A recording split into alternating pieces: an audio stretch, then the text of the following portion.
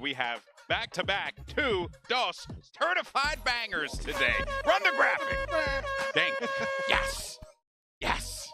The horn. Good horn usage. I would agree with you. These games are ridiculous. Yeah. You're going to get this from all of those winners' games in all of the groups, I think.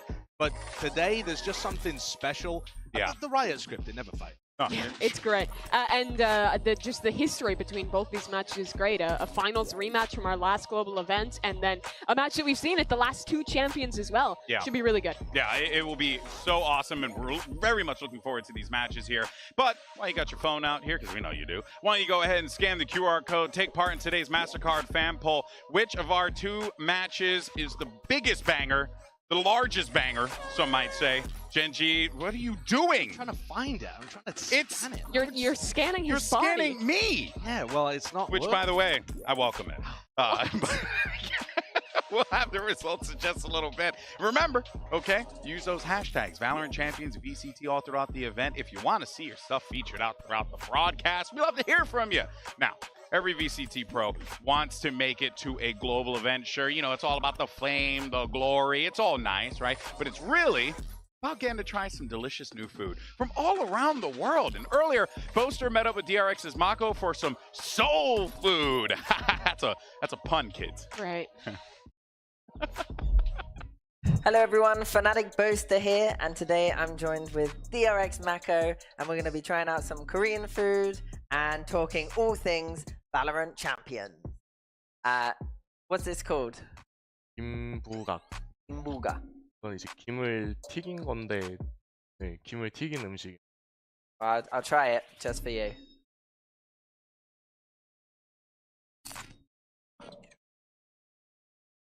Oh, it's like crisp. It's like it's nice. I take it. How are you feeling? Like any expectations for this champs? 그래도 첫 IGL로 대회로 나오는 거기 때문에 상당히 이전보다는 좀 더 많이 긴장하는 상태로 나온 것 같아요. Really? And how is it being at IGL? Are you tired yet?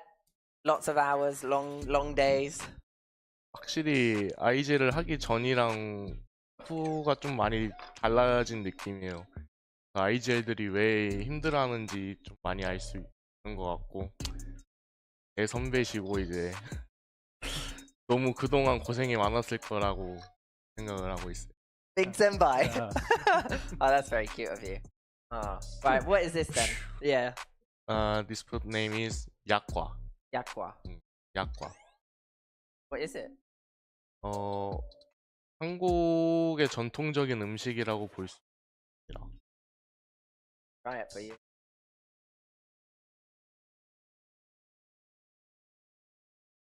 What is it? It's alright though. 저도 잘 몰라요. Like a cookie, but not a cookie. Yes. One of you. I'll have a bit more. And while I have a bit more, can you tell me? I haven't seen you all year. You know, we didn't qualify for Madrid, and obviously qualified for Shanghai Masters. What's the difference between then and DRX now? 아무래도 이제 리빌딩적인 부분에서 초반에는 많이 힘들었었는데 이제 시즌이 후반부로 갈 동안 이제 많은 성장을 이뤄왔고, 시즌 초반에는 좀 많이 엉터리였는데 시즌 후반에는 이제 저희가 약간 길을 찾고 팀합이 어느 순간부터 좀 잘 맞기 시작하다 보니 또 이렇게 마드리드랑 상하이는 놓쳤지만 챔피언스에는 다시 진출하게 된 것 같아요. I heard Bane wants to go karaoke with me. He's quite handsome, and can he sing? 베인 선수 또 하빈이가 그거는 이제 좀 상대적인 거라서 아마 좀 같이 가보면 알 것 같은데 그냥 좀 부르는 정도인 것 같아요. 좀 잘 부르는 정도. 네. I got one song prepared for you guys. I prepared a Korean song for you to sing just in case we go karaoke together. Well, this is kimchi. I know kimchi. I've had kimchi because I don't eat meat, so I eat mainly kimchi every day. So yeah, I like kimchi. I'd say who do you want to play the most at this event? Other than Fnatic. 저는 이제 21년도 때부터 지금까지 계속 크루를 칭찬해 왔었고 크루랑 한번 붙어보고 싶다라고 생각을 했었는데 지금 마침 조별리그에서 지금 크루를 만나게 되어서 되게 좀 재밌을 것 같긴 해요. Well, fist bump to that.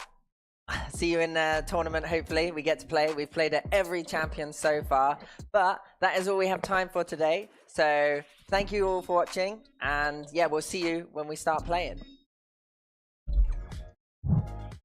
I'll tell you one thing. Kimchi is the greatest thing ever, and everyone should eat it. It's pretty much the best.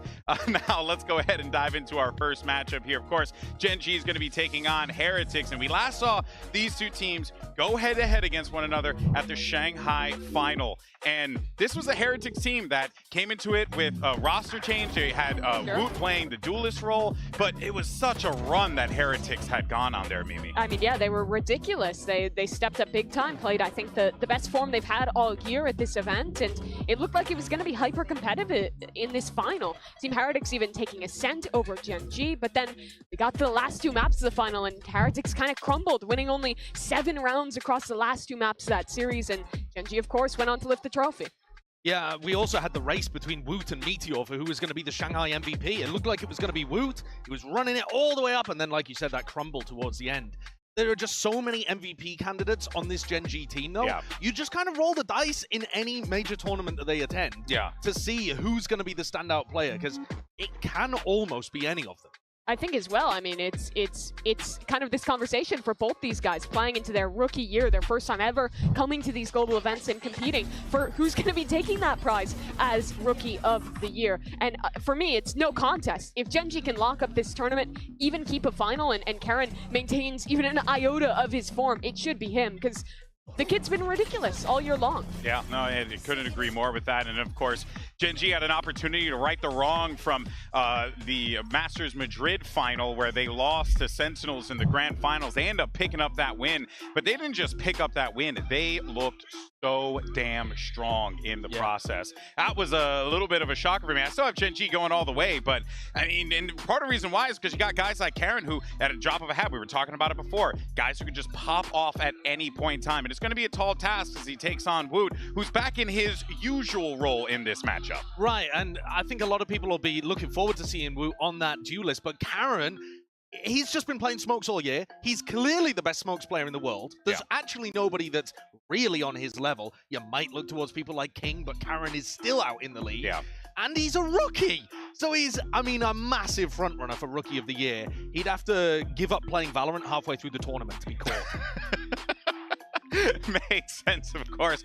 Now, Texture and Karen, 2 players that we talked about Karen here, but Texture as well, another guy who has just been utterly on fire too. I mean, we know we're giving Karen a lot of love here, and I think it's for good reason, but you know, you also just have so many tools on that Gen G side, Mimi, that makes it really, really difficult to pick a favorite on this squad. For my money, Texture is playing like the best Jet that we have right now. Maybe Ospot's giving some competition in that role if Durka gets back in form, but this guy has just been lights out. I think the style that Gen G play, they're an incredibly confident team. I think their biggest strength is how incredible their team synergy is between these players, and even when it's not the strategy that's winning them games, it's the ridiculous firepower they have across this roster. And the firepower can get shown in stats. You can bring up stats from Texture, Karen, Meteor, and you know how good they are. But then you watch the game that they played against Sentinels and Munchkin's lurks on Haven. Yeah. Those don't show up in the stats, and they were winning rounds time and time again. His calling's excellent. The team system that they've got together is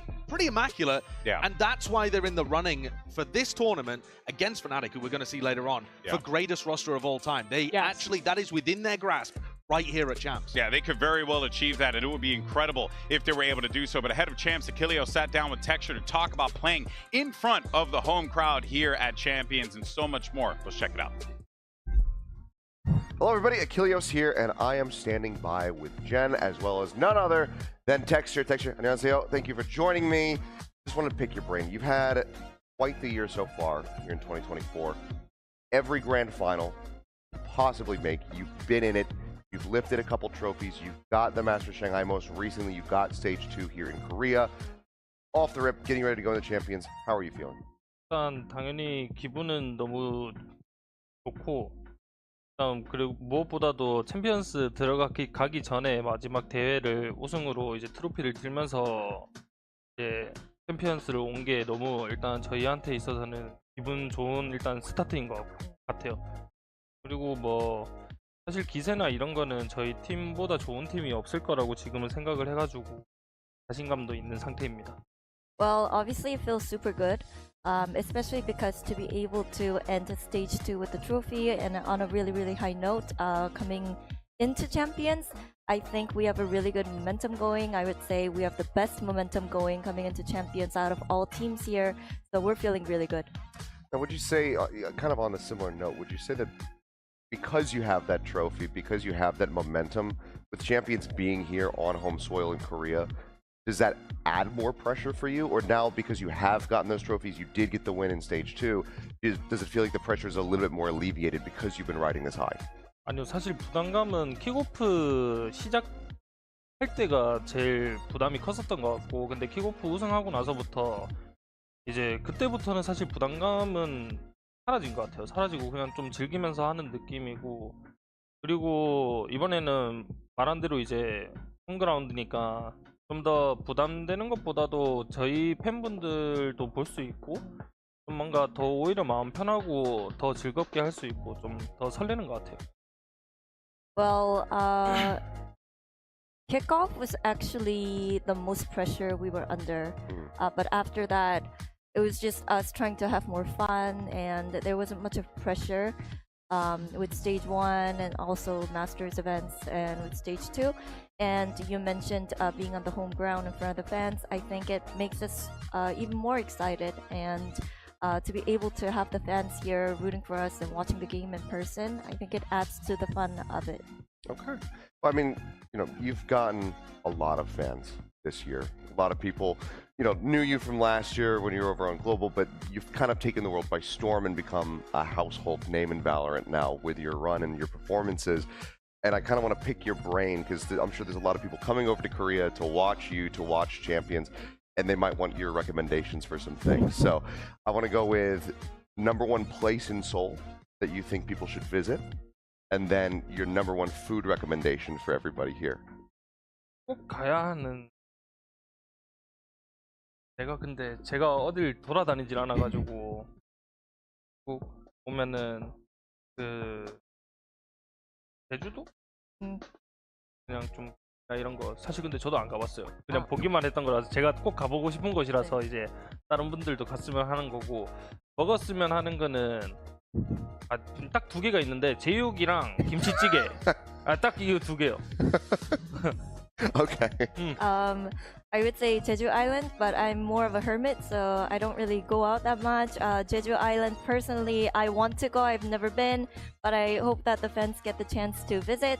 As for food, I have 2. It's kimchi jjigae, which is like kimchi boiled soup, and also 제육, his favorite dish, which is kind of fried pork.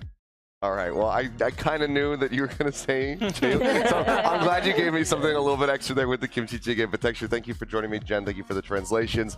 That's going to do it for now. We'll see you guys next time. Well, I tell you one thing, as a Latino, I love me some fried pork. So thank you so much for that, Texture. If he wins the trophy, we're taking him to Jeju Island. Okay. Bundling him into a bag, and we're going to release him into Jeju Island. He's never been. This is actually your secret to have Genji not win next year. You're gonna give him like the Sentinels beach debuff.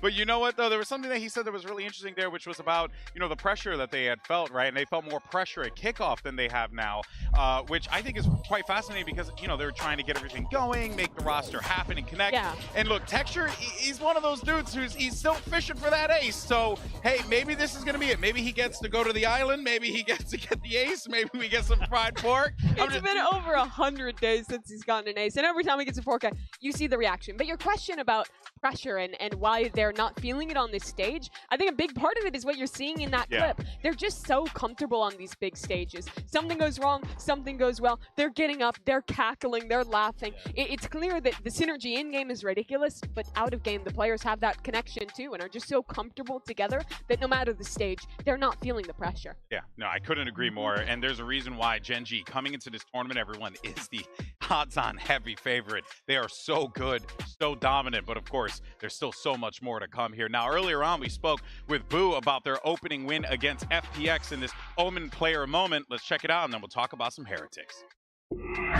Hello, my name is Boo, and I'm playing for Team Heretics. Yeah, so we just won against FPX. Another overtime thriller. The first time in Shanghai, I felt we were more loose, and I don't know, I could absorb more information for some reason. In this game, I didn't see that clear of a picture what's happening, what needs to be done. Maybe it's a positive result of their work, maybe it's us going down maybe a little bit. I'm not sure, but it was harder. Ion was going to try and jump around, but he's thought better of it. That time continuing to tick around, continuing to land every shot. When we first saw the groups, I think first thing was excitement. I think the teams that we have in this group are like all fun to play, challenging to play, and winning against them means a lot, shows a lot, rather than maybe playing some, let's say, weaker teams. I prefer this. I think it's like only positive. I know we're not in the best form, but at the same time I see a lot of promises. With each day of scrims we got here, which was only like 3 days, we showed insane improvements. So like Team Heretics that landed in Seoul wouldn't win this. Team Heretics after 5-6 days won this, and Team Heretics after a week or two is gonna be way better. As you can see in this series layout, Team Heretics had to fight tooth and nail for that win against FPX. And Sideshow, it's because FPX showed us some really wild stuff, and Heretics simply just, as you heard Boo say, wasn't really sure what the read was. Yeah, Boo couldn't find the answer on bind at all against an FPX comp that was super unusual. But I like the way that he's framed it. They wouldn't have won if they'd arrived, and they're going to scale up as they go throughout the tournament. That's how it happened at Shanghai. They'd only had 1 day of practice with Woot playing Duelist, and PACIFIC back in, and they got better as they went on. The issue is that at Shanghai, they had all the time in the world to scale. Their entire matches were leading up to that final against Gen.G, and now they have to make this rematch happen after only 1 match here. And I think Gen.G, they're the only team this year who has not had a dip in form, that has managed to stay at their peak for an extended period of time. So that is rough. And while they did show some great tenacity to stay in that series, I think there were some worrying signs, being really slow to adapt on bind. I think they kind of overcomplicated things a little bit. We're falling into a lot of these heavy contact plays, just walking into the chamber and dying, things like that. But there's still time, and there's still a lot to learn for this team. Very true, but like you had all said, I mean, they're going into the blender against Gen.G here. It's going to be a tough one. But the good news for Heretics fans is that one player actually popped off in the opening matchup, and I think a lot of people were kind of, look, we know that this kid is talented. Rians brings it every single time, but this was just something different. He was on another level here, and it truly just felt like if he could keep this form going, that's enough to build off of, I think. If Rians is playing like this, you should be winning matches easily, which is a positive, fair. right? That he's playing that well, but it's also part of the worrying nature of it. Mini Boo, I think in particular, needs to step up to the level that people like Rians are showing us on Team Heretics. But I think a lot of it is to do with what Boo was talking about that little like burnout portion. So many people on Heretics have talked about that. Benji talked about it in the press conference. They felt burned out towards the end of stage 2. And it's about being able to maintain that form all the way throughout the year. That's why Gen.G are so spectacular as an outlier, because they haven't had that dip in form all year long. But no burnout. That can't be the norm. Not like most teams just simply cannot sustain that. Like, how do you even do that?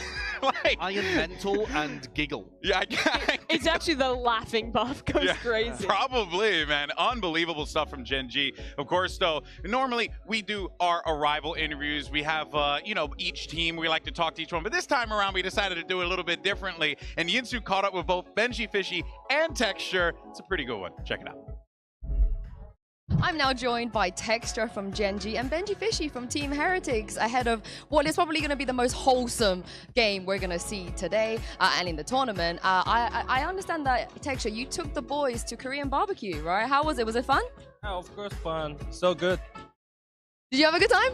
Yeah, it was very tasty. Korean barbecue is my favorite food, you know, when I tried it in London. So I got to try authentic Korean barbecue with Texture, you know, guiding me. So yeah, it was very good.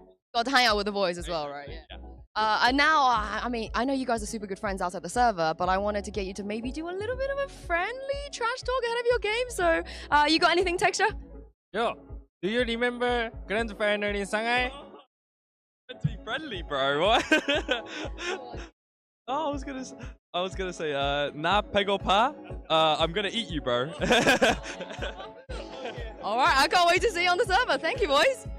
배고파 means I'm hungry. So you eat you. All right, good luck, guys.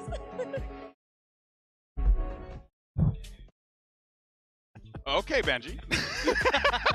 Who's eating who? I'm confused now. Benji's going to guzzle down Texture. No! Oh, I thought we were going to eat Wingman, Josh. No. You gotta stop. Enough's enough. Okay, poor thing. We have to put headphones on him. Now. Yeah, he's a part of the team. What do you think, Wingman?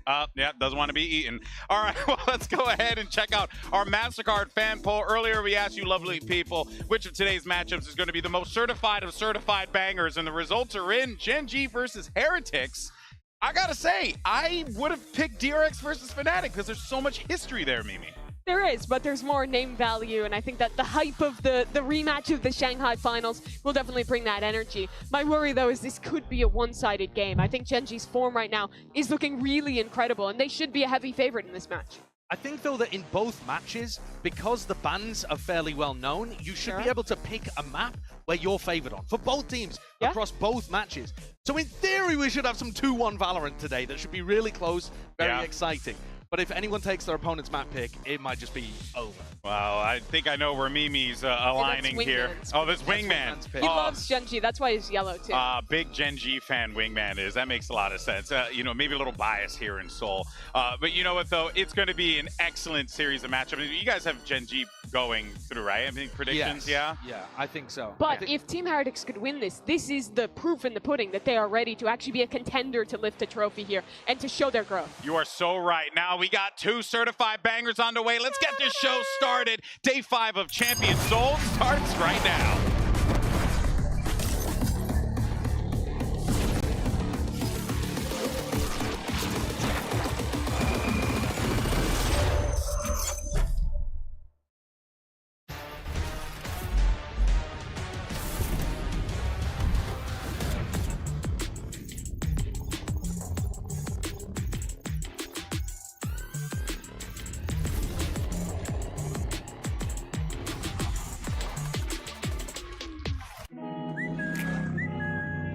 Last year, Buzz and I were in the crowd watching the grand finals of League of Legends. And I remember saying to each other, like, hey, next year, if it's in Korea, let's go meet each other, let's play on that stage against each other. And here we are. 또 너무 좋은 친구이고 또 배울 점이 많은 선수인 것 같아요. 게임 안에서 만났을 때는 이제 엄청나게 큰 적이기 때문에. So, Istanbul, who knocked us out? DRX. On your home turf. I know Alfia is super hungry. He wants to fight them on their home turf and he wants to send them to the lower bracket. 하나틱에게 졌던 그 기억이 아직도 새록하게 남아있는데 그거를 되갚아주고 싶어요. We gotta stay humble kings. No egos here. And just... No ego in the platform. Ego on the outside.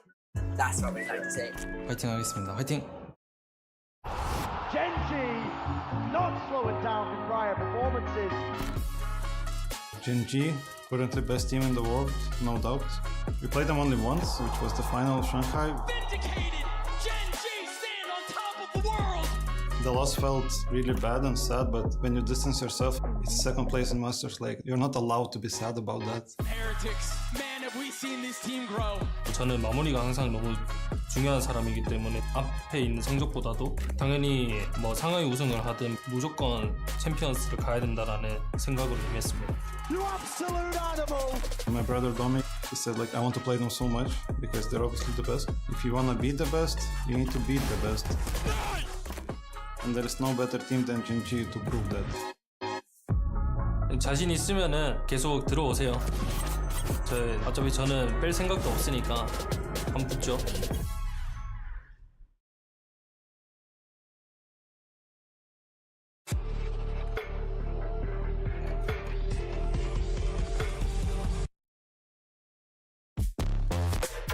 Team Heretics.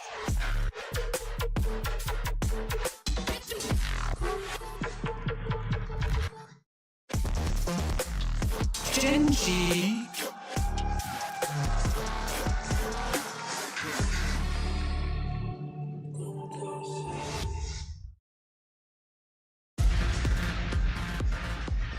It's the run back of the Shanghai Masters final. Gen.G taking on Team Heretics. And even though there is respect across that stage for both of the squads, when you're in that server, you got to put all that aside. It's all about picking up the win and locking up that first seed. And look at this series layout here. Abyss, Lotus, and Bind if necessary, Sideshow. This is going to be our first ever time seeing Gen.G playing on Abyss. Oh, that's right. No idea what they're doing. They were permabanning it over in Pacific, came into this tournament and have left it open as a trap for other teams to fall into. But to be honest, as soon as Gen.G get rid of Sunset, there is no better map for Heretics to try to go towards. So they need the win on Abyss to open up the series and then try to scrap something out maybe on Bind. Yeah, both these teams' fans are taking away their opponents' basically best map in Sunset and Ascent, respectively. The big question for me around this veto is how is Miniboo going to play? We saw them move away from the Neon comp they were playing in EMEA, in Lotus, and also debut him on Jet on Abyss, an agent that he basically never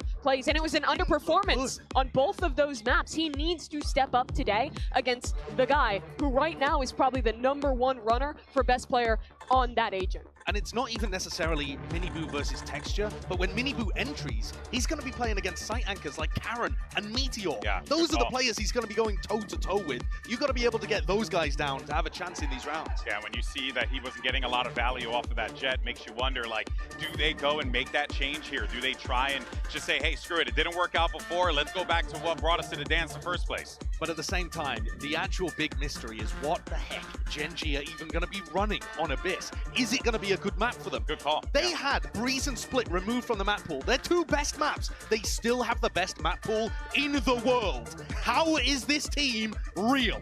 It's absolutely bonkers. Yeah, I think that we can expect at least one thing. Texture is almost certainly going to be playing the Jet here. We've seen a very heavy focus on Jet Ops and the value they can provide on defensive side from a lot of teams on this map. But we've seen a lot of looks, especially around what controller you're playing. In Americas, we've seen looks with Harbor. We've seen a lot of looks with Astra. So the big question here to be answered, and Gen.G goes for one of those Astra comps with the Yoru in the mix. They're just running their Breeze comp here and applying it to Abyss. So you're going to see same like teleports into the smokes. Yeah. Defensive side is super strong with the pulls and with the Viper. Is it going to work one-to-one? I'm not sure. You kind of have to scale into the sites a little more on this map compared to Breeze, but it could be quite similar to their Breeze B exec. Sure, but they were the best team in the world on that map when they were playing Breeze with this exact same composition. The combination on the entry between Meteor TPing into Charon smokes and the flashes combined with Lakia starts is really oppressive. And on top of that, I haven't seen a team play this comp. So Team Heretics, unlikely to be prepared for this 1-for-1. Yeah, that actually is a really good call there, right? You can see all the zeros across the board. I mean, truly, the map is living up to its name because Team Heretics are going into the Abyss here against Gen.G. Let's get into map 1, shall we? Send it over to your casters. Two guys that get paid to talk good words about me. It's Mitch and Thank you so much, GB. Yes, it's time to kick this one off. A rematch of a grand final where Heretics went 2-1 up, but lost the series. This time, they just need to do the same. 2-1, it's all they need. Is that the way you're trying to sell this? No wonder people call you EMEA bias. That's a little bit bad. I think it's going to have to be a step up from them. Because, yeah, the last time out, it was a close affair. Different personnel on the server now, but also different form. Gen.G have looked truly unstoppable no matter who they seem to come up against. And on the other side of things, Heretics have faltered a little bit. They've slipped from that sort of dominant force that they were within the stage 2 of EMEA. Either way, fully expecting an exciting series. But I think the first 2 matches we've seen from these teams are fairly telling at where they are right now. Setting expectations for Gen.G. Lotus, they absolutely dominated Heretics there in the grand final with Shanghai. Somewhere that they're going to feel comfortable going to.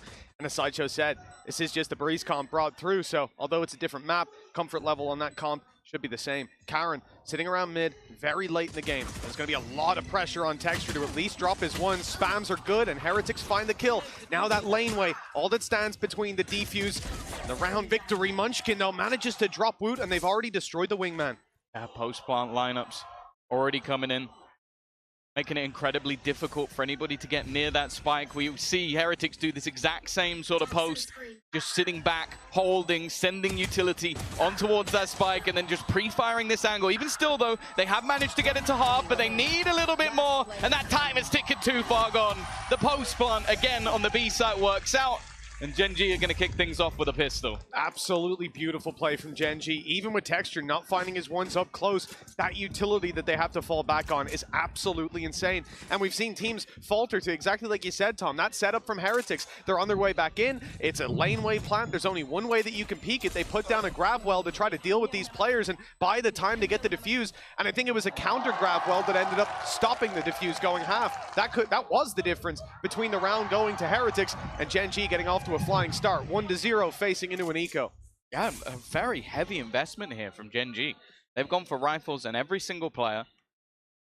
Can't really afford to lose any players here, otherwise it's going to be some severe costs. But sticking with the Guardians, maybe, I don't know, we saw some pretty impressive battles between Ion and Riens when we saw this map played versus FPX. So maybe they're trying to steal a leaf out of the book of the Guardian. Plenty of positions that can be wallbanged. Again, if you talk about that post plant on the B site, saw Boo attempting to try and do the same with an Odin.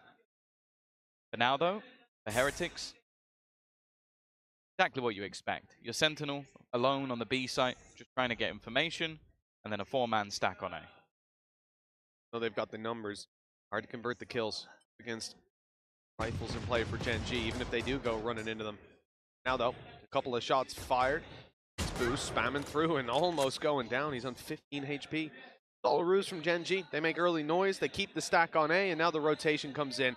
Pressure onto a man like Benji Fishy, who has a classic and 2 traps to play off of. It'll be very difficult to find the value. His camera's already been taken back. I like the trap we're seeing here up top, trying to cancel out any updraft dashes. It's just a conventional push from Gen.G, and they know exactly where Benji is. Nice and clean. Nobody else really on spot. And some aim practice early on for Texture. It's going to be another 4K. Add another to the collection.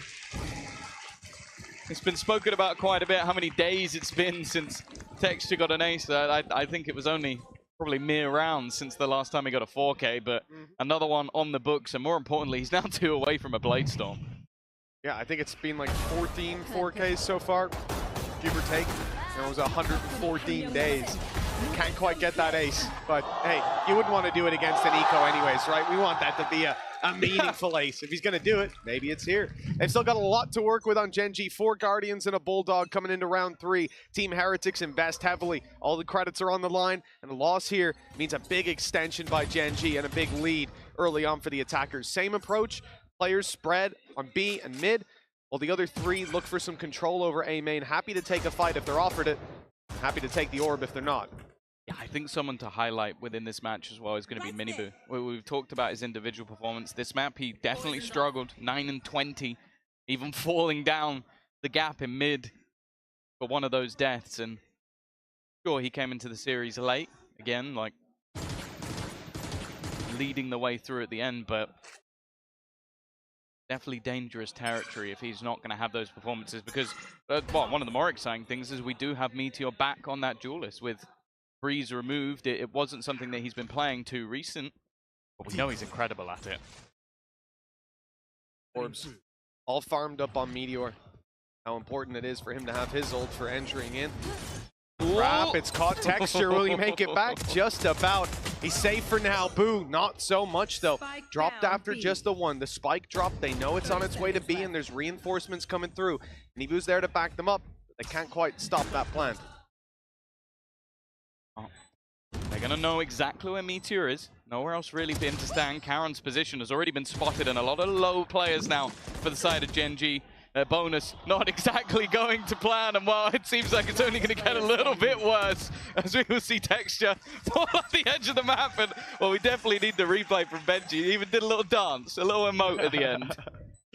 Yeah, early on, you're seeing the falling deaths. I don't know if that's off the initial trap. Maybe it pulled him back in. I think he put an updraft into play, and sometimes it can act a little bit like a slingshot. Well, I think he dashed backward. He did at first, and then I think an updraft. Oh, there he goes.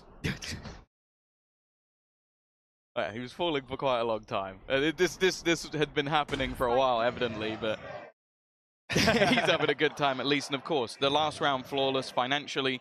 Gen G are going to be able to go back into this round with another purchase. In fact, they're in a great spot overall, even having themselves a dimensional drift onto Meteor, which we've already seen from Life can really cause mass amount of issues on this map. I think a lot of teams still are not completely comfortable on Abyss just yet. Still by far the newest map in the pool, and I'm waiting to see if Heretics have got something planned. This aggressive push might be just that. Yeah, the cam has flipped around to mid this time, not looking for the same control deep on B. Leaving no one there to watch the push up, hoping the cam will do the job. Meteor's ultimate, they farmed it up. I expect them to use it in a round like this. Credits on the line for Heretics. A little bit of a moneymaker in the last. There goes the ult, immediate TP, so he's nice and close, ready to take this. Already spotting the first. There's a lot of info now. They know there's 3 players here. The decoy is going to be used, sending them back alongside the recon. This is site control and a plant for Gen G. Yeah, this is all they want. Gets them into that post plant again. At least it will do. Slightly moved the plant, but it's still going to be a difficult place to fight from, especially with Meteor up close. That's going to get cleared out by the drone. That's something at least, and actually, he gets dropped. Trying to maneuver himself back out of position. Utility being thrown in for Heretics, but they've still got 4 to find. Okay, Texture already spotted, but he's going home! 3 already! Karen takes away the ace possibility, and again, he'll be denied the 5th. But Gen G win the round, and I guess that's all that matters. Spirits are definitely high on that roster. Yeah, Lord, he's got 4 kills in 2 rounds. That's all his kills on the board at the moment. 8 and 2. It's funny. Last round he falls off the map, having a little bit of a laugh, and now he's the one laughing at absolutely everybody else. Just so clean with it. And I don't even think there's arguments at the moment for who is the best player in the world. This guy is just tearing everybody apart. Against a team like Heretics as well. So many individuals we write home about. We've seen them perform on the international stage, make deep runs into the tournament. But that's the story, isn't it? The story is literally they are going through the teams that they have to play at in the finals of international events. That's what Gen G are doing. The latest, of course, was Heretics over in Shanghai, which they won, but I don't know. The way they're playing at the moment, it's already looking a little bit scary. It seems almost undeniable. One of the best teams in the world, we know, but it could be the Texture. Good for one, and the dash keeps him on the map. He's not falling this time, and it's Miniboo who loses his life early on, trading out the death of Meteor. And look at the shift from Gen G. They know the rotates have come in, and sure, the drone is going to see that no one has actually pushed through that gap, and the Texture's fallen back, but it's all about the position of Boo. He's able to catch Karen, confirming the rotation they suspected, and now slowing them down. The Stars put to cover his retreat, and he's right back to middle. No need to take that fight. With 40 seconds on the clock, the pressure's on for Gen G to find an opening. Yeah, his only goal was to buy time. The rest of the team fully rotating, but it seems like Gen G might just go back. While Benji, I think he's made that realization. Still though, Munch can make a little bit of noise. Try and attempt to bait them, and actually without getting out. He's continuing this push. His teammate's starting to come back, but the cam is going to give the game away. Now you're going to see Woot get back into position. Even still, a potential for a 1 versus 1, but with the time so desperately low, there was a moment for Boo. But they are going to be making their way on. A nice kill for Woot at least. 7 seconds, and there's the spam. That's a spike down. Round already over. Arians will add the final nail in the coffin. It's a second on the board for Heretics. And what a big round from Boo. Great push and pull, and yeah, it's just the fact that they get Boo into that position. Gen G have played slow. They've pressured A. They've made noise in a number of rounds, but they've always left Karen behind and often Munchkin to watch middle. But Karen wasn't sitting outside B this time. Any other round, Boo would have had an early fight on his hands, a scrap.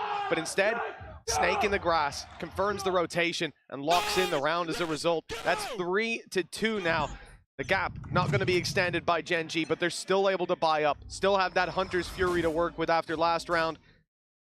Slower approach, this time more focused on that B site. They want to catch Boo pushed up.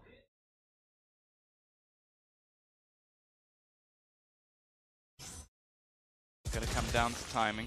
Big utility being expended into that A site. The Viper screen put there, but it is all a ruse. I think maybe the TP will have been heard. I think Boo was close enough. Has that information, but caught sleeping at the wheel. Now it's on to Woot to try and defend this. The flash was good, but the counter flash was even better. He's just stuck in the corner. He can't even retreat for free, knowing there could be someone peeking from the box. He's trying to force the fight. Catch at least one as they fall back from these plant positions, but nothing to be found. Self around the edge, and there it is. The element of surprise against Texture. Nice ranged fight with Karen down. That's some of the utility at least removed, and an early snake bite will buy them a little bit of time. The Thrash on its way, and it's caught Meteor. Only one man can defend him. Lackey is firing out the shock darts, delaying the defuse at least for a moment. Hunter's Fury now comes in to do the same. Fired off once, gets its mark. Second shot's good. Third will be a kill, but it's already half. They've got the kills from Meteor though. He got 2 in the space of a second, and that's Gen G locking in another round. Yeah, I was thinking with the post-plant utility that was available for Heretics, like, Woot did fantastically well, like being able to put the Molotov just to force a player into an angle, then uses the Thrash as well to basically just keep someone in position. And but it's just the late round utility from Lakia. His post plant has been disgusting. That bought enough time, and wow, this is why we always want to see Meteor back on that duelist. If he was on any other team, that's probably where he would be. The other guy's Texture though.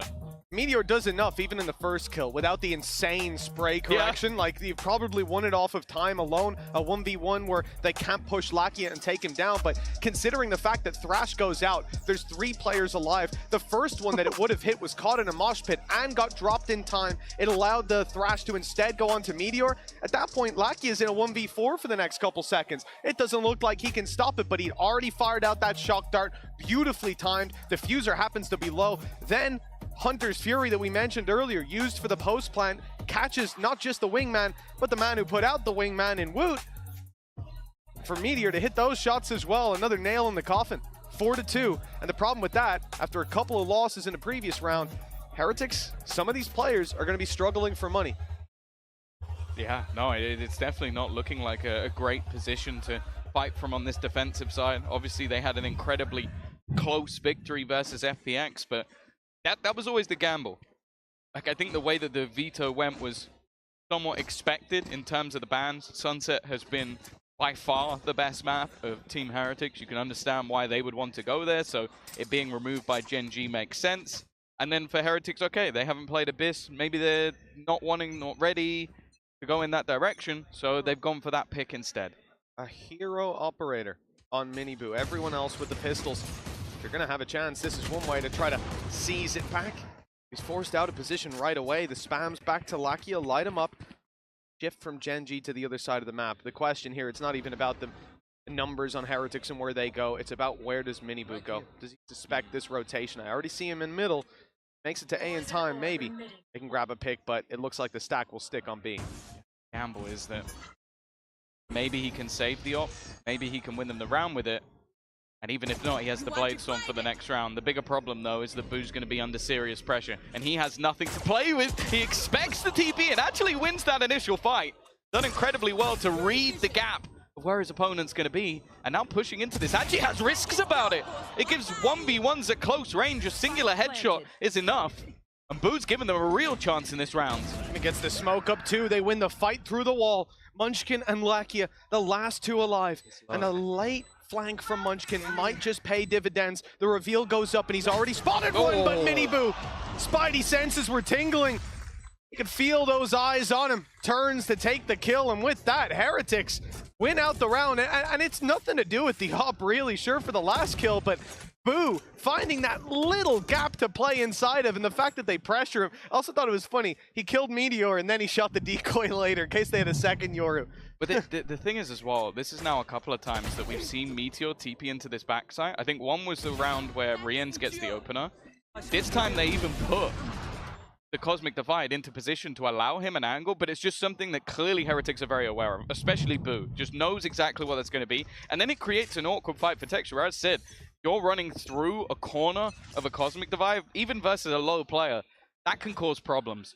Fantastic read from the IGL, but it does feel like a bit of an oversight from Gen.G to keep giving these early fights in low buy rounds. I think they just assumed after making noise on the other side of the map, that would be the gap that was available for them. The blind stopped Boo from being able to deliver the op shot to what could have been a collateral. Gen.G, second lease of life on this. Another orb taken. Meteor just one away the dimensional drift. And they have a Viper's Pit to work with. In a low buy round like this, that could be invaluable. I see Munchkin's role in this round won't be to get on site and plant it. Instead, one's sitting back to catch that late lurk, and had a lot of success with it last round, although he didn't get the kills. He got into position. Finances, not great. Really good opportunity for Heretics to equalize this one. Site, however, could see Pit is going to be taken. Yeah, it's whether or not they want to invest it with, maybe if they had a couple of SMGs. The pistols aren't bad, but they are going to risk it. They're going to gamble, and already they're going to have to fight from a disadvantage. An interesting Pit, one that takes an awful lot of control. If you're going to push through it, you need so much, but they're going to have to spam onto the players attempting to tap that spike. Yeah, the problem is they can't even see when it's being stuck. Got to get that a little bit closer. It's going to be a risk. But for Team Heretics, trying to negotiate their way back into the Pit is a problem. Up close, no utility to try to drop that diffuser. It's all down to spams, and right under their nose, it's coming across the line. Already, the round is sealed. Texture, a formality as he falls. And 4-4 we go. A nice attempt on a low buy round from Gen.G, but it doesn't work out this time. No, I think, again, either it was that they wanted to try and just leave a very narrow angle that you knew the player would defuse on just outside, or they were maybe hoping it just went a tiny bit deeper. That's the only other option. I don't mind the idea, because a lot of the time you're going to have to force people to try and run through the entirety of that pit. Nonetheless, a single ultimate expended, not a whole lot of damage. And Operator's now going to go back into the hands of Miniboo. He's looking for an early fight towards this side of the map. And well, unfortunately, he's going to be met with Meteor. Actually, Meteor seems to be going towards the back of the site for now, just taking the control to dash in from Texture to meet him. They've got boots on the ground, and Team Heretics decide not to compete with this one. The decoy sent through, just ignored. Gee, oh, they have Texture going up close. Up for a second, he's going into that right corner, but the smoke's fading. They'll took away. Play this post plant with the squad. Immediate flash. Drone to follow. They're going to know where Texture is, but the rest of the team is still elusive for the rest. And even still getting past this double duelist could be tough. Texture combining Meteor with another. And although they've lost Munchkin, I don't think it's going to matter. Lakia doesn't quite connect. Benji's been given a small opportunity, but again, Texture is there, leaving it to just Boo, and he won't last long whatsoever. Gen.G extend their lead once again, and once more, this double duelist is as fearsome as ever. I love the setup. Yeah, it's the fact that you've got Texture taking the initial fight, tanking the drone at the start, and then he's swinging back, spraying them while Meteor jumps up top, and then later in the round, you have a little bait onto Woot. He's looking one way, ready to take Meteor down, and he gets swung from behind. Absolutely gorgeous from Gen.G. 5 rounds on the board now. The chance to push it further. If they win this one, again, credits are going to be struggling on that defensive side. Big opportunity for the attackers. Was a lot of the success came from Heretics with their post plants on that attack. Even though things went to OT, they really were disgustingly strong when it came to the B side. As we've seen from the other side, a much faster paced move here. It's going to be Benji completely caught off guard. Meteor's already managed to get that opener. Riens is still trying to just hold on to some ground, but the A site almost completely lost. Yeah, Riens doesn't want to overcommit to this. He's heard a player come back up towards the top. They're ready for him. Another smoke goes down. The spam's favoring Meteor. He's lit Woot to a fraction of his HP, down to 10. Extra falls. They're conscious that Meteor could be coming on the flank. Woot looks away just as he rounds the corner. That's going to be a late flank potential. Look how far behind someone like Boo is. If they lose these players in the spawn, it could be over. Although Miniboo's quick to correct. Keep it into a 3v3. Late flank by Boo, spotted. Known he has to win this fight to give them a chance to be able to pressure these players, but it's Lakia to come ahead. Miniboo already on his third, hunting down the ace. It's been evading the jet on the other side, and he won't find it this time. Hunter's Fury burned up at the end, but it's for a round win, 6-4, and Team Heretics now in the dirt when it comes to credits. Yeah, it was just to make sure that even though Miniboo was fighting, they got rid of the wingman. The defuse couldn't come through under their nose, and, well, 6-4, a 2-round lead. I've been liking this sort of pace change, with the fact that just immediately taking down Benji, like caught from behind, wasn't aware of how far they managed to get up mid. And from then onwards, again, it seems like once they get the sites and get into the post plant, it's been incredibly difficult for Heretics to get back into these rounds. Texture. Blade Storm active, and on the other side, again, some severe weaknesses. I bet Miniboo got a little scared there. I think we all grabbed did. onto that rope. Yeah, I was worried. Small clench. You know, they almost had last round, right? Heretics burned up the Blade Storm alongside the operator just to try to make that retake happen. So now there's a big disadvantage in those fights, and you see it manifested. Karen, though, able to find Miniboo, but it's traded out with Texture. Woot up close, playing through the smokes. He hears them falling back and has to make a decision on whether he hunts them down.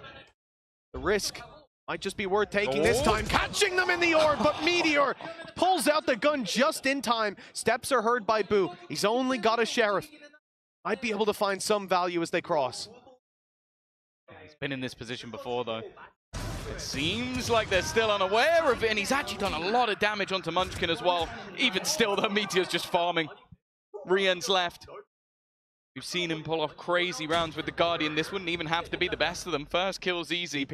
The other two players are going right over to the other side of the map, and he's still going to be wary, because Karon likes to be left behind, likes to be left to lurk. But now, that's exactly what he's doing. I love that from Meteor. They don't know where the last guy is, so they send out the gate crash towards the A site. He goes to link up with his teammates. Someone dies on B. All right, give me the spike. I'll go plant. Now you get that late round potential for Karon. Reveal goes out, so Karon knows he's not lurking on the right angle, but Meteor cleaning it up. 4 kills in this round, catching Rien's off guard to close it. And now 7-4. The lead guaranteed at the half. The question is, by how much? Yeah, this was always the reason, or one of the reasons why their composition on Breeze was so deadly. It was the fact that just Texture and Meteor as a duo on Duelist has to be the best of the best. Like, it really does seem just impossible at times, and with his constant repositioning again, it's now going to be Meteor adding another 4K to the tally. 7-4 up. The map choice of Heretics. I think many, including myself, believe that Lotus is going to be a tough ask for Heretics to turn the series. Getting a 5th, maybe even a pistol. Who's next? It's going to be paramount.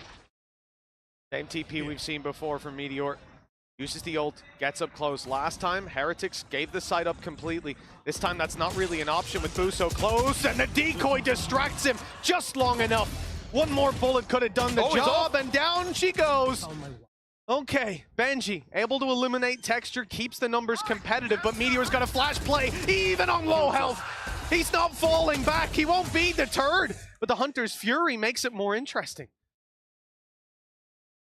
He's still standing, but once more it's those post plants.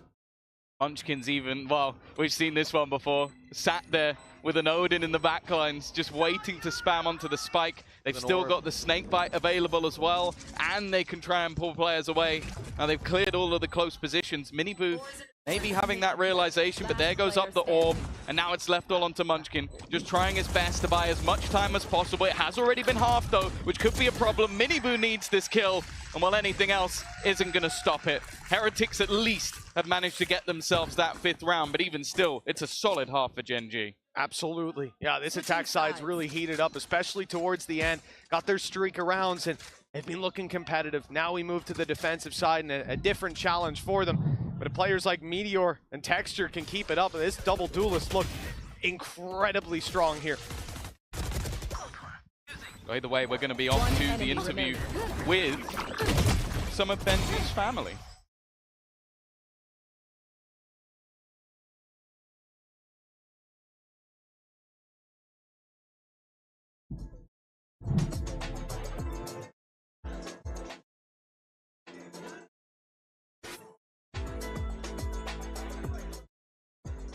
Benji, Fishy, doo-doo-doo-doo-doo. I know, a little bit cringe, but a good segue for a halftime interview as I'm standing here with Mama Fishy and also Brother Fishy, aka Charles Fishy.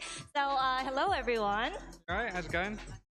먼저 벤지 PC의 가족이죠. 엄마 PC와 형 PC 만나보도록 하겠습니다.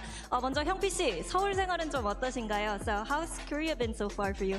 It's been unbelievable. It's so hot though. I don't know how you can deal with it. Oh my god, I step outside and I'm just drenched in sweat. It's embarrassing. 날씨가 너무 더운데, 너무 좋긴 좋은데 날씨가 너무 더워가지고 이제 그냥 밖에 나가기만 하면은 땀이 뻘뻘 나가지고 어떻게 한국 사람들이 날씨를 견디는지 모르겠다고 얘기를 했습니다. 그럼 엄마 PC, 벤지 PC 선수가 항상 경기를 할 때 보면은 막 에너지 넘치고 막 진짜 소리도 너무 많이 지르거든요. 평소에 집에서도 좀 이렇게 시끄러운 아이였을까요? Now, Benji Fishy though, we see him energetic and all fired up round after round. Was he always loud loud like this at home? Very much so, yes. At night time, he would wake me up in the middle of the night. I was always shouting at him for being quieter. So yeah, always that loud. 맨날 이렇게 에너지가 넘쳐가지고 어렸을 때는 이제 엄마 PC가 자고 있는데 그냥 갑자기 밤에 막 시끄럽게 굴어가지고 빨리 다시 자 약간 이렇게 얘기를 했기 때문에 좀 혼내는 일도 많았다고 얘기를 하는데요. 그러면 형 PC, 벤지 PC가 오늘 복수를 좀 다짐하고 있는 것 같나요? Now, bro Fishy, is Benji out there for revenge today? Definitely, yeah. He doesn't like to lose at all. So yeah, he's going to be coming for him. 역시 승부욕이 넘치는 선수이기 때문에 확실히 복수를 꿈꾸고 있다고 얘기를 했습니다. 이렇게 해서 벤지 PC 가족들 만나봤고요. 이어지는 경기 함께 즐겨보시죠. Right, thank you guys and back to Abyss. Well, you heard it there. Benji Fishy's out for revenge. Thank you very much to Mama and Brother Benji for stepping out there to get this done. Now look, they're definitely supporting Heretics, as I'm sure a lot of people here are, but I'd be worried if they weren't. I think the Gen G fans might be in the house. You could hear the roars in the rounds they were winning. 7 already on the board, and this pistol could extend that lead. I will say the rounds they were winning were maybe a little bit more exciting though. Just the explosive 4Ks we've seen from this squad, be it Meteor or Texture, and I don't know if they're going to be stopping anytime soon. Speaking of that, just look at Miniboo, straight sprinting in towards the B side. It seems like both teams have a similar idea, but already it's going to be the, well, almost flood back in immediately. They don't even look like a retake. They're so fast to get back into the site. Munchkin swinging, but nobody can get ahead of Meteor. He's hunted down another one. A 4K, which seems to be Gen G's speciality. An 8th round now locked in relatively flawless fashion. And that is a strong start to the second half in a map that we need to see Heretics win if you're a fan of Bind. Because Lotus, let's just say Gen G are pretty good there. They certainly were last time these two teams faced. It's so easy to forget when a team has someone like Texture, how good Meteor is at the duelist role. Like, this guy just pop flashes back into the site and 4 players are dead within a matter of seconds. Like, they really are just diffing the side of Heretics at the moment. And well, another pistol under their belt. For the side of Heretics, you can't really have much in terms of a reinvestment, a pistol or 2, maybe an extra bit of utility here and there that could be expended into this round. Other than that, just another chance to farm up some extra orbs. And with Meteor already 2 away, I kind of want to see him go hunting here. We may well see that. There's already a gate crash put out towards the B site for a quicker rotation. I think that's going to be a big factor in how those, certainly the early gate crashes are used from Meteor. They haven't fought for A main. It is being spotted by Karen and no one around the area. We can see if they did push up and take that space, be in a bit of trouble. A late clear by Heretics on their way back towards this angle. Karen, well, he doesn't want anything to do with it. Good thing as well. The Gecko Flash was just seconds away.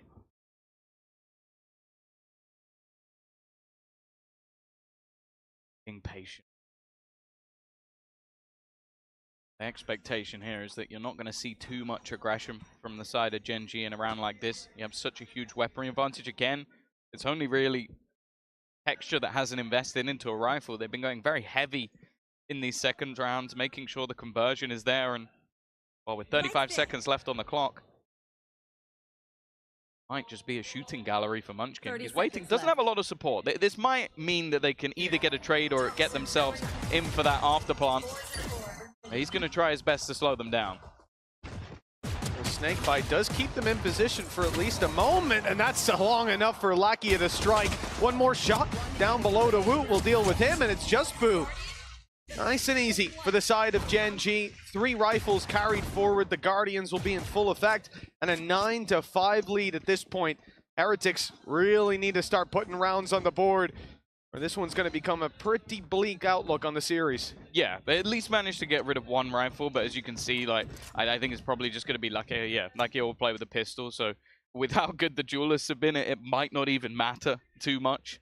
And already seems to be crunch time for the side of Heretics. As it was said on the desk, I think losing your own map choice in this series is seeming like a bit of a death sentence, and with them being 4 rounds down already, seeming a bit more problematic. Meteor as well, with how he's been playing, you can understand why he's feeling confident. Drones going up on the other side, and Munchkin again is already going to do serious damage on the entry to the site.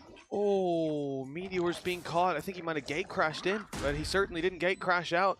Mosh Pit takes him down. They know Munchkin was up top as well. Some bit of information to work with, and it's the fight onto Mini Boo that Heretics come out ahead with. Now a 4 versus 3.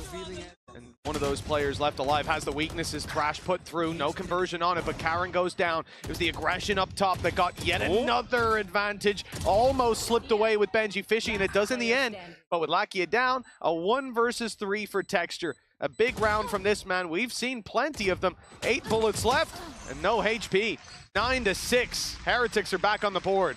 Yeah, an important round for them to take. I was definitely a little bit worried with how things have started off, and I think what we've seen from Munchkin so far on this B defense is that a lot of the time he's going to be able to get them the opener. Just with pre-fires, he's very ready for any sort of B aggression with counter utility to slow them down, but it's the aggressive pace from Miniboo. Catching a couple of players off guard, solid utility from Woot, and I think this is so important. As said, last time he played this map, he was 9-20. He's already beaten that and up the top of the board for the team.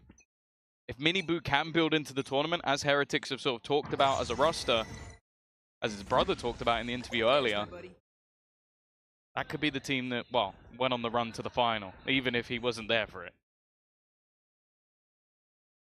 We're set up to what Gen G were going for on the attack side. 1 player lurking B, 1 lurking on mid, but Boo overextends slightly, gets his head ripped clean off.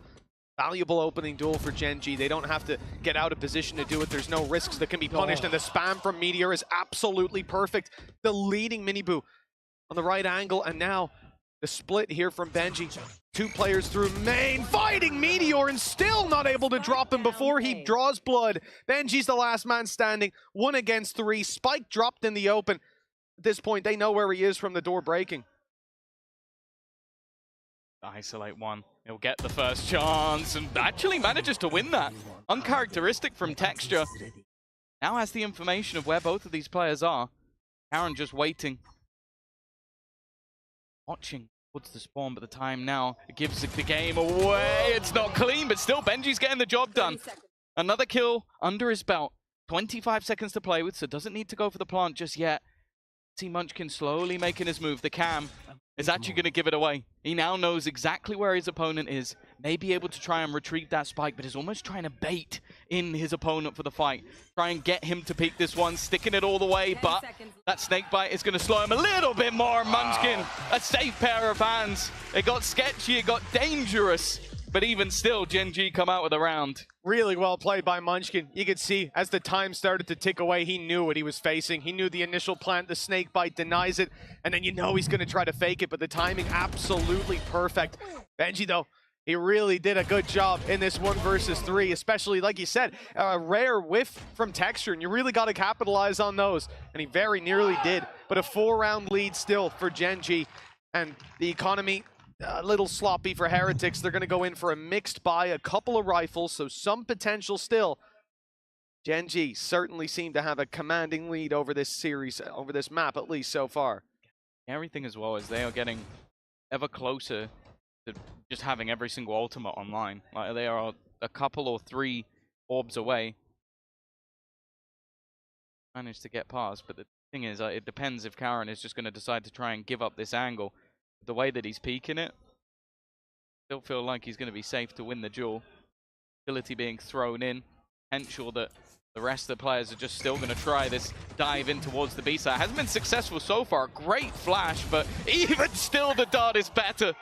Texture this time there with the opener. Karen does go down though. Again, we see these lurks from Boo, and this time it's successful. They'd already planned on going back towards Boo. You know, he's felt that he had the space. He heard the steps as they backed off. The Astra Star on B. He took it. But winning that fight was essential. Otherwise, this whole squad would be left in no man's land. Instead, they can capitalize on the space. Ult by Meteor to grab the info, and he sees them. Grabs back site control. They've already flooded back in through the choke point. Now they just have to fight on the sides, and the drop from Lakia, it buys enough space. The kills swinging either way, but with Boo on 20 HP, it's down to Munchkin again, but this time, it's Heretics coming out on top. Gorgeous shot from Boo. He had to hit the first, and this time he did. He only had 3 bullets remaining, and he was just confident in connecting that first bullet. Also incredibly low on HP, so I don't even know if he would have got a second chance, but this is what he's been hoping for. We've seen a few rounds now where he's been taking these fights on the other side of the map from the team, but I don't know if they would have expected him to be able to do this much. A big round victory, a boost in economy, and more importantly, it has sent the opponent's money straight down into the ground. A chance potentially for Heretics to build back into this one. Absolutely. Yeah, they might not be able to buy weapons, big ones at least. They've got a Sheriff or 2, but it's the Blade Storm I'm worried about. Texture's had a lot of big rounds, starting it off with 2 4Ks. Mini Boo on the other side. No, it's the headshot, but the wall got in the way. Texture lands the blow, and now finds themselves an advantage for Gen.G. However, the push is coming in on the other side, and, well, just look at the weapons there. It's a Sheriff and a Classic. I'll find it tough to deny this plant, or even to get damage. A little bit of chip damage to Wu. An attempt by Karen to slow them down with utility, but that hasn't happened. And unfortunately for them, the player they killed didn't actually have a gun to play with, so they haven't been able to retrieve it. Clearly the pressure being felt, though, as Thrash has been thrown in. An extra cost to this round. Meteor will fall, but again, a few players now a little bit low. There is potential for Gen.G to at least make this one costly. All eyes on the Blade Storm realistically, but 39 HP, it's going to be tough. You almost need the instant shot, and it's Benji to land it. A third for him in this round, and no, not quite the fourth. Karen somehow making this very costly with just the Classic. You can't reload the retrieved rifle in time. Double digits for Gen.G, but they're being caught up on. Now the gap down to 2.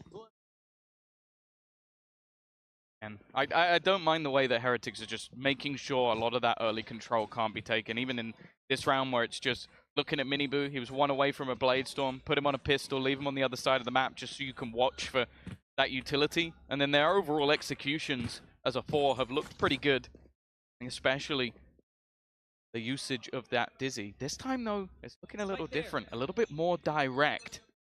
Texture having an operator on the other side of the map. Doesn't look like he's going to be challenged, at least for now. Certainly pressure being put on A. This is going to be quite a quick play from the side of Heretics. Waiting out that grab. Well, Karen, he's still in the corner. He's got some support, but the flash has blinded him for a moment. Woot did so well with that. The Dizzy took the side away from every player on site, and then it's an easy round. You'd imagine 4 versus 2. Post-plant util for Rienz and for Boo, and Gen.G not even going to try this one. No, and that's the risk of playing those close corner angles. Like, it almost worked out for Karen. Well, he did manage to get himself one, but then when the Dizzy's in, it's so difficult to either like take the fights with the players that are swinging you or manage to actually shoot the flash instead. I think either way, he was going to end up dead. I think the same fate was there for Meteor. Again, the Dizzy having high impact and Woot himself being able to find that many kills. They're starting to get there with this attack side. Obviously, for Texture, Munchkin, saving the rifle, saving the operator is the main thing they need to do to make sure they can at least challenge a bit in the next round, because the rest of the players probably won't have too much to play with. Good resurgence. Look at this from Wu. He even got blinded himself. I didn't notice that. The triple on the back of it. Absolutely gorgeous. Yeah, I'm thinking Karen's position is really what's going to get them across the line there, but just the perfect reaction to the Dizzy revealing the players.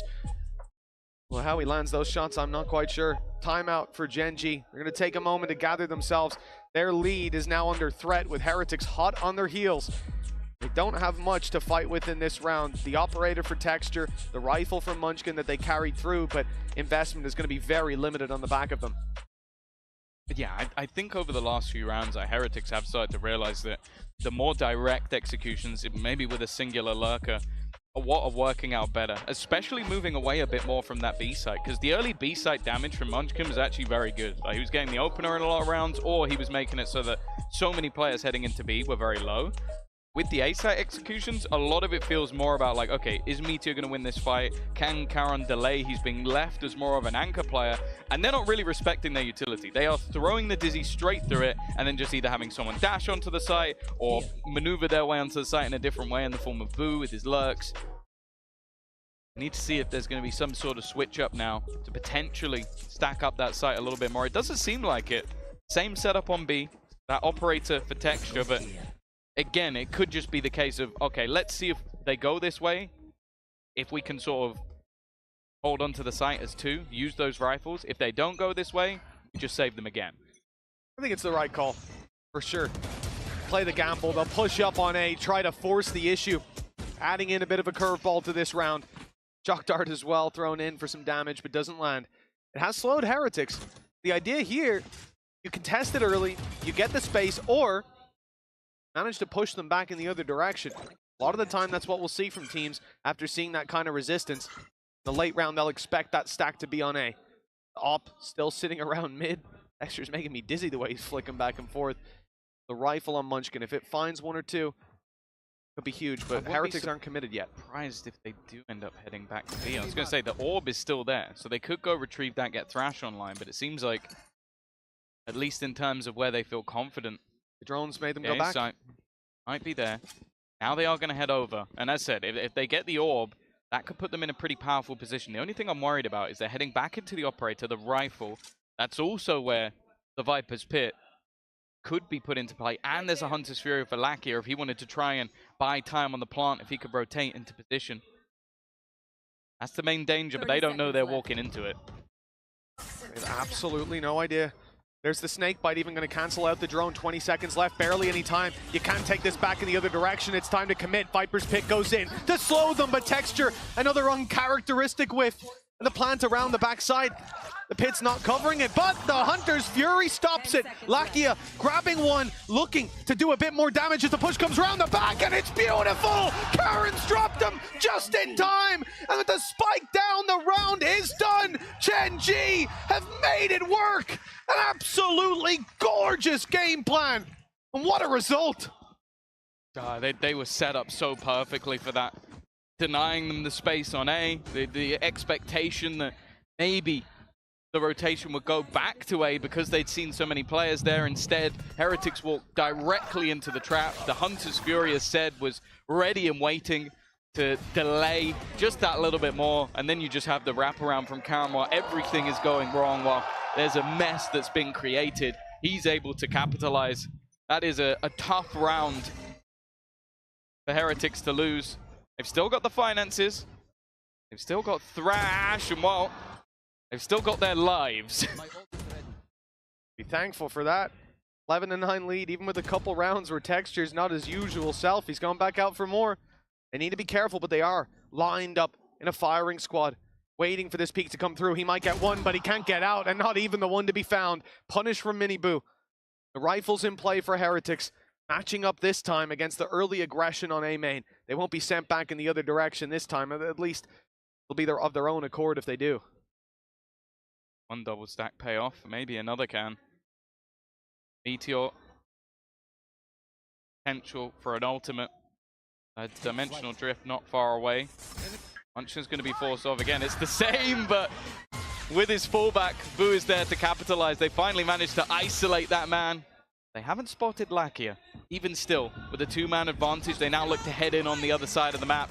Karen again trying to delay them as much as humanly possible, but both players within the site will fall. Lakia, the last man standing, and well, no doubt going to try and hold on to the gun. Very similar to what we saw last round in terms of the drones having super high impact. Yeah, the fact that you tag the player up top, you know he has to run. That's when the swing comes in from backside, even waiting late into the round. The benefit of having global utility like that from Astra. 11 to 10, double digits for Heretics. You know, you would have thought they'd have it in the last round. Gotten here in an unconventional manner, but the gap is down to just one again. Gen.G though, they've been guarding that lead with their life. See if they let it slip this time. Yeah, I think again this is just another bit of credit that needs to go to Boo. I think he does fantastically well, even if it's just like a micro thing, like reading the way that an individual is falling back or how you could potentially pressure someone into making the exact move that you want them to do. I feel like he is someone that is a little bit underrated in that regard, especially on this map. I think he has a great read on how to play that attack side. 19 and 13 right now. Munchkin again, it's the same. Initial contact, snakebite down, trying to slow them as much as humanly possible. This time though, there is no opener. There's no success for him. Mostly weak weapons. Guardians are on the way to help out. Guardians of the B site, see if they can hold it down. Meteor does well to find one, but that's all she wrote.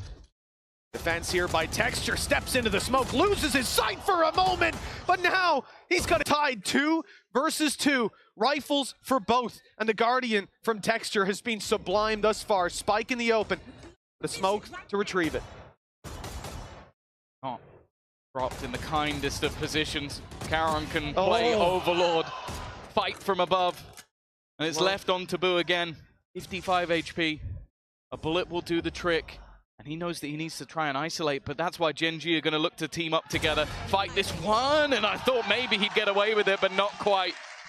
Caron and Texture, a deadly duo, if ever I've seen one, and once again, the success on the B side just hasn't been there. No, it hasn't. Player like Karen's having so much impact in this game. Those two pieces he's found in a number of rounds have been the thing that tips the scale, dropping the spike just a number of rounds ago in one that they didn't stand that much of a chance in. Here, the reposition is absolutely perfect.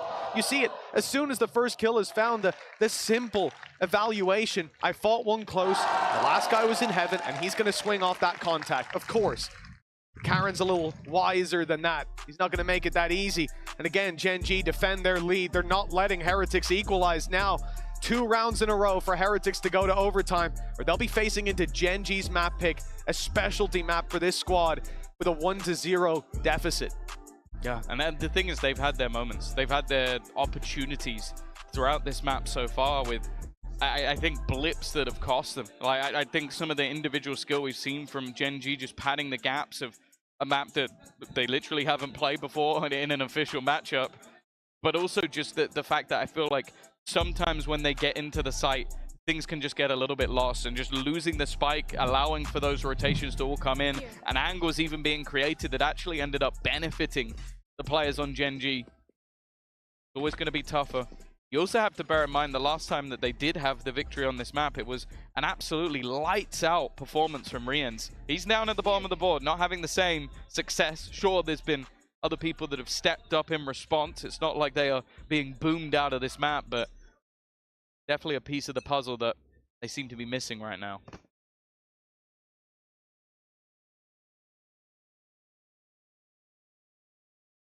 Careful of that gap. Go falling. Boo keeps this up. Takes a peek. That window, he could be in a lot of trouble. Over on the A side, already the dash in from Miniboo. He now looks to hold up close, but the spray is a bit whiffy. Again, Karen's able to make it work, but Texture falls on B on the rotate. An advantage now to play with for the side of Heretics. Gen.G are going to have to try to recover this in the post plans. Heretics have given up site control completely. Someone's getting pulled off the map. Already the spams have done so much damage. Lackey are gone.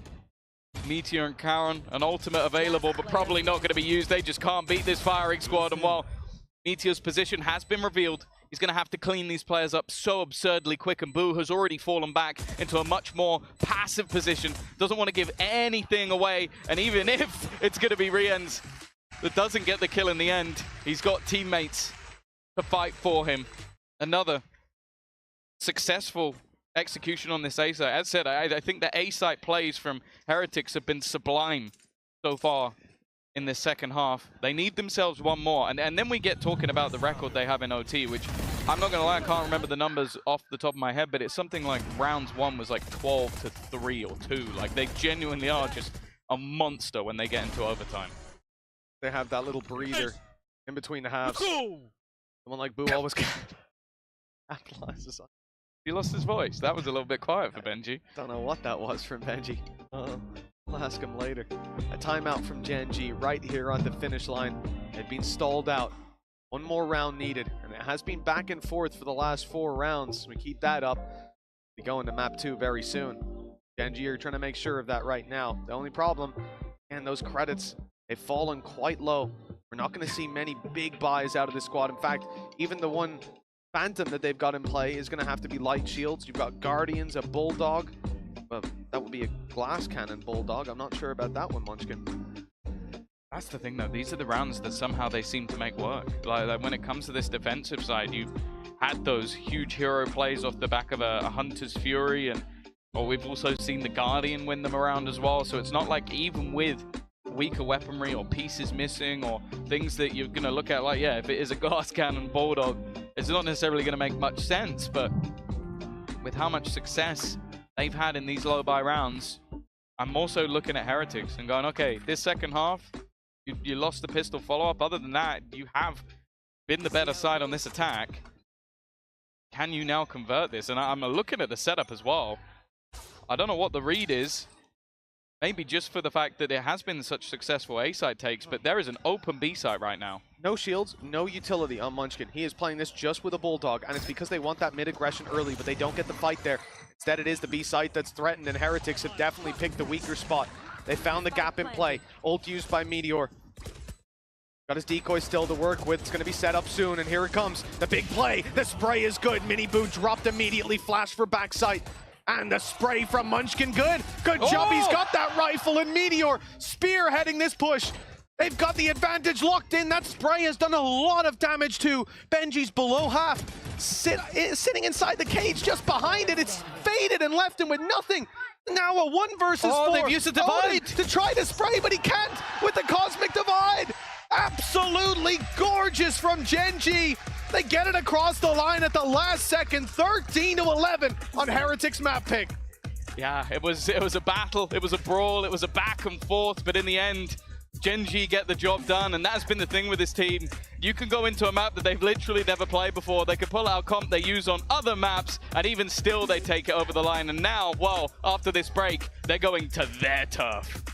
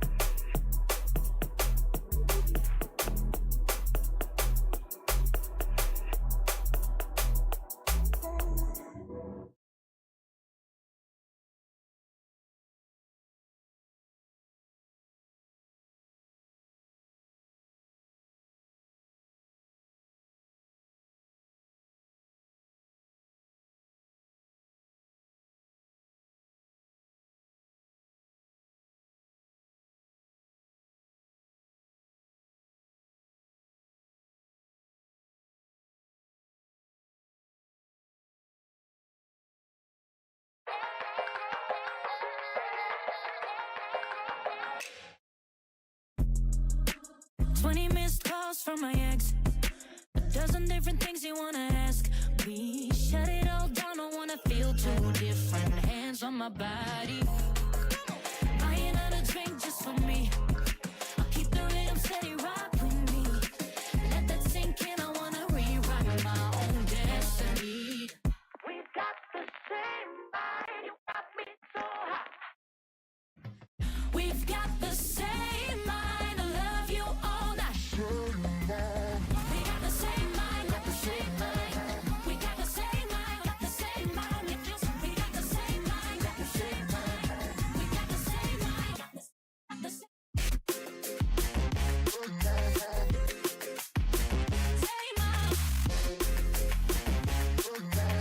We got the same mind, got the same mind. We got the same mind, got the same mind. We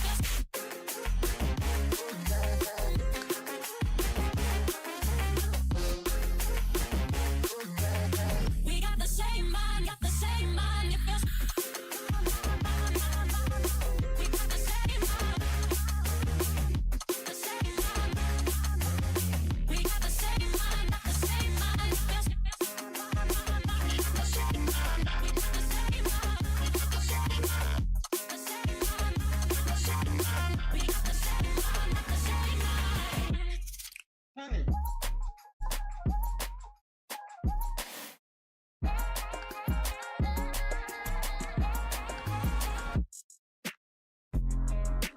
Almost drunk enough to forget 1,000 different things they used to say to me. Shut it all down, get reckless. If you're ready, baby, try me. Get the body moving just for me. Hit the lights, get down, get all of me.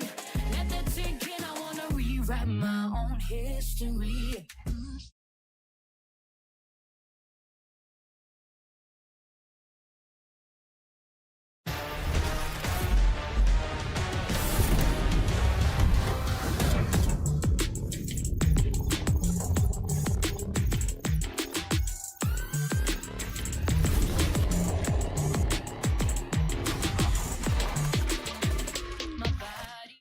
Well, that was an exciting start to our day. I'm now joined by Coach Solo from Gen G and Jen here to do some translations as well. Now, the comp we saw from you guys on Abyss, we could understand the ideas of some really cool setups and so on. Would you be able to tell me what was the philosophy behind this comp?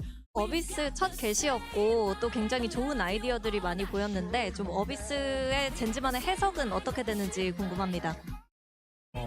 자, 적을 별로 무서워하지 않고 브리즈 했던 것처럼 무조건 싸우는 겁니다. 네, 저희는. Don't be intimidated by your opponents and just like how we play Breeze, just go for those aim duels, engage in those fights and skirmishes. Oh, I love it. Thank you very much, Jen. Thank you very much, Coach Solo as well. Best of luck on map 2. And there we see from Gen G a big win. And what did you think about that, about the composition? Mentioning Breeze as well. Yeah, and he was also saying that their philosophy was to go and take gunfights. I don't think so. The philosophy was get into the cringe post plants. So I've got to tell Illustrator to break down how they were trying to do some of that stuff. So it's pulling back from round 6. And one of the things that I thought was excellent just right off the rip was the way that if you have a look at what's going on the minimap here, you've got this Viper Orb lineup that goes towards the back of mid there, and they're also running it with this Astra Smoke towards the back too. So what you'll see this do is, it blocks off all of the information for the defenders in mid, basically anytime they want to do it. It allows them to fake an A split at the same time as going into a B post plant. So these players over towards B, they're not going to be doing anything. You've just got Meteor's gate crash over here as well, so he can reconnect with the rest of the team. They throw this Viper wall as well. This is a fantastic Viper wall. You're going to be able to go pivots through the mid. You're going to be able to updraft dash into this heaven area if you wanted to as well. It's a great idea. Heretics were never able to contest them in mid. Meteor breaks the door, flashes through, really makes it feel like there's a lot of A-split pressure happening. They got a drone in A main as well, so it really feels like an A-split. Meteor teleports, suddenly they're all through on B. They don't have the drone, so Boo should have got that kill. And as soon as he doesn't, Gen G are in. And it's at this point, you're getting the plant down for sure, and you're getting cringe. Insane, insane preset cringe from Gen G. Just to take a pause here as a moment, They have pull on the spike, a player playing on site. They have Hunter's Fury, Shock Dart lineups. It's all there. They got a snake bite. So player on site ends up going down, and Karen dies as well. So that's 2 of the layers of cringe removed already. But Munchkin makes sure to shoot off this snake bite right as he takes a duel. It doesn't even matter that he goes down here necessarily, because you see from Miniboo's perspective right there, he got vulnerable by that snake bite. If he hadn't, he wouldn't die to the Shock Dart that also comes through. But Lucky has also got the Hunter's Fury on top of it. You can't defuse the spike. I mean, am I saying that this map might need to take a look at some... It's Pearl 2.0. Am I saying that? No, not necessarily. Am I saying that Gen G played it perfectly? You're not saying that. I am. So some are saying, you're not saying that. I'm not saying that. No one's saying Have I heard someone saying that? Yes. I've heard many, but some are saying. Many people are saying this. Every round on their attacking side, Team Heretics was dominating in mid, or Gen G that is. If Team Heretics wanted to take that space, you have to put so many assets into retaking there. And even if you're committing into that, they had so many looks with just the hard execs that looked incredibly drilled. For the first time Gen G played this map, in their map pool? Where is the gap in their map isn't one. pool? They're permabanning Sunset, which is like half the teams at this event. Best map, Team Heretics included. They look great on every map in the pool. Genji's winning the event. I'm convinced. I've seen enough. End it here. It's absurd, and it's like just annoying to play against. That whole thing just looked like it sucked. It's just so well drilled. It just looked like it sucked. In any case, though, let's go ahead and check out a Verizon high-speed moment. Of course, we got Texture. He's going to be talking. He's going to be doing his thing. Doing the thing that we know that Texture does all the time, which is falling off the people. map is what we know him and that too. That's so funny. That's Might be. Look at him zooming. Oh, I didn't realize. It takes so long to fall. It's a cool trap from Benji Fishy as well, though, but he just shrugs it off and immediately goes into a 4K. I think there's a contrast there. When Miniboo in their debut match fell off the map, he looked kind of out of it, a little emotionally boomed. Genji take any loss and just bounce it off. He goes back in, hits this nasty 4K, but of course it wasn't an ace. Because he's not allowed to get an ace. He's not allowed. It's been 100 days since getting one, and he many won't get one. How many 4Ks does this man have? A ridiculous 13 amount. now.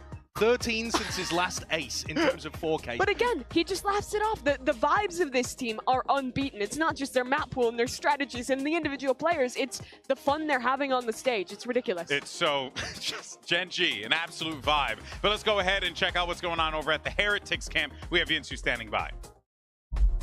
I'm now standing by with Coach Neil Zinio from Team Heretics. Now, that was another very close map. Unfortunately, you weren't able to close it out. But it feels like it's becoming a little bit of a theme where every map can be so close, every map can go your way.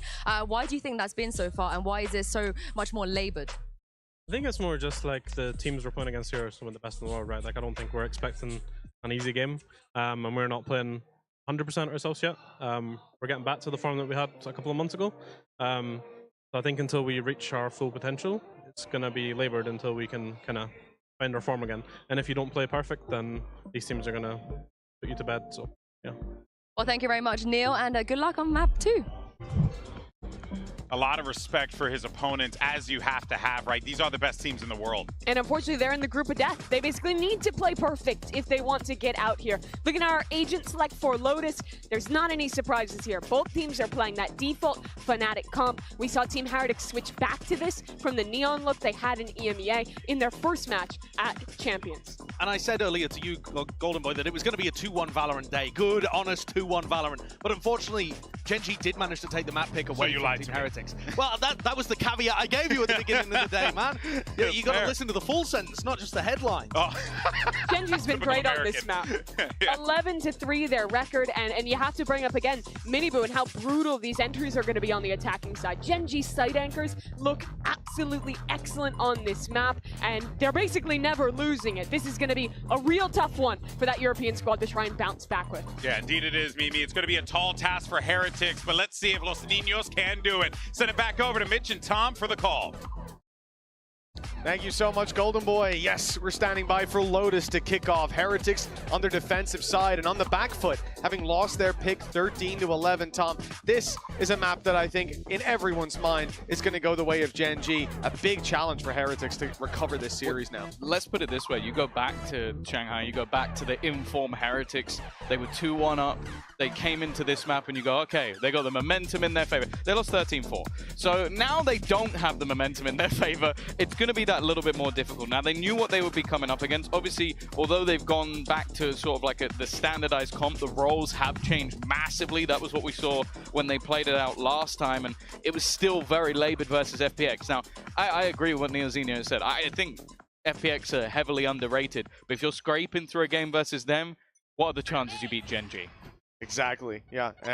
FPX played a fantastic game. We were impressed by them, but a lot more to be desired from Heretics if they're going to make this one competitive. Opening it up, Munchkin's down to 22 and Karen's down to 0. Control for Heretics towards Rubble and mass rotations towards this C site. There's already 2 players sat in waiting. It's Benji Fishy and it's Rien's, but they've been pushed back by that orb. Tech's just going to look to try and play through it. Always fearsome in these pistols. They're doubling up. They're expecting it. They're waiting for him, and that works out for them. No trades to be had, and Rien's dominating.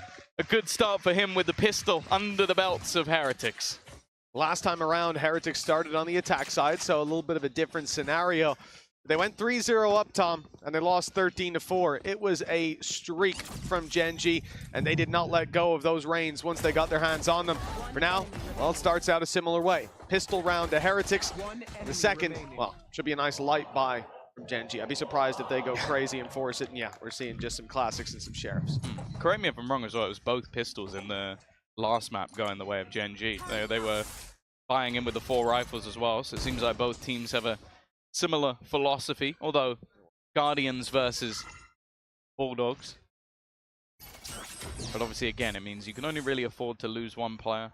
Miniboo's going to try and get aggressive, earn up as many orbs as he can towards those showstoppers. But that's the thing, an incredibly close map, a map that I think that you look at for the side of Heretics and go, okay, they probably could have taken that without some of the crazy plays that we had from either side. With a pistol or 2 under their belt, could be a very different story. The fact is, though, it is a tougher map and a better map the side of Gen.G. Already, this has been the sort of change. Like, Woot was previously on that initiator, swapping with Boo, and now he's playing that more aggressive war, which at times I don't necessarily mind, but I don't think he quite, I guess, did it as well as Boo did prior. But Boo did incredibly well on the fade, so it's kind of like a much of a muchness. Yeah, we definitely saw the Rubble control struggle, where when Boo's in play, that's sort of his staple, and the way he locks that down round after round. Boo, well, he's locking down control over Rubble one way or another. Got himself a long-range kill with the Bulldog. They have 20 seconds. Hold on to the control with 20 seconds left. Yeah, Gen.G have no choice now but to go sprinting into the site. I'm going to run it down. Now, luckily, there is only 1 man actually within the site. If they can isolate that duel, they'd have a chance. A spam from Woot is perfect, but they just have to die now. They just have to die. They don't even have time to actually plant this one. They're just going down with something. This is very, very peculiar and might absolutely destroy. Yeah, they didn't even pick up the weapon. Oh, their money. I guess they did a little bit of extra damage, and they're still going to be able to get in with the light shields, but yeah, definitely one where I think they let that clock go down just a little bit too low. And because of that, there are going to be some pieces missing. Like, Texture can't afford himself a boom bot because of that and can't buy up with the heavy shields either. Which versus some of the guns that are on the other side, that could be a fairly big problem. I think a lot of that round, the philosophy was just to figure out how Heretics are set up and get a feel for how those rotations come into play. But like you said, they just ran that for a little bit too long. And the clock became their biggest enemy. We're going to see a 2-0 lead for Heretics. Rifles in. Benji Fishy down to 11 HP to start this one off. Gen.G having that full buy. Seems to be that they're set up for the B split. Last time, they broke the alarm bot right off rip. And there was a 1-player rotation in, but not much contact outside of that. I think they're going to try the same here with the turret down.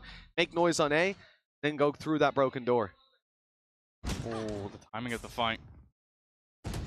Both players have the information, but with control lost. Fighting for this one definitely has a gamble about it.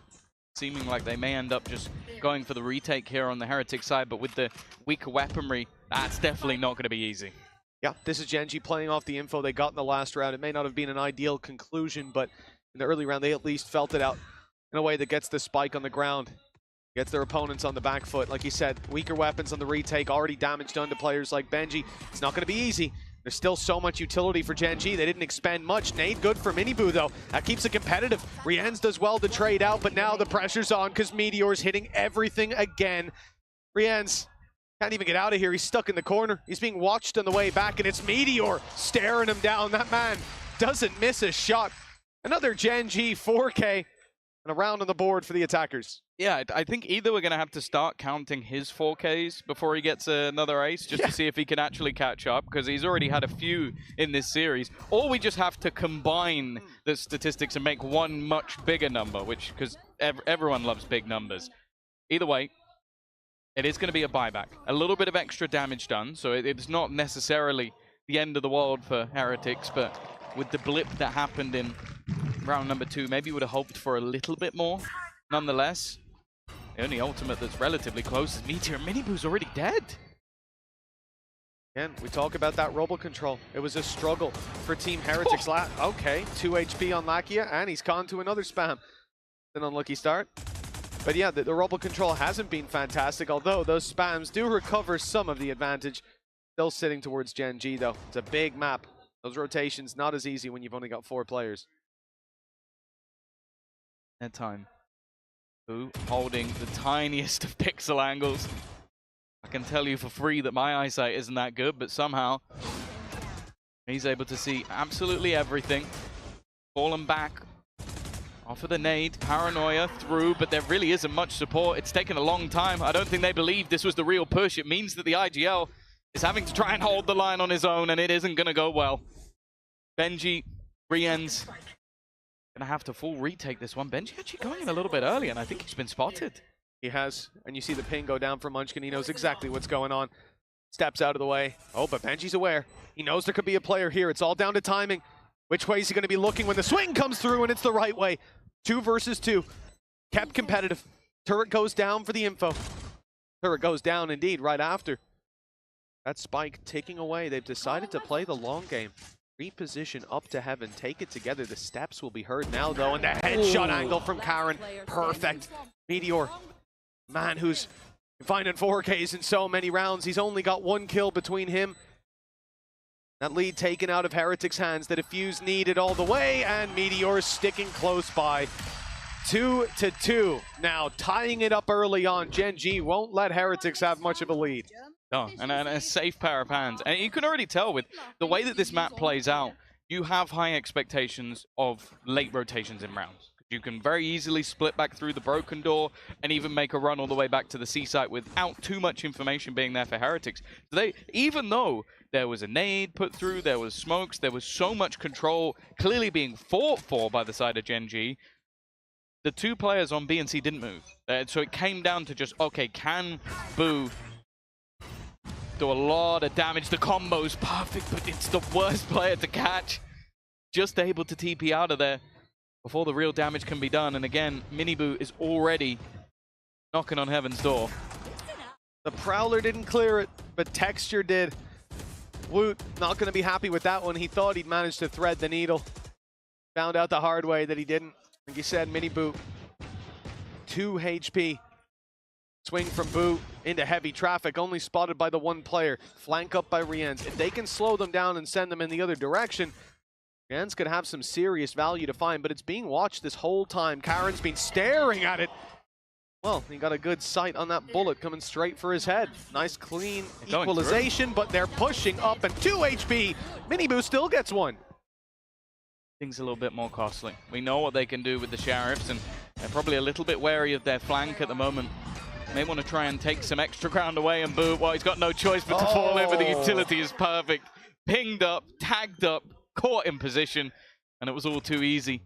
Valakia, now 1 man standing in the form of Rienz. As I said, he had a quieter first map, but we know what this guy can do, especially if you give him fights, but look at the position of Texture.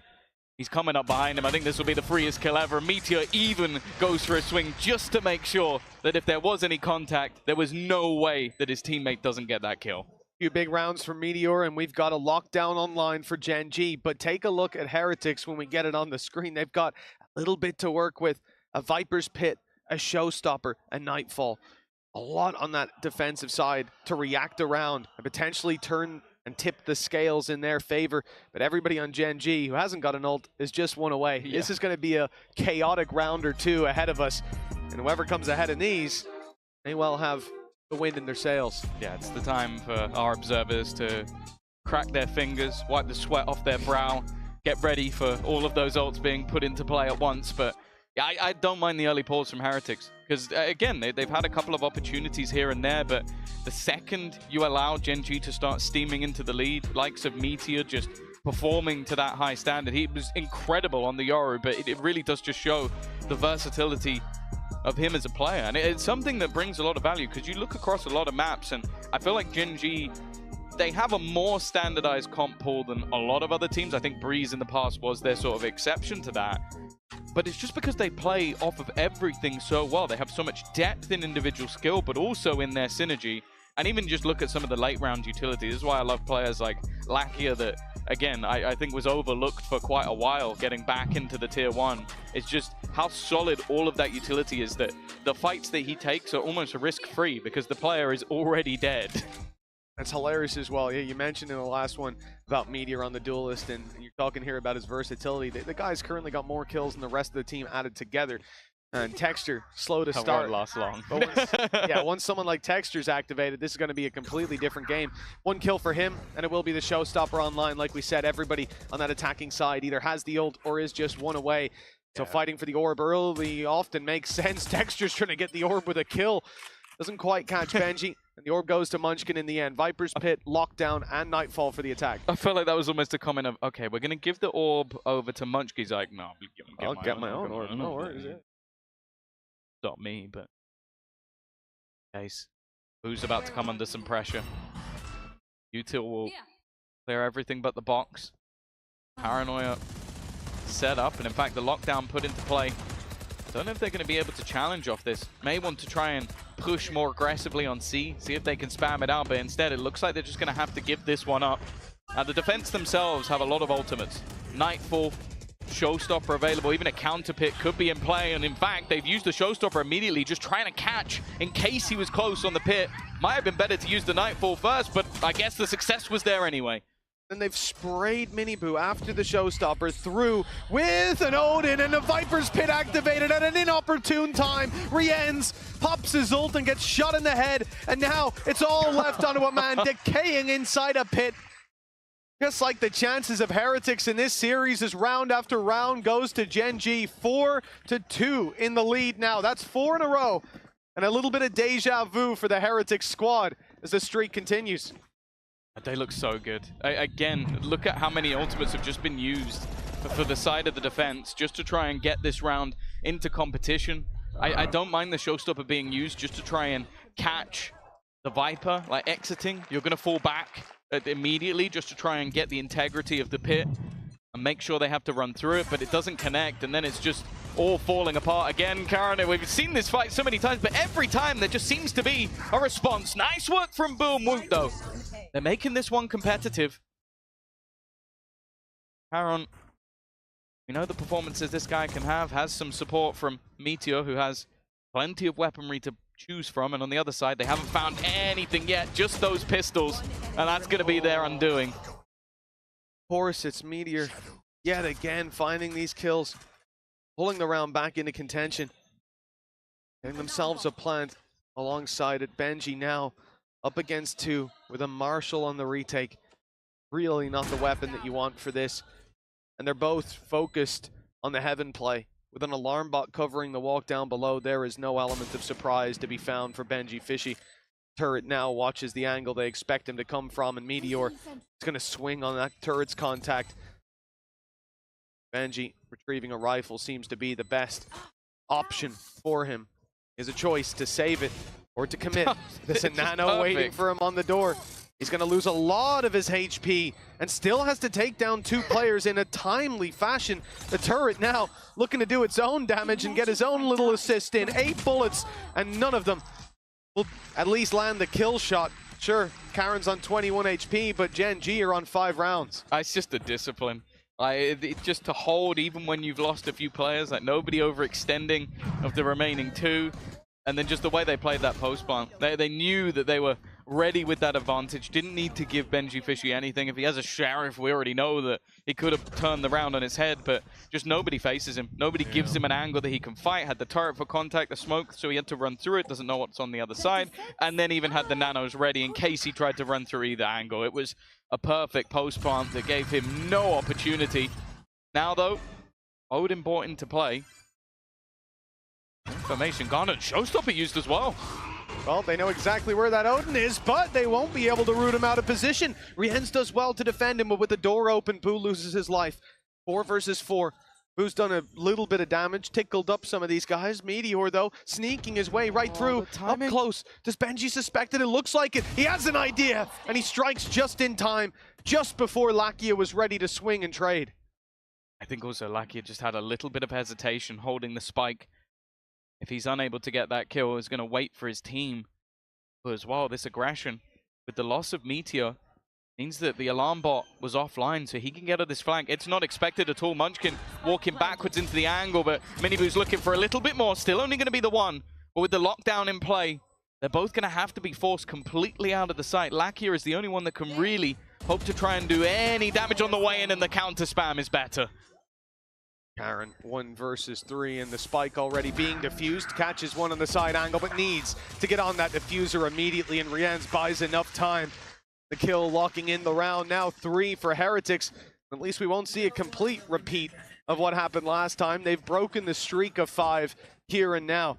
And look, Gen G, they're not in a super healthy economic position. A lot of the time you'll see 5 rounds in a row, and a team can buy 2 or 3 times in a row. But remember how many players they lost in just the last, and there's been damage across the board in most rounds. Yeah, a good round, a solid one for them to win, as you said. The damage is definitely going to make things that little bit easier. We've also seen a lot of ultimates expended by both sides, like the showstopper dissipating as well. Miniboo immediately forced off the angle. We haven't seen a mass amount of fight for this C site. A lot of the time, the control on A being a much bigger part of the game plan. I thought for a moment Munchkin was going to find that. Rienz, though, clearly feeling confident in that fight, knowing there was spam going elsewhere, just went running up and gets the opener for his team. 5 versus 4. Miniboo, no shields on the site. Got Woo with him. Help him out in these duels. Door's been opened and closed a number of times. It just keeps spinning around. If Heretics get out of their way on the B site, there's still 2 stacked up ready, and the spray from Boo is absolutely sublime. Gorgeous stuff. 4 versus 2. And there you go. Meteor, although he finds the 1, there's just too many bodies swinging into play. Yeah, 5 to 4. They found their footing. A decent couple of rounds. And as you mentioned, that economy now starts to become a bit of an issue. I think they might still be able to scrape a buy with some low shields, or maybe just even juggling rifles around. Maybe there'll be one player here or there that isn't going to be able to get a gun. The question, though, will be, did Gen G want to gamble it all here? And honestly, with the ultimates that they have online, I think the answer should be yes. You're 1-1 away from a lockdown. Nightfall available. Okay, the other 2 are a little bit further away, but these are ults that can definitely pad the gap. Thing is, though, Heretics aren't just going to sit back. In fact, I was about to say Miniboo's doing the opposite. He went running initially, but after not seeing anything, going to fall back to try and stack up some control on B. Maybe a bit worried that if they've gone light, they've gone for SMGs, this might be the spot that they hit.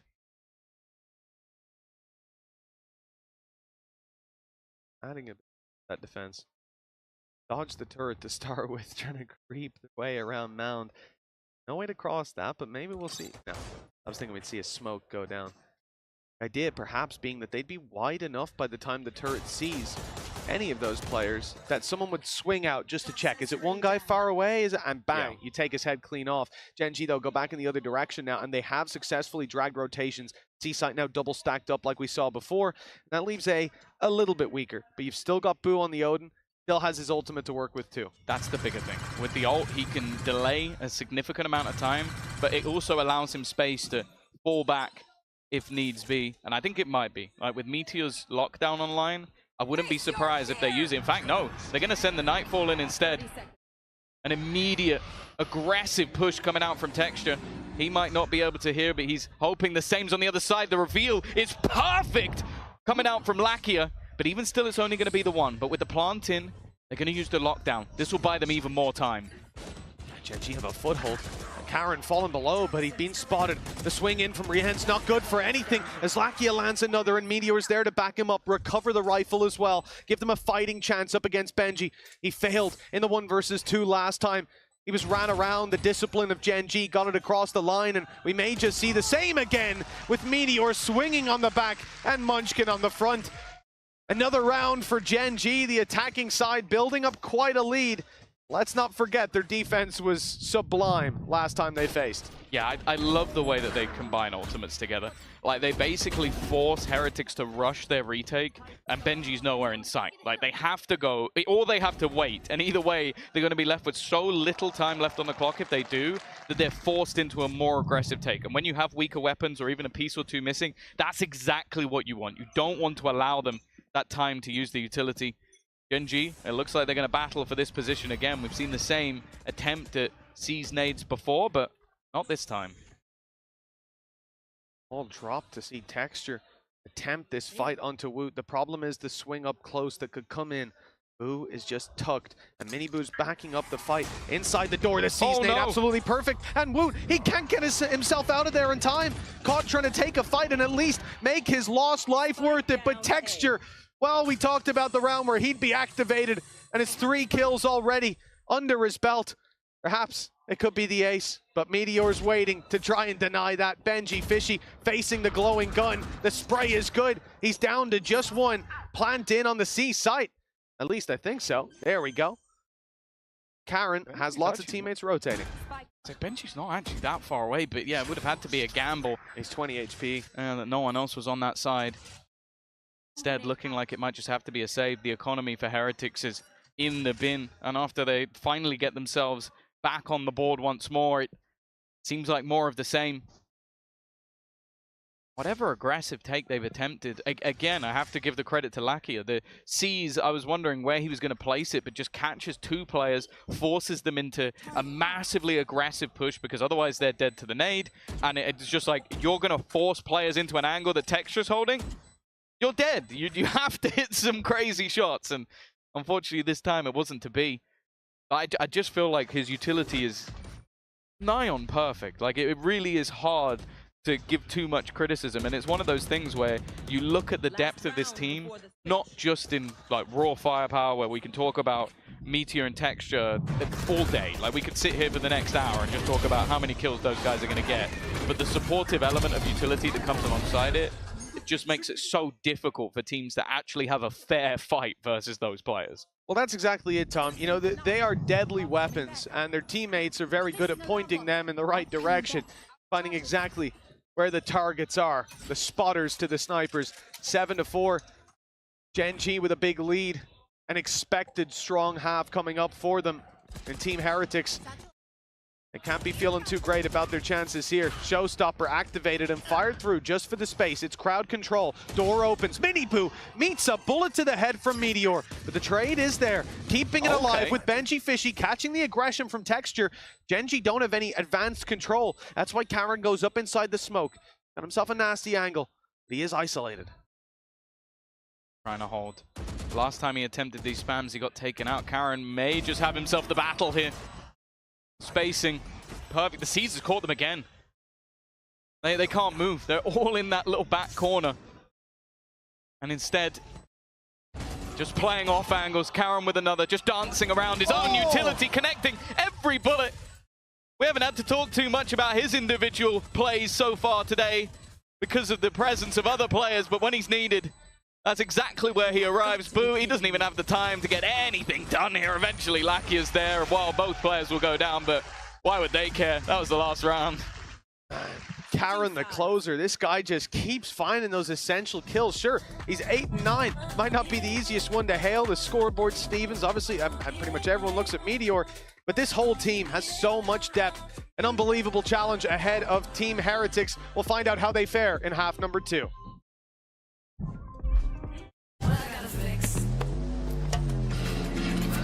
Oh, come on. Trade in any phone in any condition guaranteed and get $800 off the new Galaxy Z Fold 6. Only on Verizon.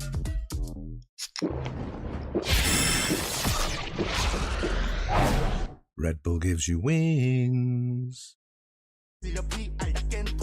상관없지 어차피 귀찮아 MBTI 내 차에 올라타 내 차내 까미롱 작든지 오래된 까미롱 사고 났지롱 내일 타지롱 가서 합의금 따지몽 내일 하기로 했는데 왜 넌 화내농 그 아버지 뭐 하시노 여자 태워 종을 살려 약을 바로 발생 신고 눈을 감아 내 친구를 우기 죽여 조직 보스 난다 찔러 쓸어 씹어 우세 당겨 한국 법이 나를 하여 니가 신을 하며 내 이름을 줄라 불러 놀랄지에 너의 나는 사실 내거 아니야 빨라 니가 아예 장애 지게 주의금을 내지 않아 머리 보기 하는 저 그냥 쉽게 세게 챙겨 우리 동네는 밤마다 울려 총성 Why you scared 잘 봐봐 난 이렇게 컸어 우리 동네는 밤마다 울려 총성 두두두두 우리 동네는 밤마다 울려 총성 총기 손질 깜빡했다 총 안 하면 다 나한테 충성 AK-47 AK-47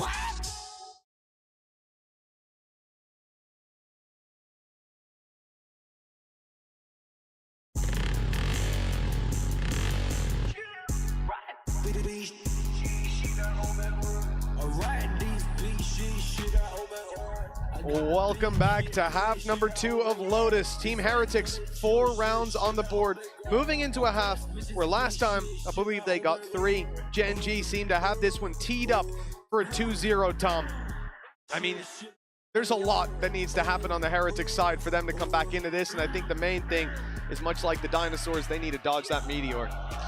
I think they have so many more problems than just him, but I do agree. It's not going to get any easier for them going into the second half, and a pistol is a must. They won the pistol in the last half, and other than that, in buy rounds only managed to win a couple. The sheer force that Gen G are coming in with, and they're looking like a shoo-in for the playoffs already. Nobody surprised by that, but when this group was revealed, 2 of their previous finals being fought versus these foes, I'll be honest, right now, they're making it look fairly easy. Munchkin, it's almost identical to the last map, just ready with a snake bite, going to do some damage as they run in, but not anything too deadly just yet.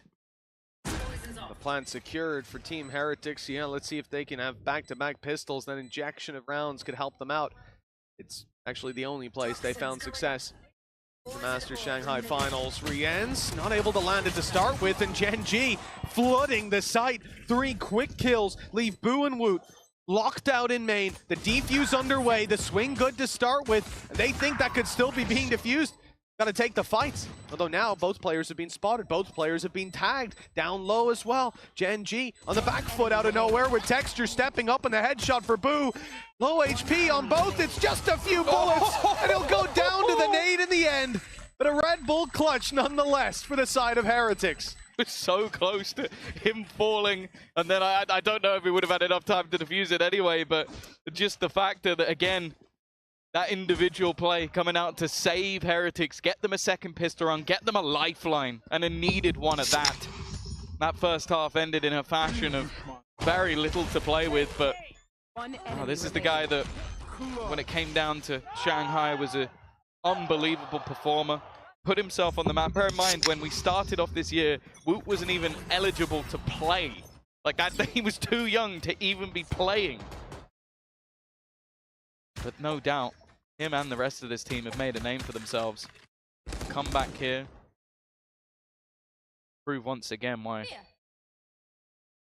Never doubt this young squad, but I think that it's been proven time and time again that Gen G, once they get into those buy rounds, once they have the utility to play with, are fierce, and they've even put a little bit extra into this round. Obviously, having the plant and the cleanup of players. Scared of that, Marshall. I'm kind of hoping for Heretics' sake they don't go that way.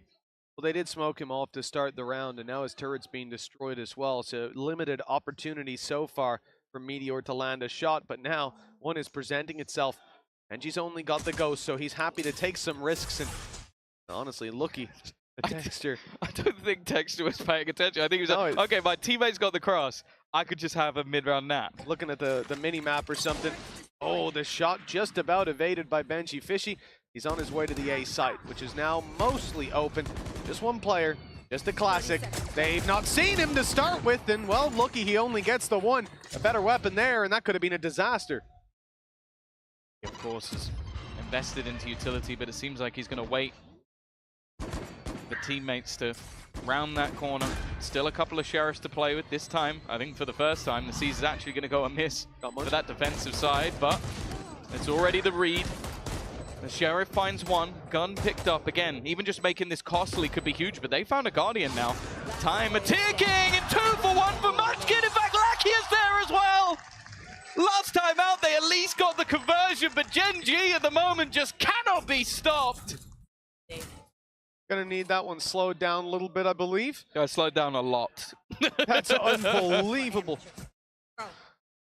For this man to come in like that, swinging wide, pistol in hand. Look at him go. Oh, it's gotta be infuriating. He only just, I think Woot was crouched and he just stood up. He literally just stood up and got insta double collided. Well, it's a great time for Texture, but it's gotta be heartbreaking for the side of Heretics. They're gonna invest into a hero rifle on Benji. If any time for a hero to arise, now would be as good as it gets. At least bring back the mental, which has to be shattered at this stage. Absolutely. Down in the dumps, you'd imagine, for Heretics. Ilzinho talked at halftime about coming back to form. Well, that is quite a journey for this squad now. Lakia manages to find himself the correction and has support from Texture. Blast Pack goes in. Too little too late. No, not too little too late. In fact, with the C's, it gets the job done, but Texture's out in the open, and some of those shots are a bit whiffy. A chance for Team Heretics to fight right back into things. Boo, he's gotten very close, and the swing definitely caught Meteor off guard, but he corrects in time, and the rotate that had come in off of that space now will meet a very well-defended C site. Still the turret watching the cross, although it will be smoked off. Now he'll have to play that contact himself. Mind. There's Meteor after all. Just waits for the poison orb to go up and then can watch. Even making sure that he doesn't overextend. Repositions completely. We'll get there in the end. What was that you said about not overextending? He got the job done. Doesn't even matter. Complete reposition. Took some time for a teammate as well. And although it's a little bit of extra damage, it's not going to do anything really to the other side because of them managing to win that second round. 10-5. Double the opponent's score. And a response. Even, I think, just for it to get to a point of confidence, right, where you can actually feel like there's a possibility. I want to see Heretics get on this board a lot earlier. I don't think they necessarily have a similar mental strength to some of the other teams in this tournament to come back from a 12. It's too much to ask from most teams. And, you know, often it's going to depend on your opponents making mistakes. And this is Gen G we're talking about here. I think they've got their whiffs out in the last few rounds. Exactly. Like Ilzinho said, they're going to punish you every time. Showstopper to try to punish back, and Texture is the one finding the kill. Benji Fishy down and out of the round. The lurk no longer there. Now they look just towards the site. Okay. A little whiffy for Meteor. A chance with Munchkin though on the backside, dodging the paranoia and landing a headshot. But 10 HP is enough for Woot to stay alive, to look for some headshot angles and to still participate. His smoke up the one-way already surpassed though. Lakia has dropped down below and he's got support up top. But up goes Woot. The 10 health man still getting the damage done. They're both quite low. And a man like Texture keen to convert. The first shots don't land, but nor to the last. It's Rien's taking it across the line in an essential round for Team Heretics. Yeah, you've got to bring up Woot. Like, just the fact that he jumps up above, it's a little bit manic. It's very chaotic, but the job is done. They at least get another onto the board. Well, the fact that he's able to isolate Meteor, someone who's been such a threat, gets dinked up and then just going up behind the opponent, even being traded out at the end. It's something. It's a lifeline. It's then back onto the board, but there's still a part of me that's even more terrified about what's coming up for Gen G, because somehow, at least in the last map where things got a little bit tight, these were the rounds that ended up getting away from them. He predicts where the TP's going as well. Well, they had to do it themselves enough in that first half, so I think they're familiar with the flow. Where of would that. you go, Karen? Oh, yeah, cool. I'll go hold it. Gen G, advantage in a round like this, smokes up as well, trying to steal back that weapon. It's not for free though. If anything, that smoke gives them the advantage side of Heretics in holding it down, but it does mean Boo stays close. Look down at Karen, no paranoia anymore. won't be able to fight for that all too convincingly. I wonder if Heretics used the lockdown here. You got a couple of other ultimates that are getting very close. Just to try and make sure that you have the site without too many risks. They've done a lot of damage to Meteor, but obviously that damage is unconfirmed. And I think now, yeah, especially after spotting the rifle on Texture, force him out of position. Meteor's going to try and play the time. Sit in this corner until the very last second, until he has time to strike. He was low, probably would have gone down anyway. But that's going to even things back up, and well, Texture had to wait. 30 seconds left. Nade is decent. Texture was going down one way or another. Nice shot by Munchkin. Another low HP challenger steps up in the full health. Now down to a sliver, even without the Nightfall. A chance for Gen G until that Viper's Pit goes up. Now this is going to be very tough, but Rian's for now just on 1 HP. The swing around from Lakia, trying to catch this player. The spray is good. Karen finds him. And now both players back on main, facing off against rifles. Karen getting most of his health back, and then in goes the C's. Make sure that he's not quite so healthy. Spams have to come through. Lakia suspects that one player will push up close, but it's only to land the nano. And it is activated in time. The defuse denied a little bit longer. Now they have to force the issue and take the fight. They know exactly where Boo is. He has to hold on for survival, and a wall bang headshot. That's what pulls it across the line. Heretics were under pressure, but the reaction is perfect for the Red Bull clutch from Boo. Another high impact kill from him, just waiting until the depths. His C slowed them down as well, and I was incredibly worried, especially with the pit from Rians. You're that low on HP, like to be able to maneuver around on that site, it was just such a risk to try and get that into play, to use it in a round like this. But it allowed the teammates to fall back, and while Boo, a maestro of his positioning, a perfectly placed haunt just to give him that kill, and well, he only really got one shot to hit that, and he finds it. How annoying Boo was in the early round as well. That rifle that was dropped was defended tooth and nail. This time Gen G are getting very aggressive very early on. Team Heretics even using a shrouded step to get out of there. Woot was feeling the heat. Full control over Mound was taken by that defensive side. Now they start the rotation. The one-ways will be continuously put up by Karen to keep that position, while the rest of the squad looks to reinforce the A site. You can see that Texture's almost in position. Heretics may just play into their waiting arms. Okay, Benji. Expects Lakia to be holding the angle. Of course, he did push it just moments ago.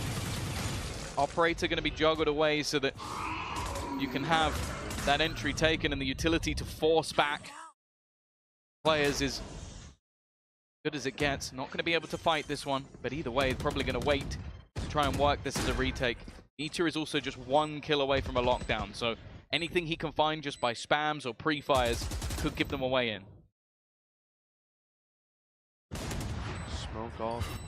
Jans is going to have to play through that, but, well, there might not be much left for him to do. It's being cleaned up on the site, and nice and easy. At least that's how they make it look. 10-8. The gap down to 2 already. A better second half than what we saw from the last time these two teams faced. The attack side of Heretics seems to have some legs to it now. Yeah, no, they're looking good. Like, their initial execution, they knew that Lakia had pushed already because he went and destroyed the turret, so they were very methodical with that initial fight, and then just the utility they had in from afar with the paranoia C's, making sure that nobody could peek in from that heaven angle and cause them any issues. Then it's just those post plants, and that's where you do have high expectations, especially when you have the man advantage. You have everybody on the team at least performing to a decent level. And because of that, Gen G are going to take themselves a pause. Now, expectation will be that it's not going to be this round that will end up being the one that this pause is for, as they're only going to have pistols. Their economy definitely in a worse position.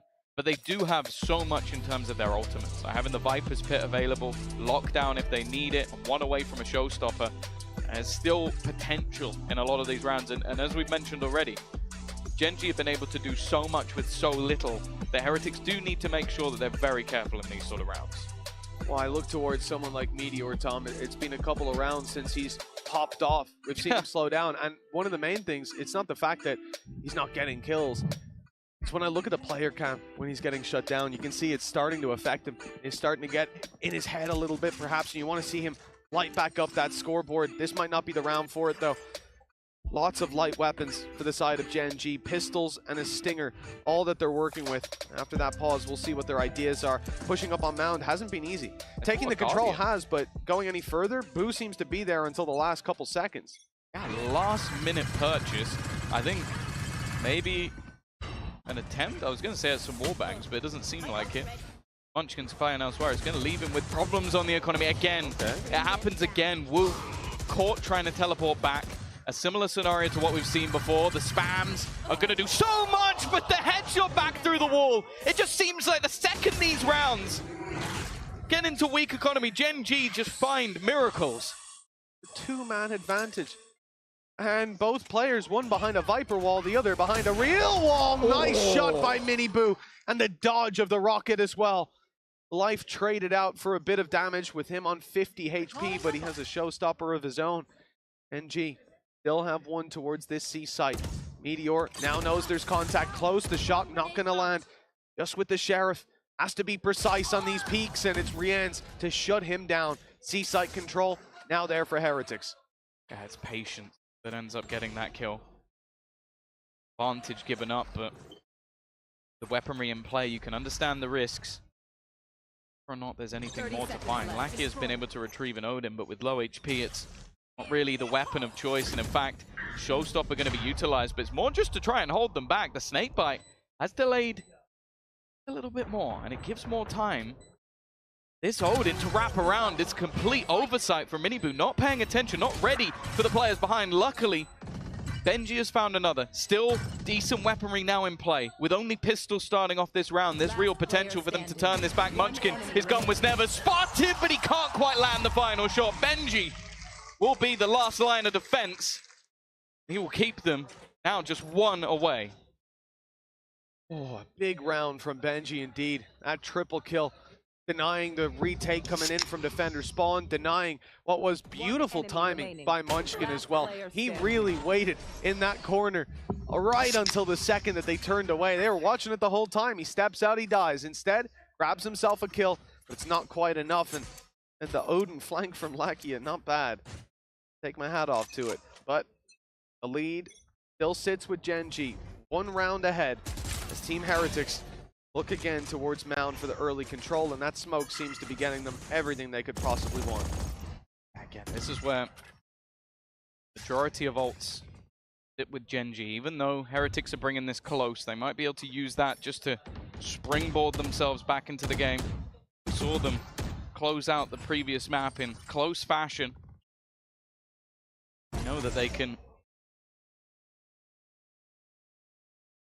And they turn it back on whenever they need it.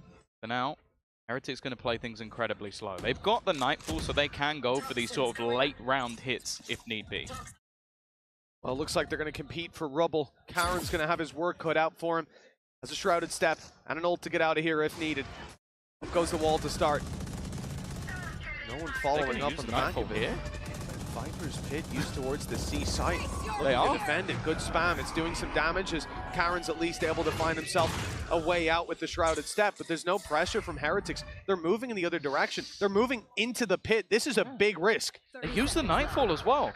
They also don't have Prowlers, so this really is a gamble to try and force this man out. Lockdown's been put into play as well. They know that they're going to have to go in this direction now. The ultimate usage is absolutely perfect, and then they even have themselves the Snakebite to slow them even further. This couldn't have been played any better by Gen G if they tried. And now with 10 seconds left, Miniboo is going to have to fight tooth and nail. Needs to get this plant, tries to bait in his opponent, wins the fight, but I don't think he's got it. I don't think that's going to be close enough. It's going to run out at the last second. A nice attempt by the duelist, but that round was played amazingly by Gen G. It absolutely was. There is a split second where you see Munchkin thinking about going back into the pit. And that's when Meteor comes running in and says, no, I'll take the fight. And they're just being decayed and sprayed.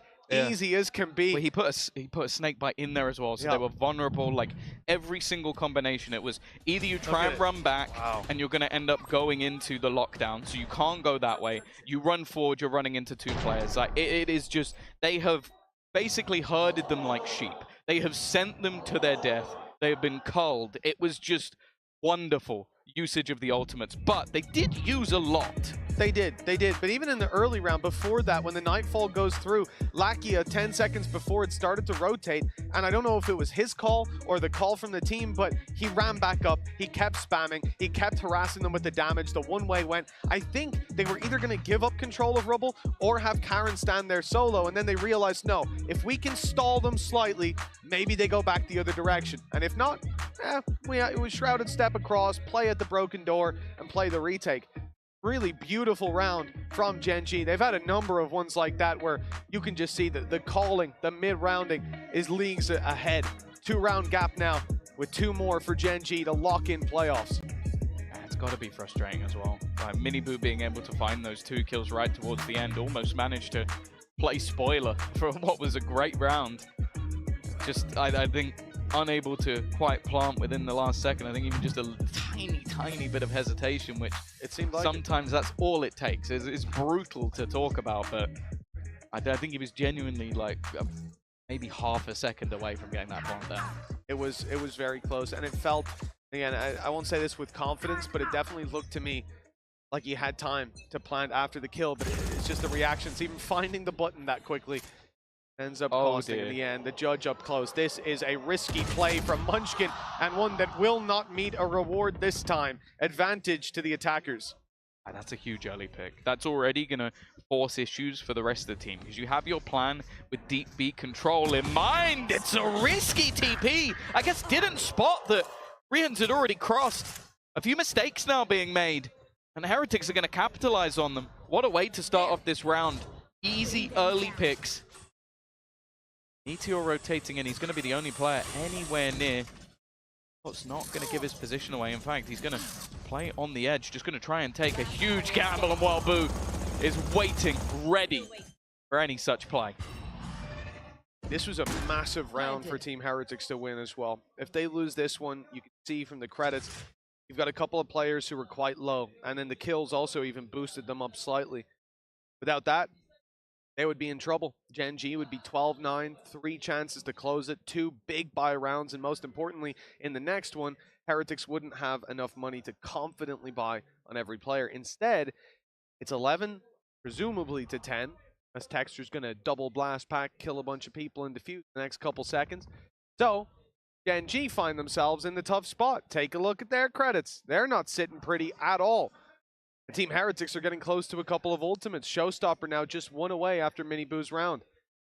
This may well tip the scales, if not back in Heretics' favor, to even territory. It seems like they're definitely getting further and further back into this one, even with a blip here and there. The problem is, just like this in the last map, it looked like they were going to climb all the way, turn this game into a victory, and then just Gen G, it's almost like they realize it gets close, and then they have something to play around. This time, yeah, it's a similar spot. Financially, it's not looking good.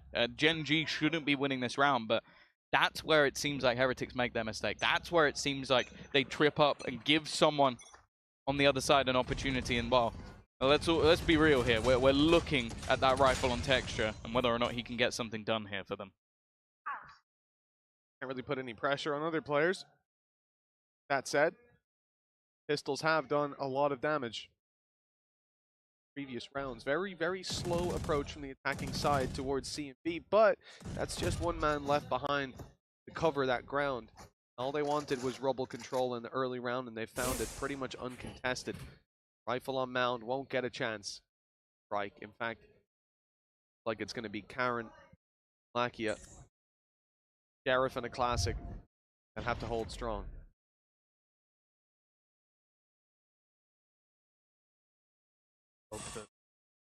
Shouldn't be too much of an issue for the side of Heretics. You should run. Ability being expended. In fact, they're even going to use the lockdown here, and Woot is just waiting. Paranoia in hand. That's just going to headshot Munchkin straight through. They're expecting someone to be on that other side. The rest of the defense have been completely forced off. I like the fact that Heretics are playing this one incredibly safe. Don't want to give their opponents any sneaky corners, any risky spots that could cause them issues. And now in the post plant, this is going to become a lot tougher. Looks like most of the bodies are going to go with the rifle. Woot's up top now, ready to fire back. The spams in return give away the fact that there's a rifle on the other side. They'll give that some respect. Woot might not. Benji Fishy Grabbing himself the kill on mid. Now it's just one angle, or was just one being held down. Texture wants to light up a few players. He won't find a damn thing. In fact, with that kill, Miniboo's got himself a showstopper online for the next. In what is a very important round, someone is going to be pushing up to 12 and have map point under their belt. The Ultimates indicate Team Heretics. We'll see if Miniboo can find the impact. Well, that's the thing. 6 of the last 7 rounds have gone the way of Heretics now. I think, for the most part, after that first half, we have sort of been waiting for the moment that Gen G turn it. Round 20 looked like it might be, but no, it seems like Heretics are locking things down at the moment. We're even going to see the Outlaw brought up as an extra purchase and attempt to do some damage on that attack side.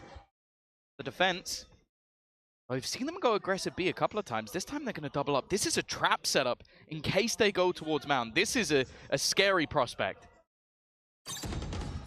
What Gen G need?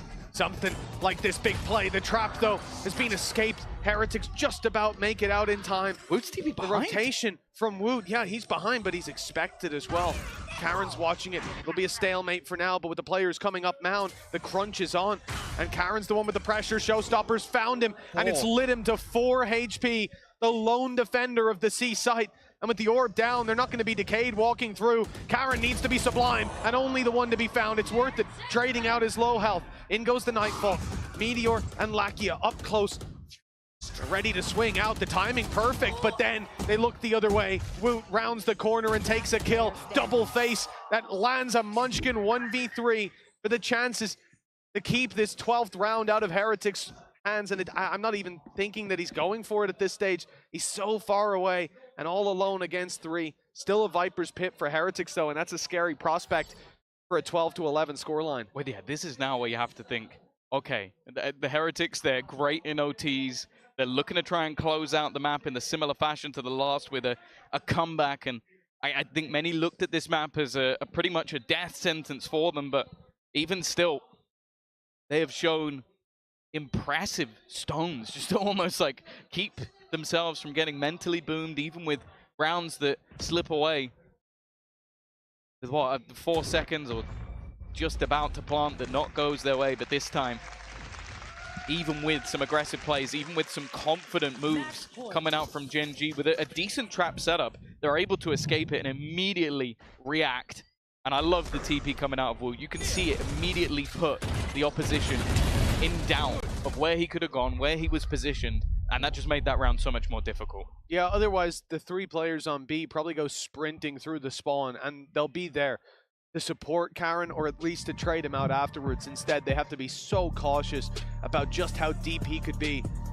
12 rounds for Team Heretics. They struggled on the last map, always on the heels of Gen G, but not able to take the lead out of their hands. And now, well, the shoe's on the other foot. The Heretics just one away from guaranteeing themselves a bind and what could be a very competitive close to this series, to this rematch. Not a bit of deja vu from the 1-0 for Gen G and the fight back from Heretics. Yeah, they've won 7 of the last 8. And then the one that was won by Gen G used a lot of ultimates to put them into that position. Right now, they have nothing online. A couple away for Meteor, who had an incredible start to this map. He's still doing well, but has definitely stopped having those high-impact rounds that we've seen from him.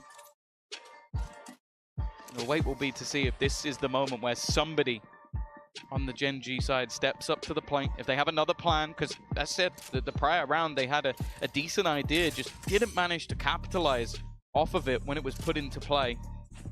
And you can see the credits are just ludicrous. Look, there are 3 operators currently waiting. They're spending all of their extra credits just to try and catch an early pick.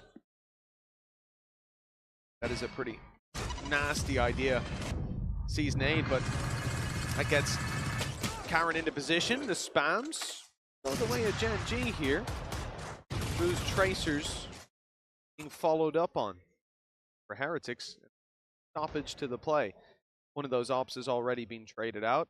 Soon we'll see the same thing happen. But the idea here again, they're making noise on A, they're spamming away, and hopefully on B or C, someone gets curious. But as we can see, that ain't happening. Gen G have lost a lot of HP on Lakia though, thanks to the Ode. Fade players getting tagged, and there is the kill. That's the exact kill they were looking for. They're going to have a decent idea as well that Karen is going to be playing this aggressive ground. Snake bite. Not going to be forcing him off this angle. The paranoia, however, will. They're already looking to try and just execute onto him, and he'll survive longer than maybe expected. But even still, the kills have gone the way of Heretics. 2 stand in their way from an impressive comeback on a map that was heavily favored for the reigning Masters champions. Looking to try and take this to a third, but there's still a couple to deal with. Meteor's had a lot of big rounds, and Munchkin, when he needs to, he can step up to the plate, and he certainly does need to this time. 2 players just around the corner, and he misses them by a hair. Wrapping back around, they're ready and swinging straight into him. Meteor has the info on the first and knows where the other 2 are. The swing is good. He spotted them and heard the shrouded step, heard the second 2. They've split the angle, perhaps offered Meteor a chance to isolate the fight, and he connects the shot. Lockdown now in play, and it's Benji Fishy needing the clutch to keep the dream alive, and Heretics, they've got themselves a third map here. An impressive comeback into Lotus. They've taken Gen G down, something they couldn't do on Shanghai on this map. And now Bind will be the final battleground. Yeah, it's going to have to be an impressive comeback from that position they were in. It looked like they were down and out. But somehow, this team once again has dug deep. We head to Bind to decide who makes it to playoffs.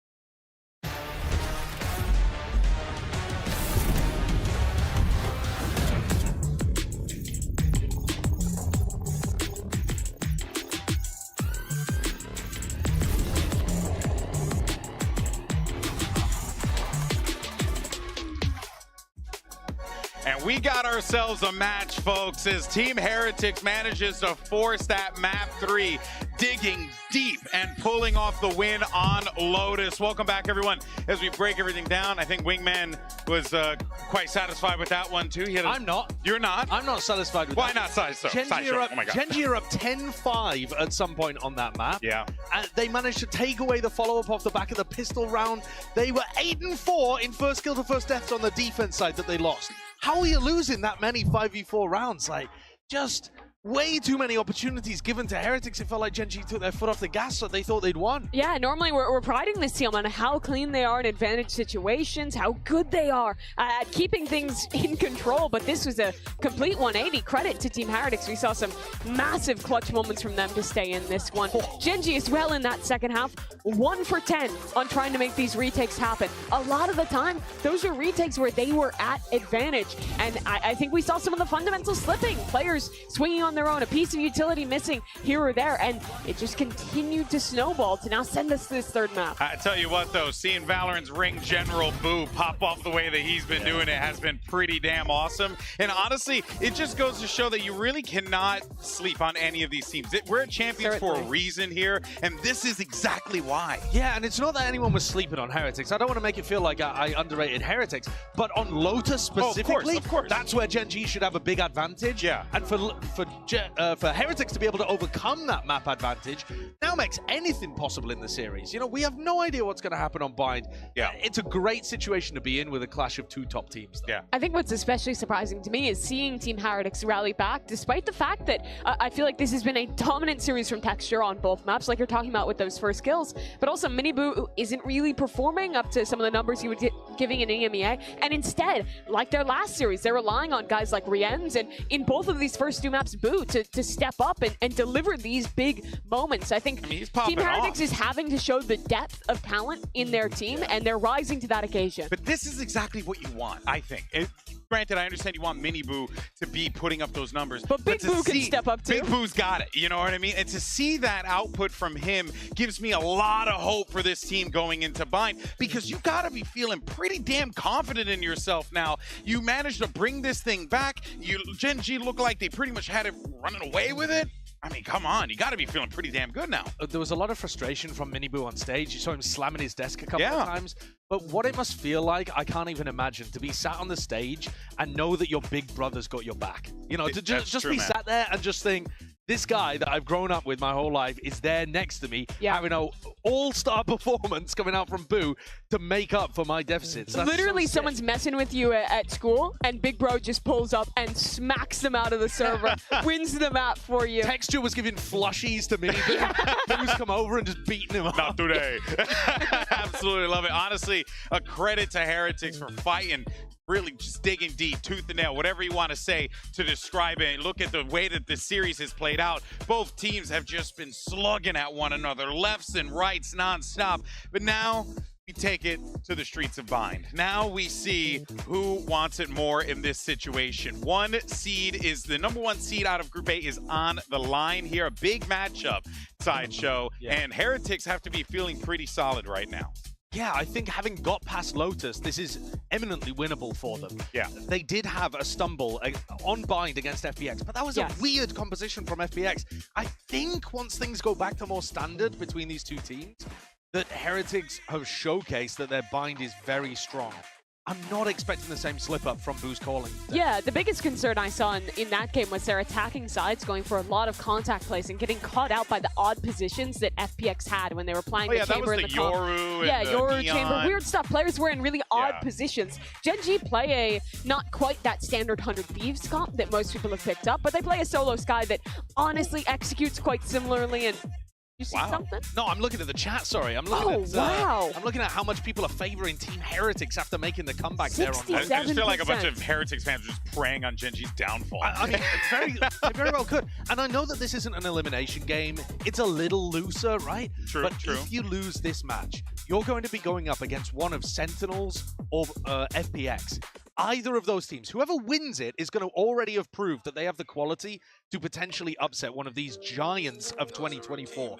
and they cannot afford to take that risk. And even if you make it out, you're playing against another one of these groups' #1 seeds, and there are some dangerous teams that you don't want to face in your first round of the playoffs. This is a super important match.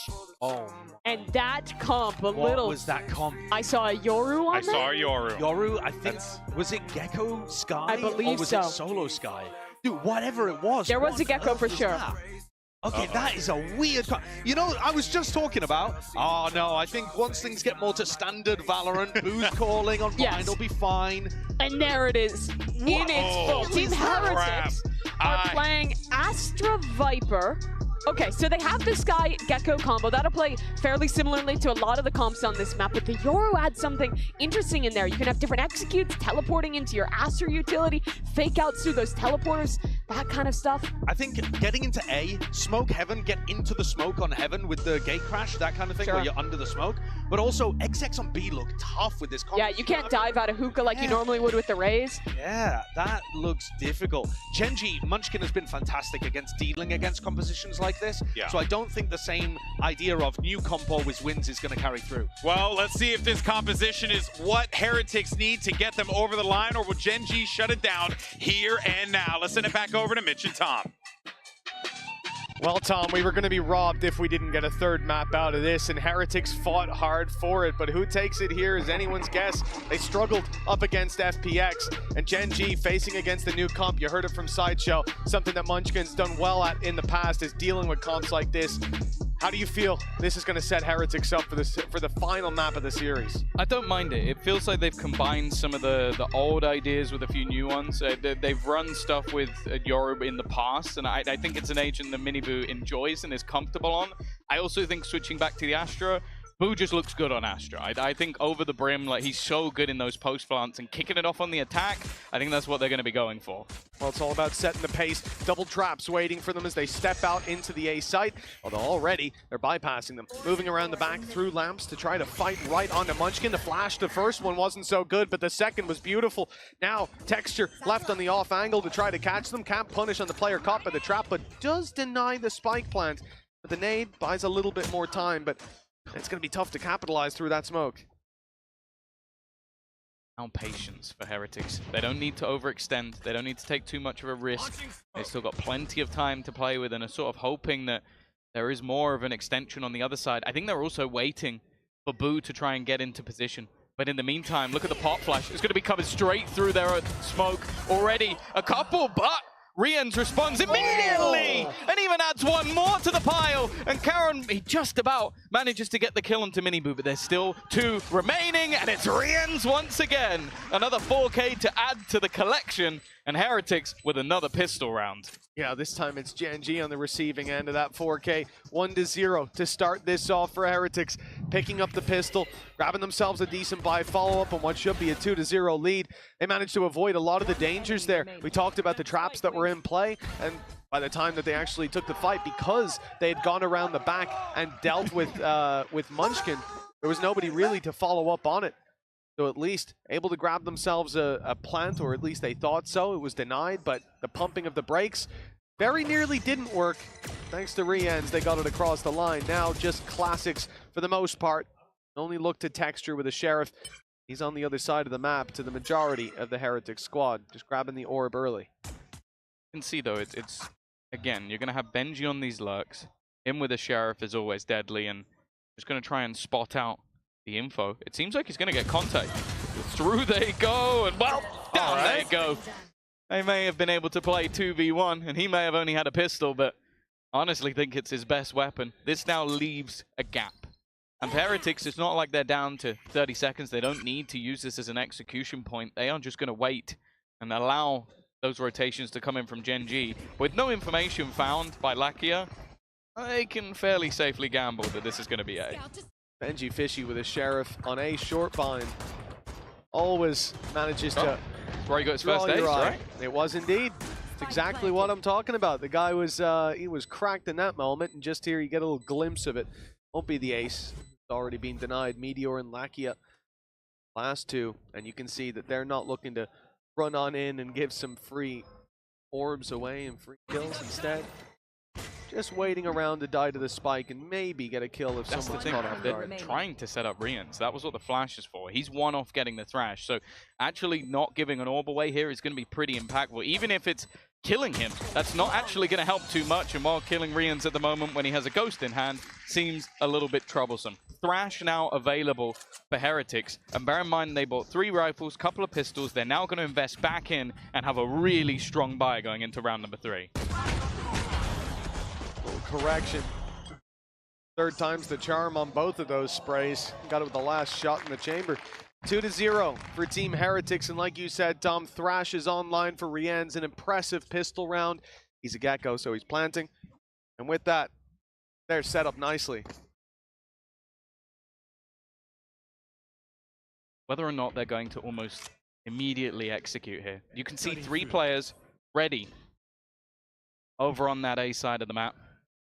Lots of utility to be combined. Still got the trip setups, and they've got themselves the nade, which will go in immediately, doing a fair amount of damage, but also denying that thrash. Further push from Meteor, in fact.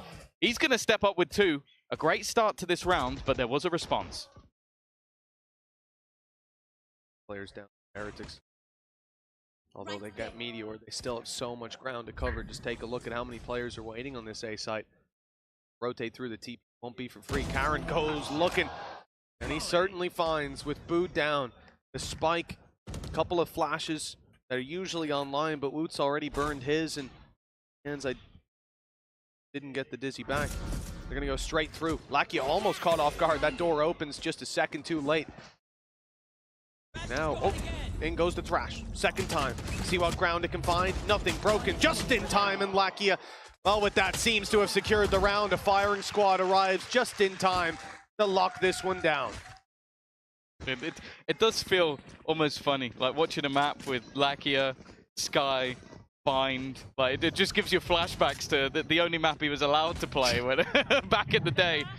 But there's a reason that they brought him in for that map. There's a reason that he was always so good at it, and it was just that, again, he has a safe pair of hands in moments where players might overextend, go for the glory, try and find yourself a moment. He's not going to do that. He wants to make sure that while there's a gamble stack, while there's players on one site, the other site isn't just going to be given up for free. And especially with the changes that happened to Sky, you need to be so much smarter with the way you use your flashes for information.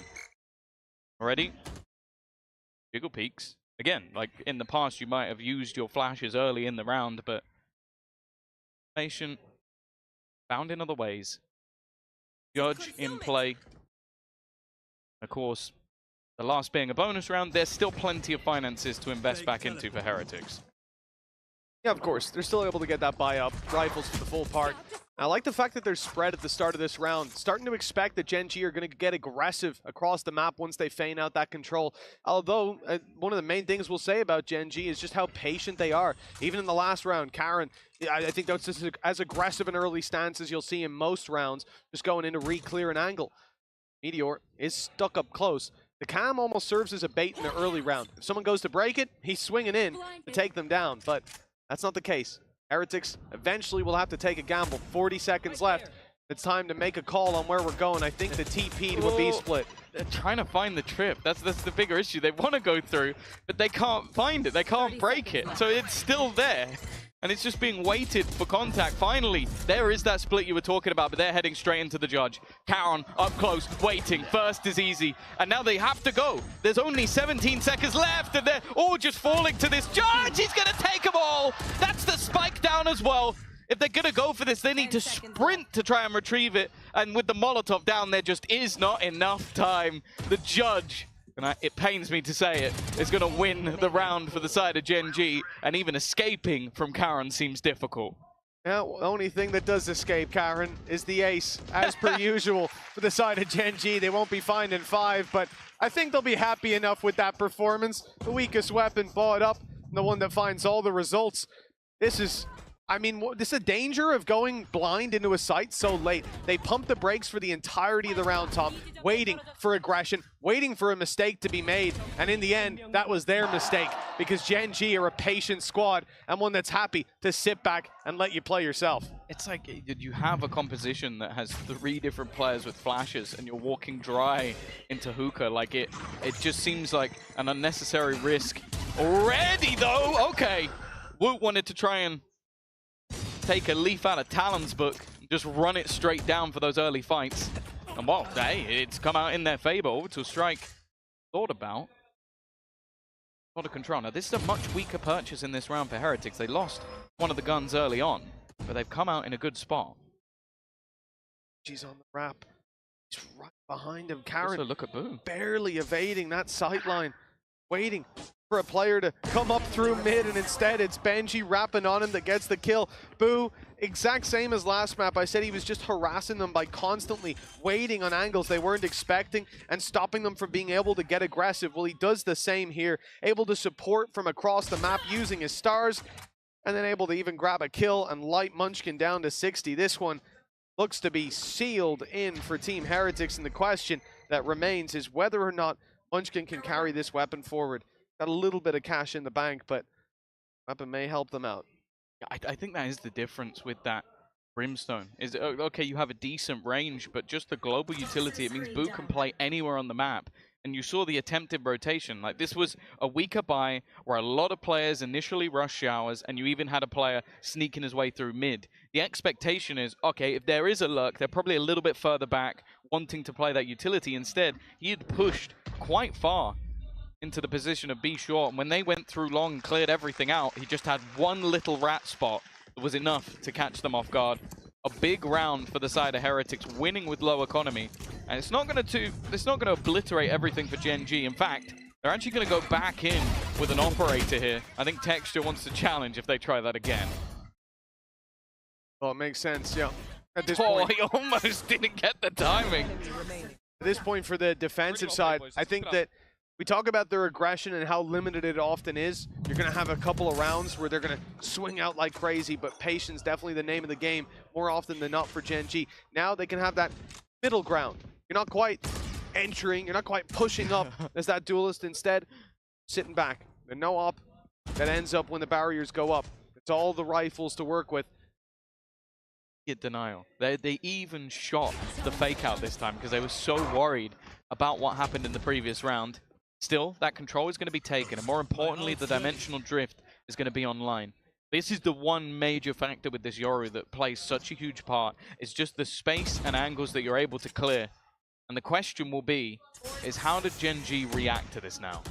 They need to break the camp. They're hearing it activated here and there inside of A, and well, now it's only the man operating the camera that's left alive. Miniboo pushing up, is ignoring it completely. He sat on the corner waiting for the re-aggression. A smart play, misses the shot to start, but he gets there in the end. And now, well, they know they've got all the space to work with. The plan's underway. The control is most definitely locked in for Heretics. Gen G may just want to save these weapons at this point. Yeah, I like the fact as well that even in the late round, they're using that thrash just to make sure that this round is converted. Because we've seen it many a time where they walk into the traps that have been placed down by Meteor and end up falling victim. But again, the thing is, Gen G's response when they see that dimensional drift online is not a bad one. They go, okay, you've got that ultimate, you have Thrash. If we sit back and allow you to use an ult that can clear all of us, and then another one that can stick us in spot, we are screwed for the round. So they go, okay, we have to get aggressive, we have to take some control, and Heretics are just waiting. They had the sort of counter thought, the counter process. Now, they're going to try and take some of these weapons away, but I think the likelihood seems fairly slim, unless they're going to go full sprinting into Hookah. Well, actually, never mind. Lackey is actually caught right at the end of the round. A big blow and an early lead now for Team Heretics. We went 2-2, back and forth. This is their chance to extend it even further with Gen G losing that weapon. They'll have very little to work with in terms of rifles, and it all comes down to that big crunch on short. Just a massive fight, a firefight that goes the other way. Meteor had an opportunity here, but he's not landing it.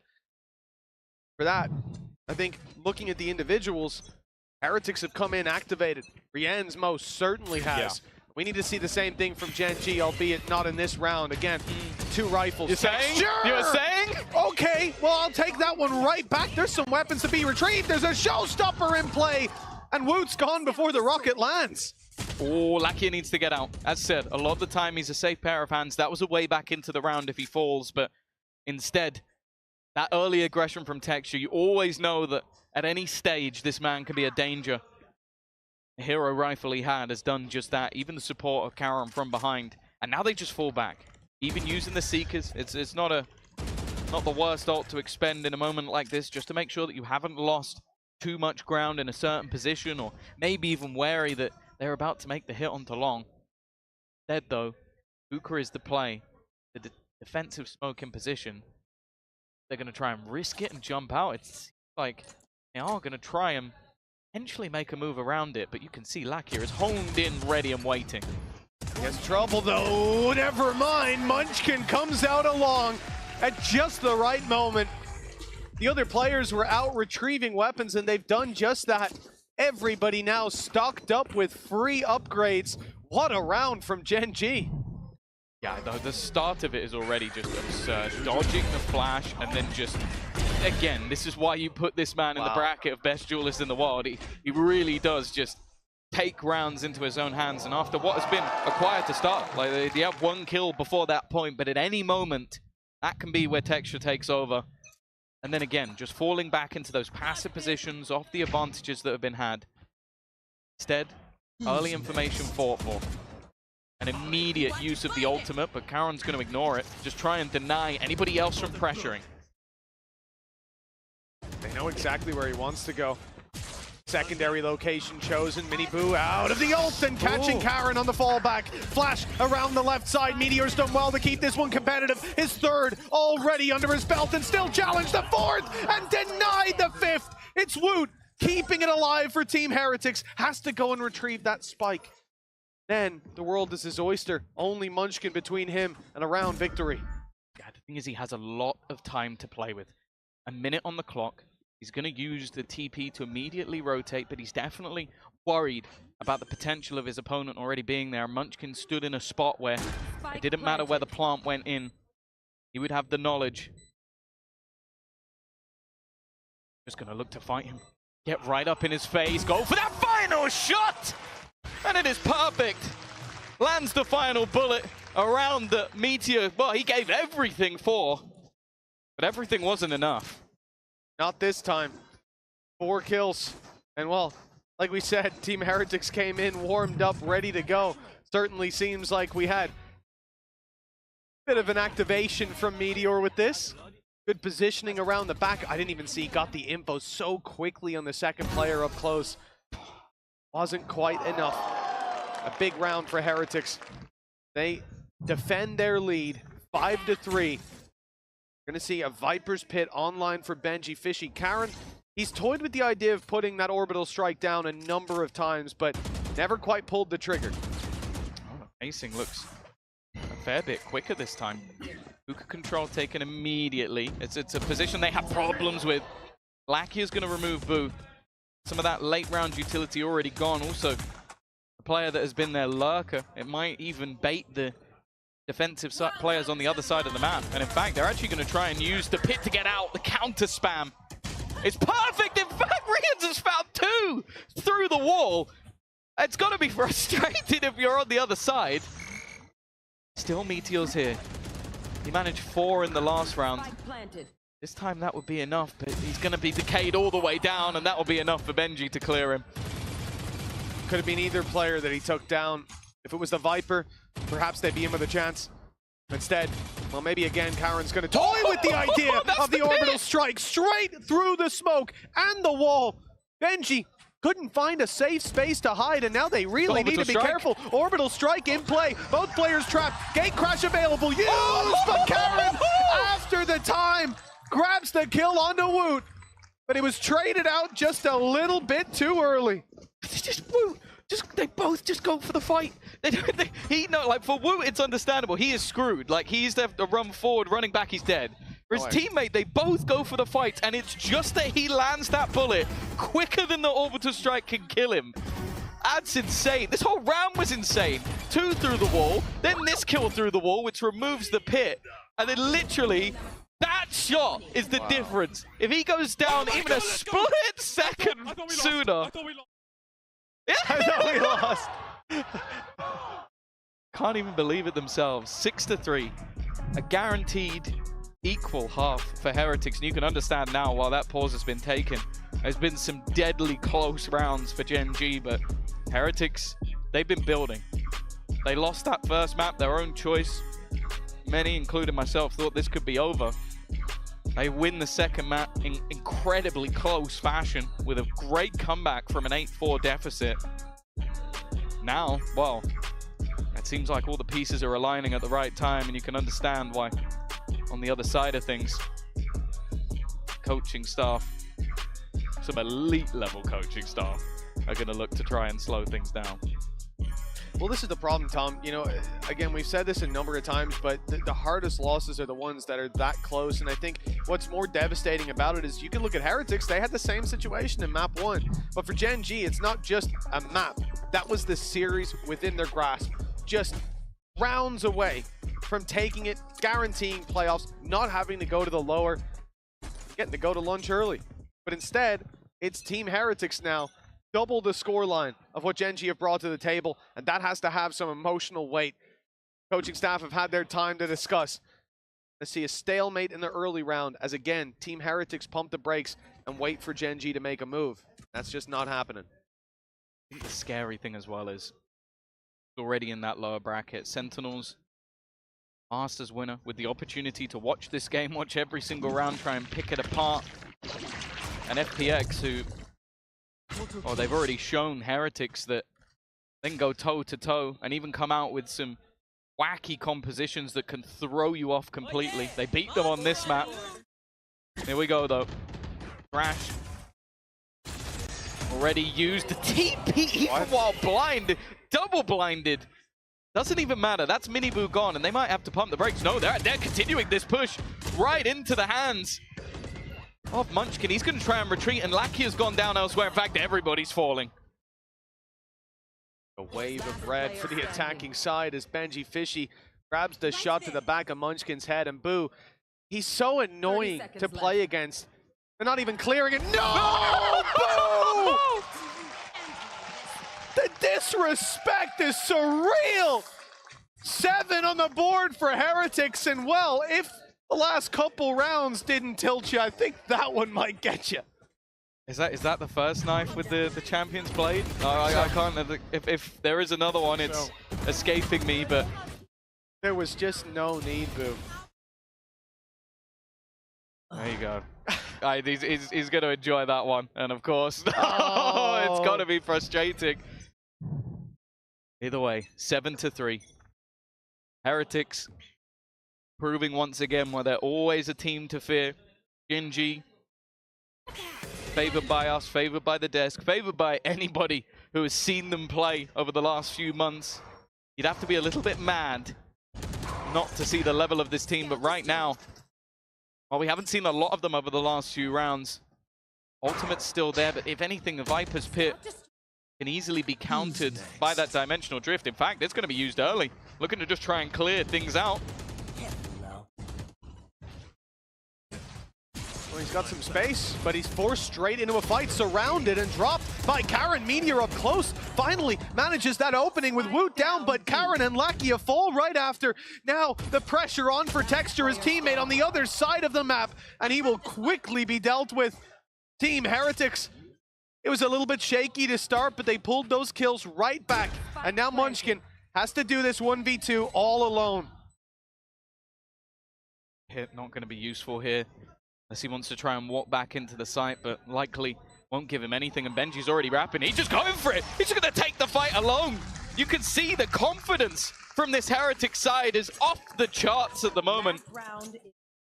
And the big round from Benji. I think he was the one that traded back those 2 kills that ultimately looked like it was going to be a problem. Yeah, quick reactions. Now 8-3 in the lead. 6 of the last 7 have gone their way, and well, we are seeing uncharacteristic performances. Texture, I think a couple of his kills came in a singular round. Lakia has gone and missed. They've been able to isolate him. As I said, normally a very safe pair of hands when it comes to that B side. They have pressured him. You know, who needs it anyway? Yeah, just move. One of the more surprising things here, Tom, is up against FPX. Obviously, Heretics struggled. They got 4 rounds on their attack. They couldn't string a single round together. And here, up against Gen G, of all teams, they've made that recovery. The work they've done is more clear. impressive, the adaptations. Like, they changed their composition, and I think it was for the exact reason you're talking about. Bring in a multitude of flashes, a multitude of information, force players into awkward battles. The dimensional drift of Miniboo, it can basically floor all of the issues that they were having. And the times they did run into awkward things, you could see they didn't do it again. Now, pressure on. Again, Munchkin, he's going to put that snake bite down to try and slow them, but it hasn't slowed them much. Viper's Pit. Oh, Munchkin corrects in time, but he still falls, as does the Pit, leaving Meteor with sight on Benji. A clean kill, and the advantage now towards the defensive side. Spike recovered, and Team Heretics have to think about taking this somewhere else. And Meteor still floating around, grabbing all these kills. One safe haven for them to plant, or so they thought. The Molly forces him out of the round, that is. It's only Rien's 1 against 4. He has to do it all by himself. The whole squad bearing down upon him. They'll at least have a light at the end of the tunnel on Gen G. Finding a round at the end of the half. 8-4, though. A strong lead for Heretics moving into the next. Yeah, that's the thing. It was same in the last map, but Heretics have already proven that with either of these teams, there's always going to be potential for the comeback. So giving that little lease of life. We'll see if Gen G can do the same after the break. One enemy remaining.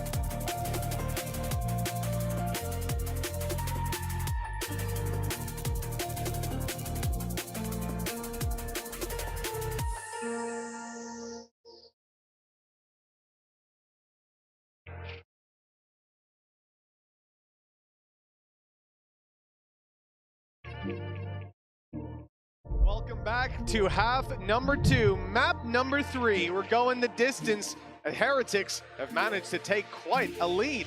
They've got a distance between them of 4 rounds, Tom, and Gen G, after being so close to 2-0ing this series, after facing against that comeback, now here on Bind, this new comp for Heretics, it's working wonders. Yeah, it's a comp that I think, again, it's going to help them out quite a lot when it comes to that attack inside, clearing angles, the same thing they were having problems with when they play versus FPX. I think, again, this team is always learning, always adapting. But now it comes down to that second half. Can Miniboo have the same impact? Are we going to see the operator more from him?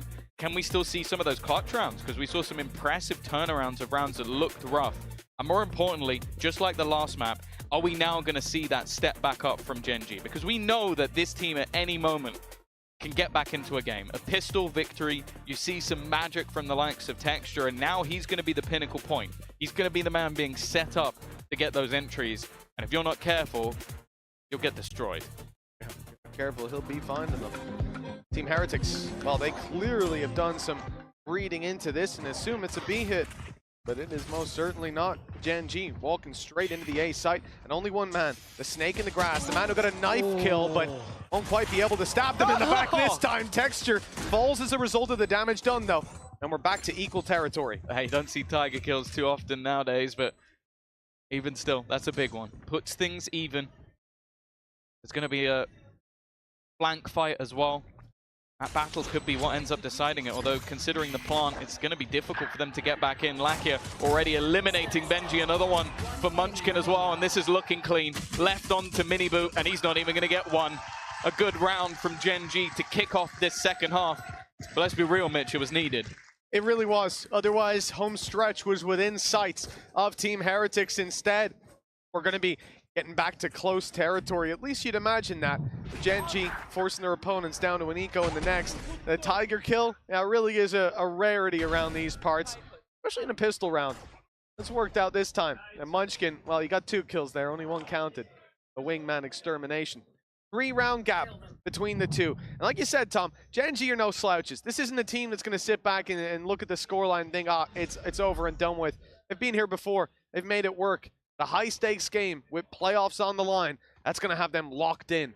Right now, locked into the B site. Traps and camera left behind to cover A aggro.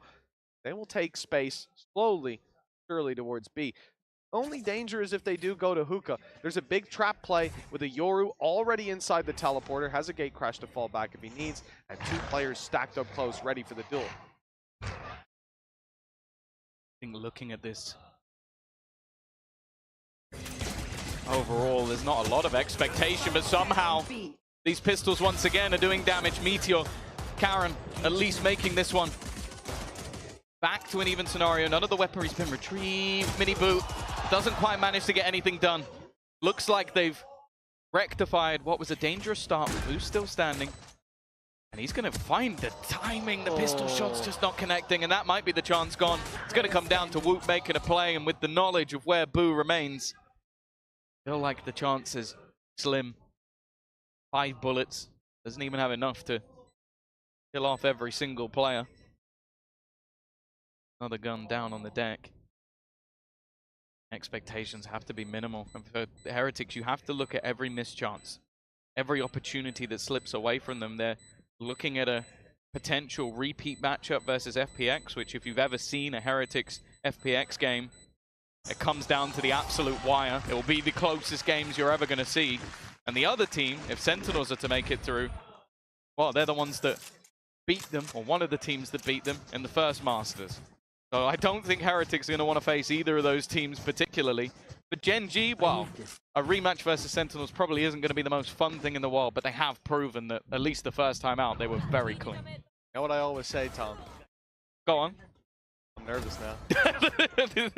I'm nervous now. It's always harder to beat a team the second time round. And, well, Gen G, maybe they're finding that out here. Oh, you didn't or say maybe that not. last time. No, it was a little different last time. I've modified it now. Slightly. But yeah, for Gen G, this position, 8-6, last round, big one from Meteor. The fact that he goes late through hookah where the trap play was, but those players had already been pulled to sight by the hyper-aggression down B long. He catches a kill on sight. They get the information that Miniboo had come up behind, that he had come out of the teleporter and was now in hookah. And so he adjusts and grabs that kill too. Got rid of 2 big dangers from the round. This time there's a bunch of dangers with everybody on Heretics having rifles and a very passive play from that defensive side. Gate crash, I presume, going to be used here for the rotation. There it is, already put out to the B site. And A will be stacked up with 3, just as Gen G look to push it. The thing, when you have that Gecko Sky combo, you can use your flashes for info. This is what we talked about though. Texture being set up, Boo dodges the flash, gets the opener for himself, removing the danger man, or at least one of them. And actually, Lackey has now gone down as well. This is starting to look pretty problematic. Bonus round. Had a lot invested into it. Even leaving Munchkin with less desirable economy for the next round if they don't manage to find a little bit more here. Wanting to at least get a bit of damage done. He's fighting tooth and nail.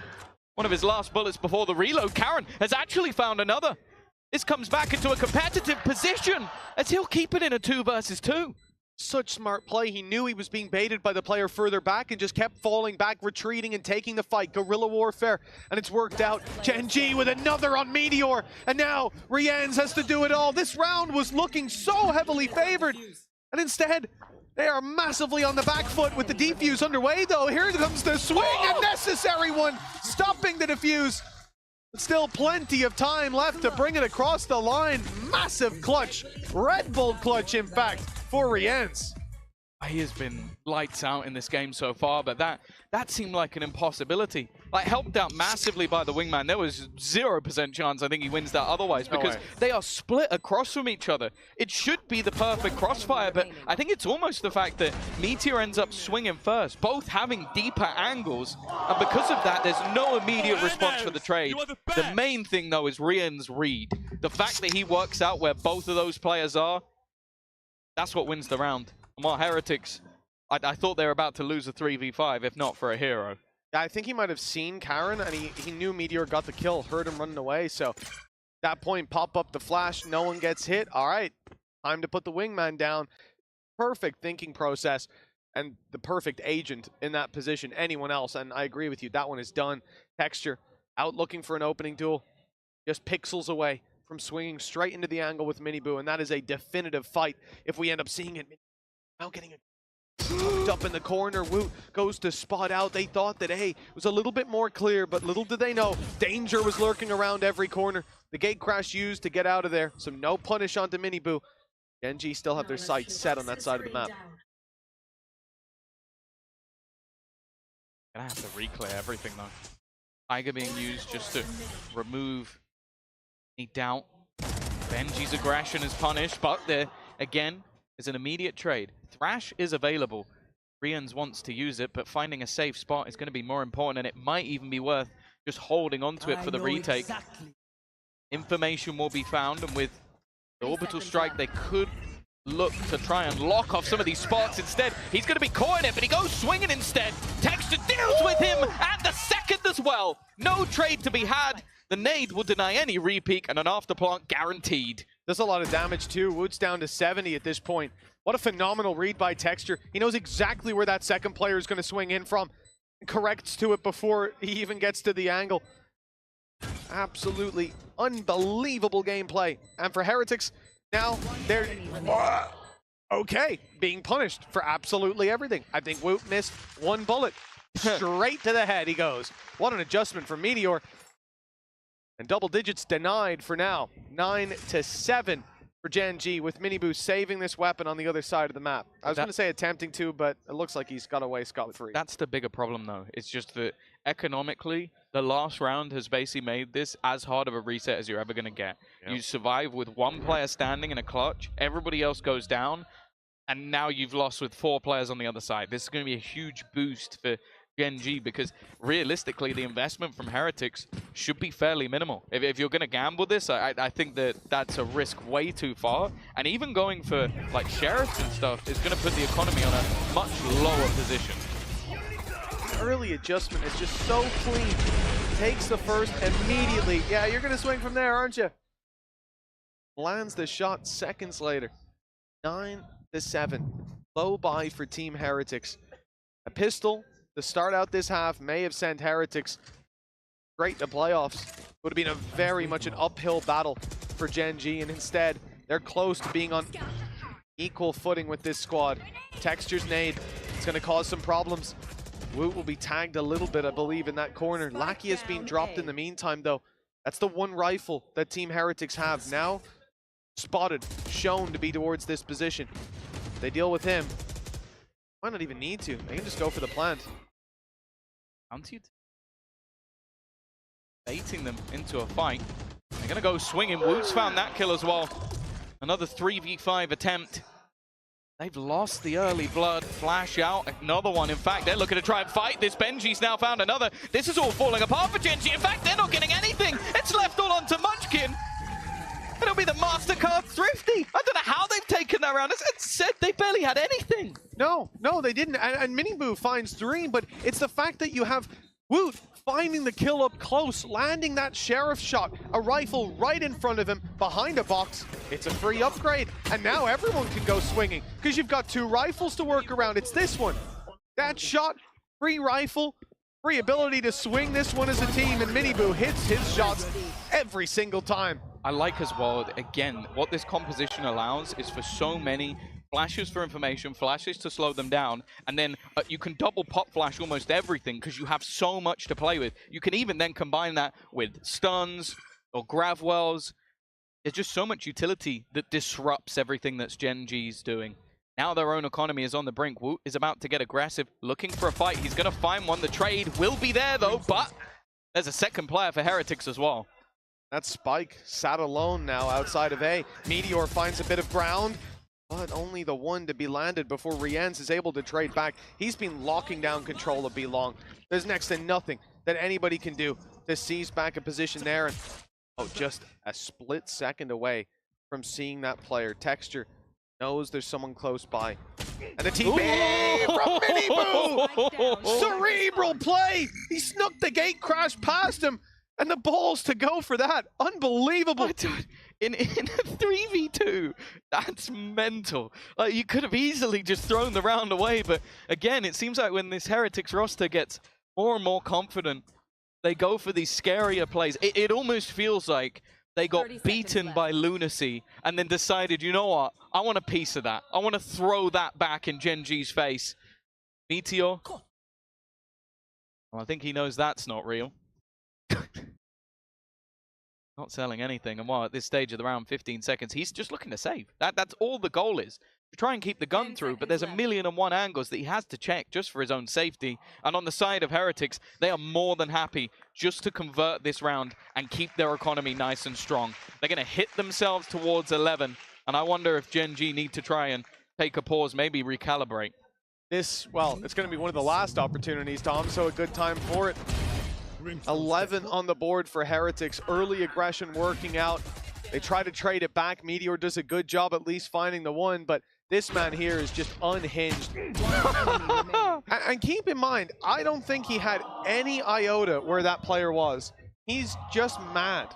But sometimes you thrive in the madness, and Heretics most certainly are. One of the other things, Tom, is when these rounds end, I'm looking down at the stage, I'm looking at the player cams we're getting, and there's a lot of heads in hands for the side of Gen G. They are starting to feel these losses round by round, the chances to go straight to playoffs, to take that higher seed, just slipping through their fingers.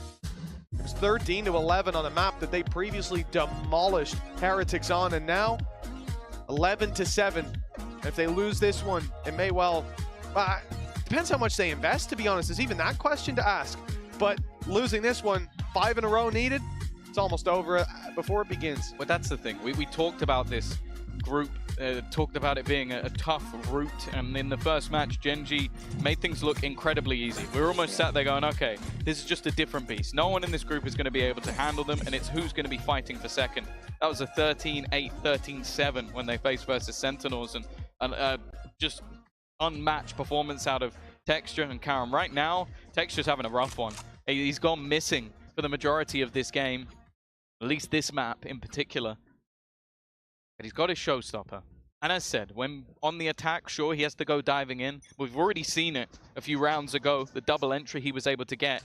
It seems like they're going to go for that again. And look at where the majority of the defense are. It almost seems like they're playing a retake.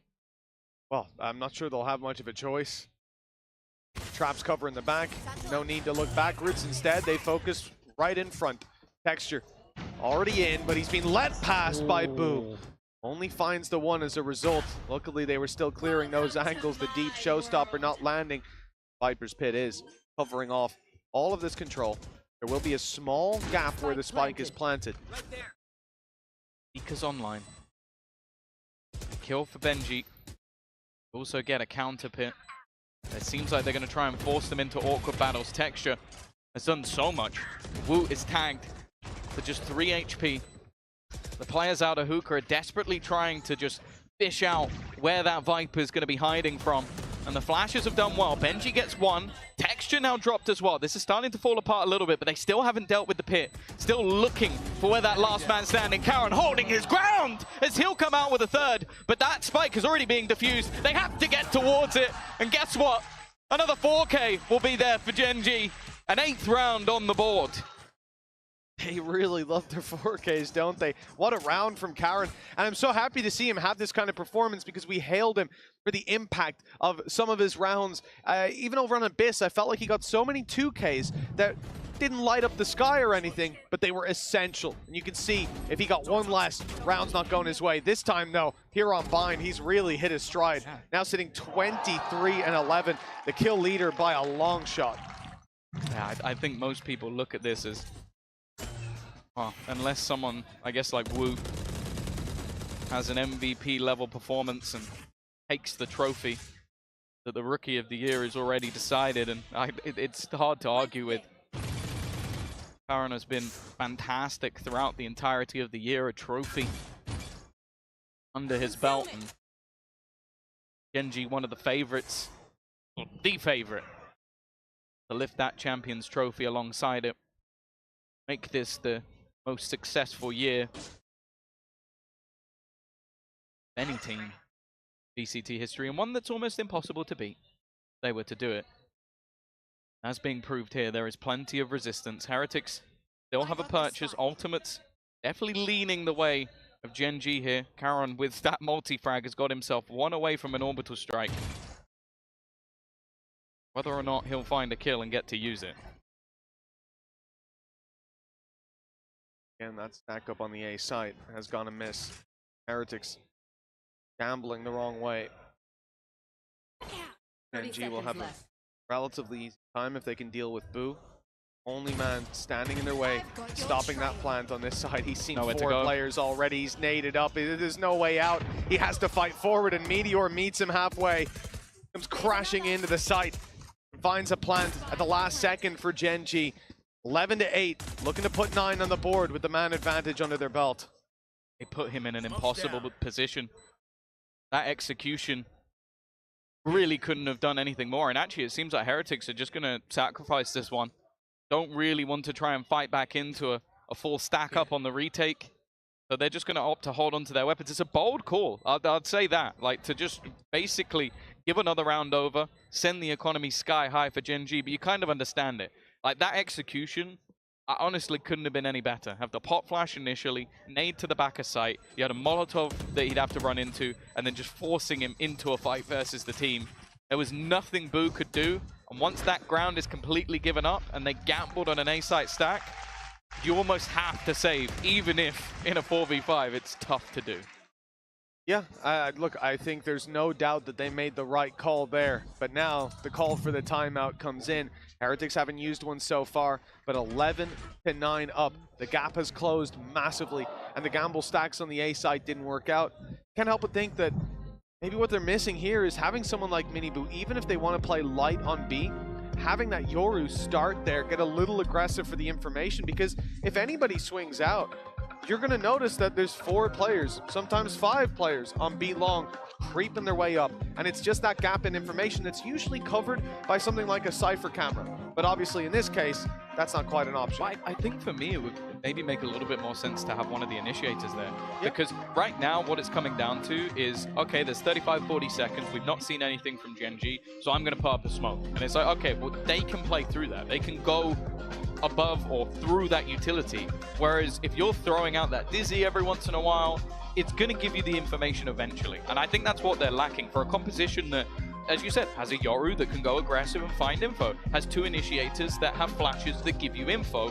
To have 2 rounds in a row where a team is able to hit into a site that you are unaware of until they are in your face, that shouldn't be happening. And I think that's why we've seen a pause for the side of Heretics to go, okay, that gamble hasn't paid off. It wasn't worth the risk. We're playing without information and gambling on them giving us something. And it's even on the A side, the way they're approaching it, it is a trap play. It's why I sort of say about the Yoru, because the initiators are meant to be on the A side, popping their flashes out, flooding them with blinds, and then the swing comes through. But that means you're not having those super deep flashes clearing out space. Now, well, off rip, there's 1 player outside of A. They know that for sure. The gamble stack on B is not going to work out because short has been taken for free. Gen G have got backside A control, they've got site control, they've got everything. And Meteor, I expect him to get a kill or 2 there, and he got both. Of course he did, even blinded It's up. a save. It's already a save. I can't imagine that the players on the other side are going to be going for this. It's going to be so difficult to find a way back in. I guess they've got some extra credits to play with. That's why they're going to try and run into what is Texture. And while he wanted to try and get all 3, instead he gets the 1, but does a lot of damage. The remaining players have no choice but to try and leave this position. But again, it's meteoric heroics that end up closing out this round. There was... again, you look at what was being done by Heretics, I don't mind it. They needed to clear that backline. They needed to find that guy. The flash was perfect, just like the shots from Boo. And of course, with the saves that we've seen from the side of Heretics, there's so much economy for the attack. They want to try and get rid of the guns as well. Munchin has done well. Is Boo really going to survive on 2 HP? It looks like he will. What a round. What a round from Meteor. I was going to say, I somehow expect him to get a kill or 2. Fully blinded. Double spray to the head. It's absolutely ridiculous. I think they both checked left as well. Yeah. Yeah, they were both clearing the wrong way. You probably even just assume, you know, he's jumped out of the smoke once he got blinded. He's running away. Let's go hunt him down. But nope. Nope. It's Meteor to take the kill. Now competing with Karen for that kill lead. Orbital Strike online for the attacking side. 1 round in it. What a difference 1 round could make. Heretics, they've been struggling to put anything on the board, and here there's a lot of weaknesses. The Heretics are trying to break records of how many rounds they're going to play this tournament. If they go on a run, I think they might. Miniboo waiting, but it's only going to be the one. And they know that, or they should know that Woot is around this angle. The Tiger just being used. The inopportune moment. Maki is waiting. The flash. Not find anything. That's the thing. Again, the ultimates seem to just lean slightly in favor of Genji if they can get themselves into the post plant. I like this duo though. Like having Rians alongside Benji, they've been so good at getting info, finding the delays. They just dodged that off their own orb. That's what it looked like, but it doesn't matter. Benji gets the kill anyway. Nice frag. You've seen the B site. Here. Under pressure with just 1 man holding it, they were overwhelmed. This time, no. There's a lot of gaps in the side of Genji, and even more so now with Munchkin down. No way through, you'd imagine. The Meteor manages to find himself one. The site taken over by Benji, stood underneath. 3 kills already to his name, and there's backup on the way. Okay. It's Benji's 4th game, a series of 4Ks. With 12-10 on the board at long last, Team Heretics have map and series point, playoffs point. Well, that's the main thing. It's a little bit of a break, but more so, it gives you a good opportunity to dodge some pretty fearsome teams. Think about those #1 seeds, the potential of someone like Leviathan. You're not going to want to face off against. I guess in some of the other groups, maybe the one that like things coming up a little bit later on. I think DRX or Fnatic. It's a pick your poison sort of moment, but there's definitely real opportunities to dodge some heavy hitters, but more so not have to play in that decider match. Which, for a team that all year we've been talking about burnout being a big factor, for Heretics, it's so important to get that win on the board. Now look at this. We've seen the judge in this position before do damage, and Riens, well, he's not slowing down on those stats. A double kill. Players dropped, and indeed, Thrash kept for later on. Meteor's taking a risk, has to get this kill, otherwise it might just be GG. A 2 versus 5 needed to stop Heretics. And it's Riens who's in position. He wants a little bit of revenge. Gets 1 blind. Munchkin is not long for this world. 18 HP. That's not the gun he's looking for. But even still, this looks like a bridge too far. An impossibility for Heretics. A team that struggled towards the end of EMEA. Played versus FPX and were almost defeated. Maybe even should have been.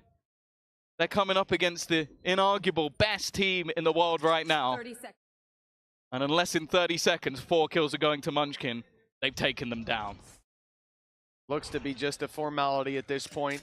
An impressive comeback in the series, in the map, and Benji Fishy to close it. 13-10, 2-1. Everyone expected Genji to be the ones taking this across the line. But somehow, Los Niños have gotten it done. Playoffs bound. Yeah, this is a team that we've spoken about all year. The fact that they came in as a squad that, let's be real, expectations were almost 0. They were a bunch of youngsters thrown together, built by Neil Zenio. And they have gone from strength to strength, improving as they go.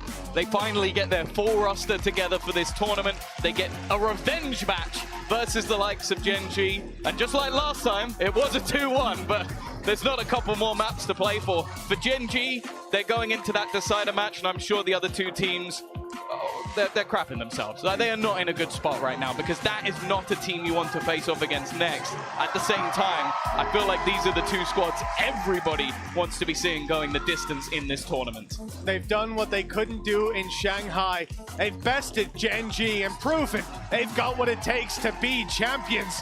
For now, they have a break, recover from the burnout, and prepare for matches that won't get any easier than this. No. A phenomenal display from a group of youngsters, and well, an entertaining one too. It went the distance.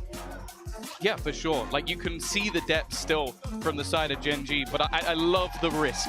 The gamble to switch up to a composition that, again, you kind of look at and go, maybe this shouldn't work, maybe they shouldn't be able to catch them off guard. It was said by the desk that the likes of Munchkin's very good at dealing with a lot of the stuff that was run, but I'll be honest, it's just so impressive that, again, when needed, players like Benji, players like Riens, Pooh himself, the IGL, just had such high levels of impact that honestly, it really does feel like this team can go the distance. If you're a Gen G fan though, I don't think you're too worried. The likelihood is you're going to come up against FPX or Sentinels who they've already beaten, and it's better to bleed a little bit earlier on and have that comeback later in the tournament. Yeah, it absolutely is. With some phenomenal moments throughout this series. There was a point where it looked done on map number 2. We thought Gen G would take it across the line, but some of these players dug deep, and Team Heretics ultimately take it across the line. Let's toss this down to Jen on the stage with Benji Fishy for the Verizon post-match interview.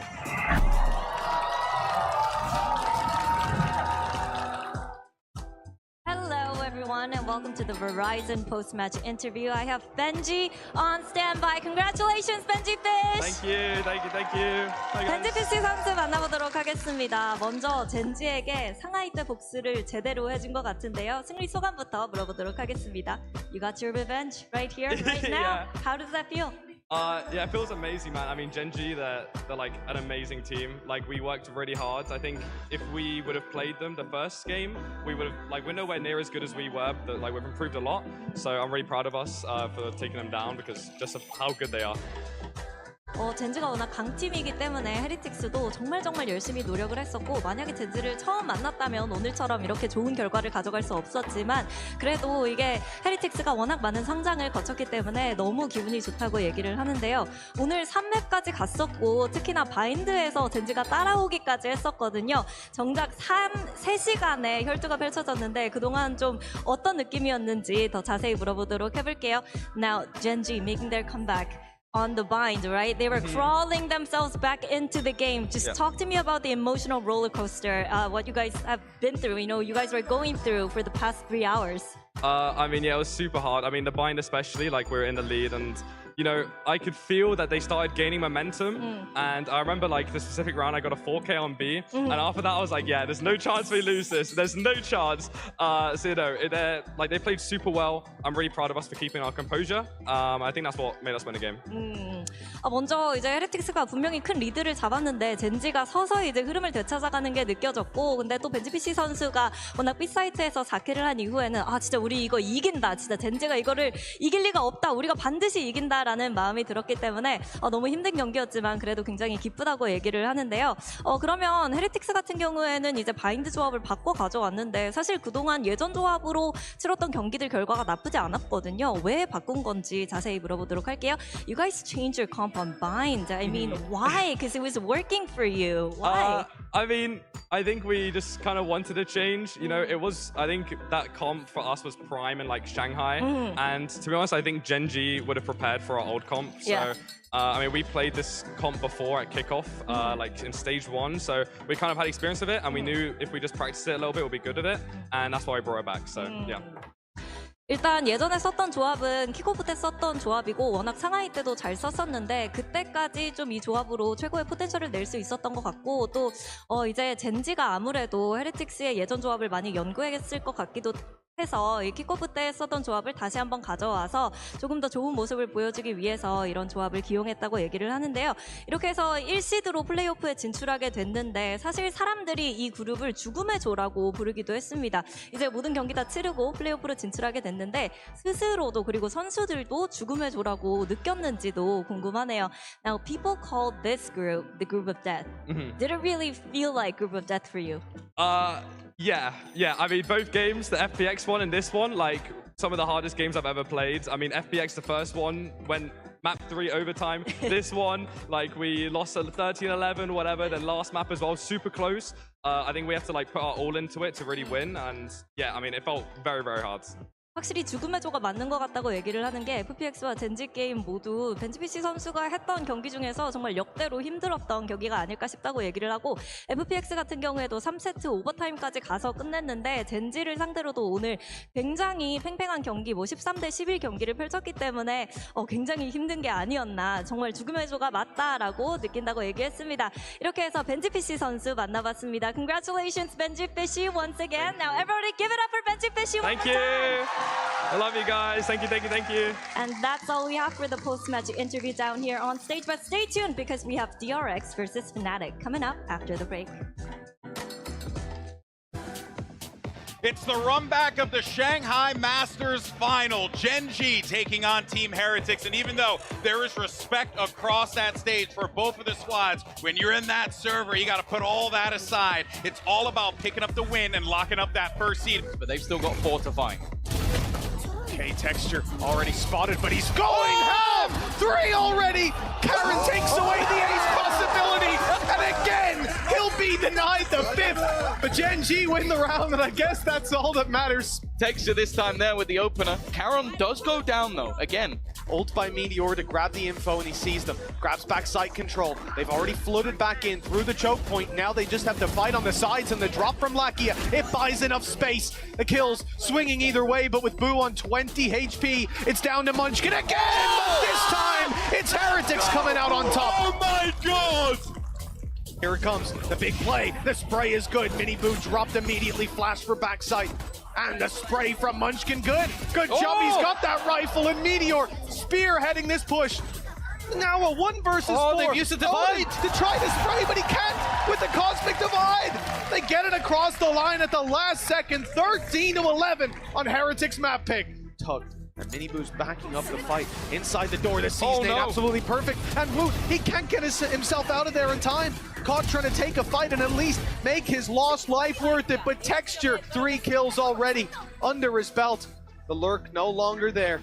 Now they look just towards the side. A little whiffy for Meteor. A chance with Munchkin though on the backside, dodging the paranoia and landing a headshot. The one-way already surpassed though. Lakia has dropped down below and he's got support up top. But up goes Woot. The 10 health man still getting the damage done. They're both quite low. And a man like Texture keen to convert. The first shots don't land, but nor to the last. It's Rien's taking it across the line in an essential round for Team Heretics. Perhaps offered Meteor a chance to isolate the fight, and he connects the shot. Lockdown now in play, and it's Benji Fishy needing the clutch to keep the stream alive. And Heretics got themselves a 3rd map here. An impressive comeback into Lotus. They've taken Gen.G down, something they couldn't do on Shanghai on this map. Wants to go. Secondary location chosen. Mini Boo out of the ult and catching Karen on the fallback. Flash around the left side. Meteor's done well to keep this one competitive. His 3rd already under his belt and still challenged the 4th and denied the 5th. It's Woot. Only Munchkin between him and a round victory. Get right up in his face. Go for that final shot! And it is perfect. Bang! Let's go! The players out of Hookah are desperately trying to just fish out where that Viper is going to be hiding from. And the flashes have done well. Benji gets 1. Texture now dropped as well. This is starting to fall apart a little bit, but they still haven't dealt with the pit. Still looking for where that last man standing. Karen holding his ground as he'll come out with a 3rd. But that spike is already being diffused. They have to get towards it. And guess what? Another 4K will be there for Gen.G. An impressive comeback in the series, in the map, and Benji Fishy to close it. 13-10, 2-1. Everyone expected Gen.G to be the ones taking this across the line, but somehow Los Niños have gotten it done.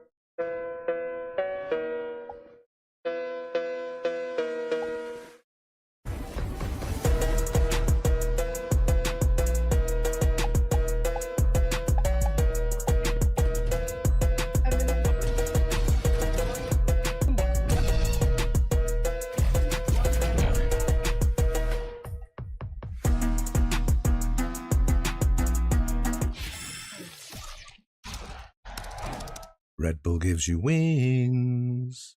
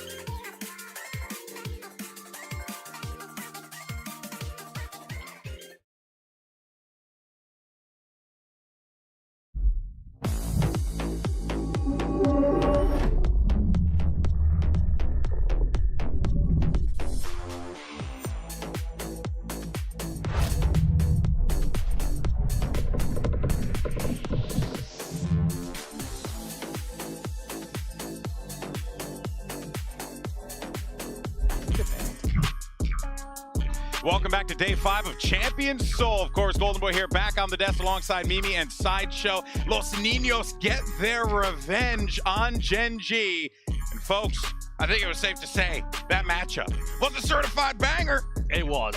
It was a ridiculous certified banger. Mimi hates There you me. go. She hates me It was so a great much. match. It was. It was That I an enjoyed excellent immensely. I think that really There was a sets banger. it sets the scene for the next game coming up. But as there's well. no board that would certify such a thing, to my knowledge. There is the production here will certify it. Yeah. Check it out. Look, we can certify this banger right now if we just show it, and then everyone can know that. There it is, certified. Yeah, that's how the graphic works. And there's the visual. Are you stupid, Mimi? I want to see the license. Are you stupid? That's crazy. I might be. It's possible. Okay, before one of us gets smarter than fired him. for whatever, let's jump into our next match, shall we? Talk about this one, DRX versus Fnatic. We make the joke, but yes, this is going to be another big match, another banger for sure. These are going to be two teams that end up meeting at Champions each and every freaking time. They can't get away from each literally other. been every event that these two teams have had to play against each other, and every time it has been a heartbreaking match. Elimination in the last two champions that they played against each other. Fnatic is up 2-1 in the history of this matchup, and this one won't be quite as heartbreaking. It is for playoffs instead of elimination, but still a very important game with a lot of history. Yeah, just going back a couple years as well, DRX actually beat Fnatic when DRX made top 3 with their old roster, Champs 2022. That was on Alpha Year's home turf, Turkey, in Istanbul. Now he's got the opportunity to do the same, get revenge in front of DRX's home crowd. That's why Alpha's so pumped up for this one. Yeah, it's like what George Lucas said, you know, it's poetry. It just rhymes. George Lucas you know? never wrote poetry. He never did. I don't think he wrote poetry. It's a gag. Look it up. Anyway, let's go ahead though and send it over to Yinsu, who's actually standing by with Alfier. Maybe we get some thoughts about coming into DRX's home turf. Let's check it out. It's going to be a big game for Fnatic Alpha Year here, because we've heard you talk about how you want revenge after what happened at your home turf, Istanbul. You're in Korea now going up against DRX. But how much have you changed and developed, do you think, as a player compared to when we saw you in Istanbul? It was my first international tournament, like Champions, I will say, in 2022 in Champions in Istanbul, and I have pressure because it was Istanbul. It was my own country, but I'm not that kid anymore. I have more experience. I'm a better player. I just can't wait to play. We can't wait to see it either. Good luck, Alpha. Honestly, I couldn't agree more with him, right? He is not the same player that he was in 2022. He's grown significantly on this team, and, well, I think now's a great opportunity to show the progress that he has made, for sure. Yeah, that Champions was still kind of a continuation of the honeymoon period that he had after joining right before Masters Copenhagen in his rookie year. And now Fnatic has ran it back, and they have another new rookie player coming in with Hero in this roster, seemingly creating another one of them periods for themselves as getting that win over BLG. I think the perfect way to warm up with that rookie. Yeah, I definitely agree that Fnatic are on a bit of a, like, it's not even necessarily a honeymoon period. It's just that they now have really good ideas. They haven't lost a series since Masters Shanghai, since adding Hero.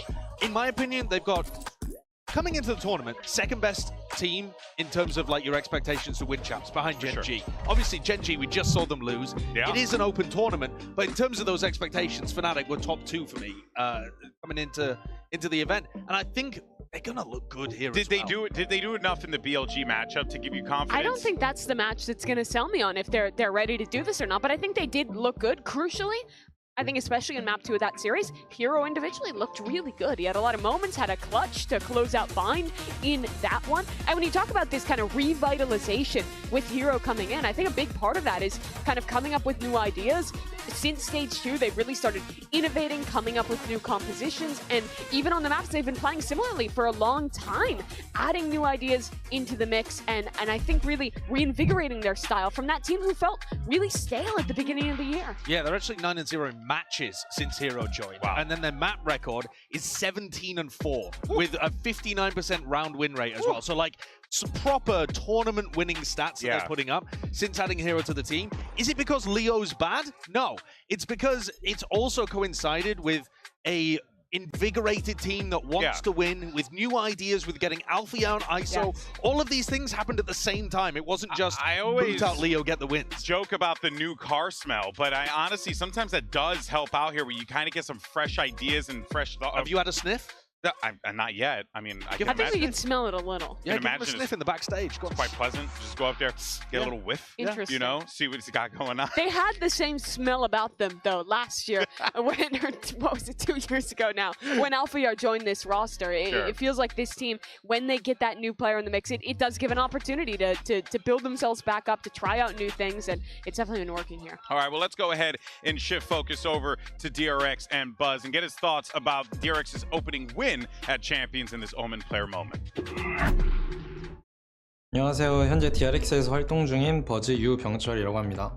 이겨서 굉장히 기분이 좋고요. 일단은 이번 매치에서 굉장히 많은 교훈을 얻었다고 생각을 하고 있어요. 3명의 선수가 챔피언스에서 처음이기 때문에 사실 저도 그렇고 명관 형도 그렇고 처음에 살짝 삐끗했는데 그거를 통해서 조금 더 실시간으로 성장하고 더 배웠던 것 같습니다. 그래서 시작이 매끄럽진 않았지만 그래도 이긴 건 이긴 거기에 너무 기분이 좋다고 생각하고요.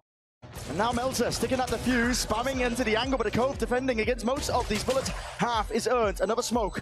Blooms and blossoms. Kesner with the kill, and a judgment again. Flick of the wrist, tapping away with the guns, and it has to be reclaiming it. Bane backing up and running into it. Oh my goodness! 푸나틱과 이제 만나게 되는데 굉장히 잘하는 팀이라고 생각하고 있고 그 전 경기에서도 좋은 모습을 보여줬었기 때문에 방심하면 안 될 거라고 생각하고 있고요.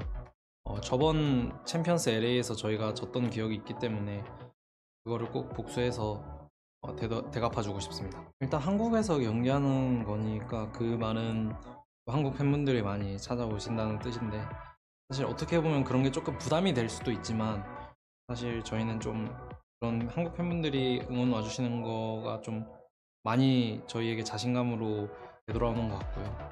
그렇기 때문에 사실 더 어느 때보다 더 잘하고 더 좋은 모습을 보여주고 싶은 마음이 더 큰 것 같아요. that added pressure, right? Playing in front of the home field, right? Having been eliminated by Fnatic champs last year as well, like you can tell that there's a lot of pressure in this situation, and you even felt it in their opening matchup against Cruvisa, right? Map 1 was a little bit shaky, but then they were able to find that success, bounce back in great form, and I think, you know, they could just continue to build off of that. Buzz talked about it just then. They were also talking about it at the press conference. This is a new team with rookie players. This is not the old, super experienced, always make a deep run DRX. Yeah. Bane said it was his first time on stage playing a big event like this. He didn't realize it, but he froze up on stage. And when he walked back off, everyone was asking him, what's happening, dude? What's happening? You need that kind of experience, and they got it on Haven, and happily they were able to bounce back. And that's the important thing, right? Losing that first map, but going back, talking with the coaches, finding the reset, and playing like they did in Pacific. The defensive protocols looked good. They were playing well as a team. The rookies weren't incredible, but Flashback in particular had a great match. It was the game they needed to warm up to this big stage. Yeah, well, here we are. It's about to go down as our two teams take the stage. It's going to be DRX going up against Fnatic. You know you don't want to miss this one. Let's head to the stage.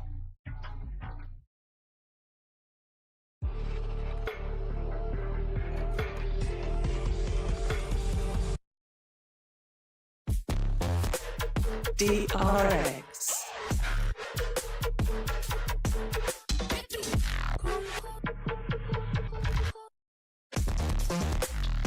Fnatic.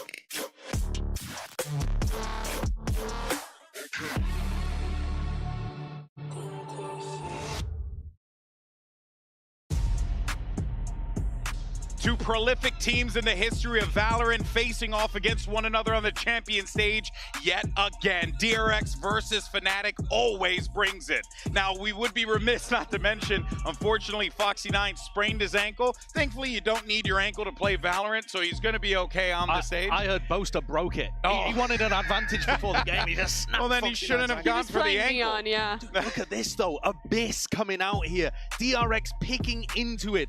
Fnatic have left it open. What a trap. I'm sure this is literally the same this. map pool we just saw. It is. It is. And, well, Fnatic have a trick up their sleeve. They've brought back their specialists that they seemingly always do for a new map. Anders joining again in an assistant coach role, cooking up some comps for them. For history, this guy has joined and left the team about 10,000 times, and he's the guy they brought in to make their Lotus comp that has been the meta on Lotus for literally 2 years. I hate to see the way they do the tax documents and all that stuff. I mean, goodness gracious, get him in and out, in and out. Yeah. No, I swear, he's an independent contractor. He's not an employee. No, this guy cooks. He's very good at coming up with good ideas. So I'm excited. It's going to be similar to Gen G, where they come out on Abyss and they're playing stuff that makes sense, has good ideas behind it. And we got a spoiler there. That's a comp we've already seen from G2 in Americas, running the solo Yoro with the Astra in the mix. I think this makes a lot of sense for Fnatic. Boaster loves playing on these Astra maps. We already saw in the first match of the day how valuable that double controller comp can be, taking space in mid on your attacking side. It's super impressive. And it's very similar to what Gen G were running. It's just that Alfier's coming out here and playing the Killjoy gives them a little bit more information on their defense side and even cringier post plans. Yes. Oh, and we know you love cringy post plans, buddy. Oh, I love them. I mean, they are extra cringe. Let me pull up the telestrator again. Yep. Durka on the Yoru as well. We've seen him playing a lot of that in Stage 2 in EMEA, and I think has looked pretty good. There's, of course, a lot of combo potential in this comp, but if Fnatic is playing a new map, we know they have been practicing hard, and this is their chance to show it against a DRX that have already shown VODs of this map. Well, let's go ahead and send it over to your casters, who, by the way, are totally happy that they get the cast DRX yet again. It's Achilleos and Paper Thin. Thank you very much. Yeah, it's always exciting, but especially with this matchup here versus Fnatic. This is going to be an absolute banger of a series. I see that you're giving me some ice here, Paper Thin. You just get out of the sauna? You coming right from the bath? Okay, look. I figured today's a good day. We've got both Korean teams playing. I might as well wear some traditional Korean garb. For those who do not know, this is a jogori, and this is a part of what would more commonly be known as a hanbok. I just didn't get the memo. I look really out of place right now. I think I'm the one who looks a little bit more out of place. Okay, fair enough. So let's see which team will find their place here on Abyss as we have Fnatic kicking things off on this attacking side. Yeah, this should be really interesting. I mean, a lot to kind of read into the way DRX likes to play this. Buzz, once again, on top of that box at B, the same as we saw in the pistol round against Crew. And this time around, though, they've got Foxy9 to try to cover this angle. A jiggle peek and Buzz gets the first kill. Buzz able to find that first. Blood Chronicle going to be taken down. He's looking for the second, but we'll just go ahead and tailwind away. Unable to nail the shots there. Durka still at full HP. Suppress here for the moment, and does actually get a tag there. Buzz going to be down to 70. This Yoru, a lot of extra space. Bane challenging, got Durka down to 45. They're able to find one. Bane now going to be eliminated straight out here. The Sova's gone, but Lance still not coming in. The Spike still needing to cross the gaps. Coming through now from Boaster. Passed over. He'll tuck back. Plant handed over here towards Durka. Paranoia crashing across. Able to get the connection there onto the Yoru, but they cannot try to capitalize. No, Buzz does. Managing to find him. Second kill here for the Jet. For now, the man advantage in the hands of DRX. Nanoswarm just landed. Delaying a little bit. Delays a bit. Can't start the hold to half here as Buzz eating a little bit more damage. This Fnatic just going to be trying to buy as much time as they possibly can. Still going to be dumped. The hold coming through. Foxy9 body blocking. There's the grab. Well, pulling Mako off. They still have not gotten this one. Up to half. The poke and prod. Hero going to be good to take down the enemy. Omen flashback just trying to stay tucked away as Buzz tries to keep them in this one. But Hero with a 4K will go ahead and scoop up the pistol round win. Yeah, and you're already seeing some of the ideas that the desk was talking about with this composition, that it's going to be very post-plant heavy on this attacker's side. They have lineups for the nanos. They have that grab well in the back pocket. Boaster able to get out before he takes too much damage there early. Going to be so crucial in these post-plants. You have so much ability with the smokes, with the grab wells, with the Nova pulses to make DRX's life a nightmare. And the whole time I'm thinking in the back of my head, I'm like, DRX has got to try to push past this pillar towards spawn to start clearing players out of Fnatic, because it's going to be near impossible to get this defuse with the setup that Fnatic can bring. And really heavy purchases here from Fnatic. Still going to have two pistols, but Sheriff and Ghost, plenty of firepower still there alongside these three Vandals. As DRX have gambled on A, and that is not where they are. That is not where Fnatic are at. Lost that gamble, but that's A-okay. And here for the side of Fnatic, you know, Boaster and Hero do a lot of the heavy lifting in this round. They've just got the pistols. Those you can afford to throw over. So you can have a full rifle buy into the bonus. Plant going to come down. Very similar scenes, and now let's see what exactly DRX wants to do. Most likely trying to find ways to die without giving orbs over to Fnatic. Especially once they realize what kind of firepower is there. Maybe one person get taken down here. Then look to try to tuck back as Hero looking to up into mid. As well, I just have a ghost, so if I can go backstab and get even closer to this Viper's pit, then that's going to be all right with me. He's being watched here for the moment, and now they will note him. Quick little swing out. They're going to look for the challenge. The swoop forward, and Buzz able to find that one. Grabs the ghost here.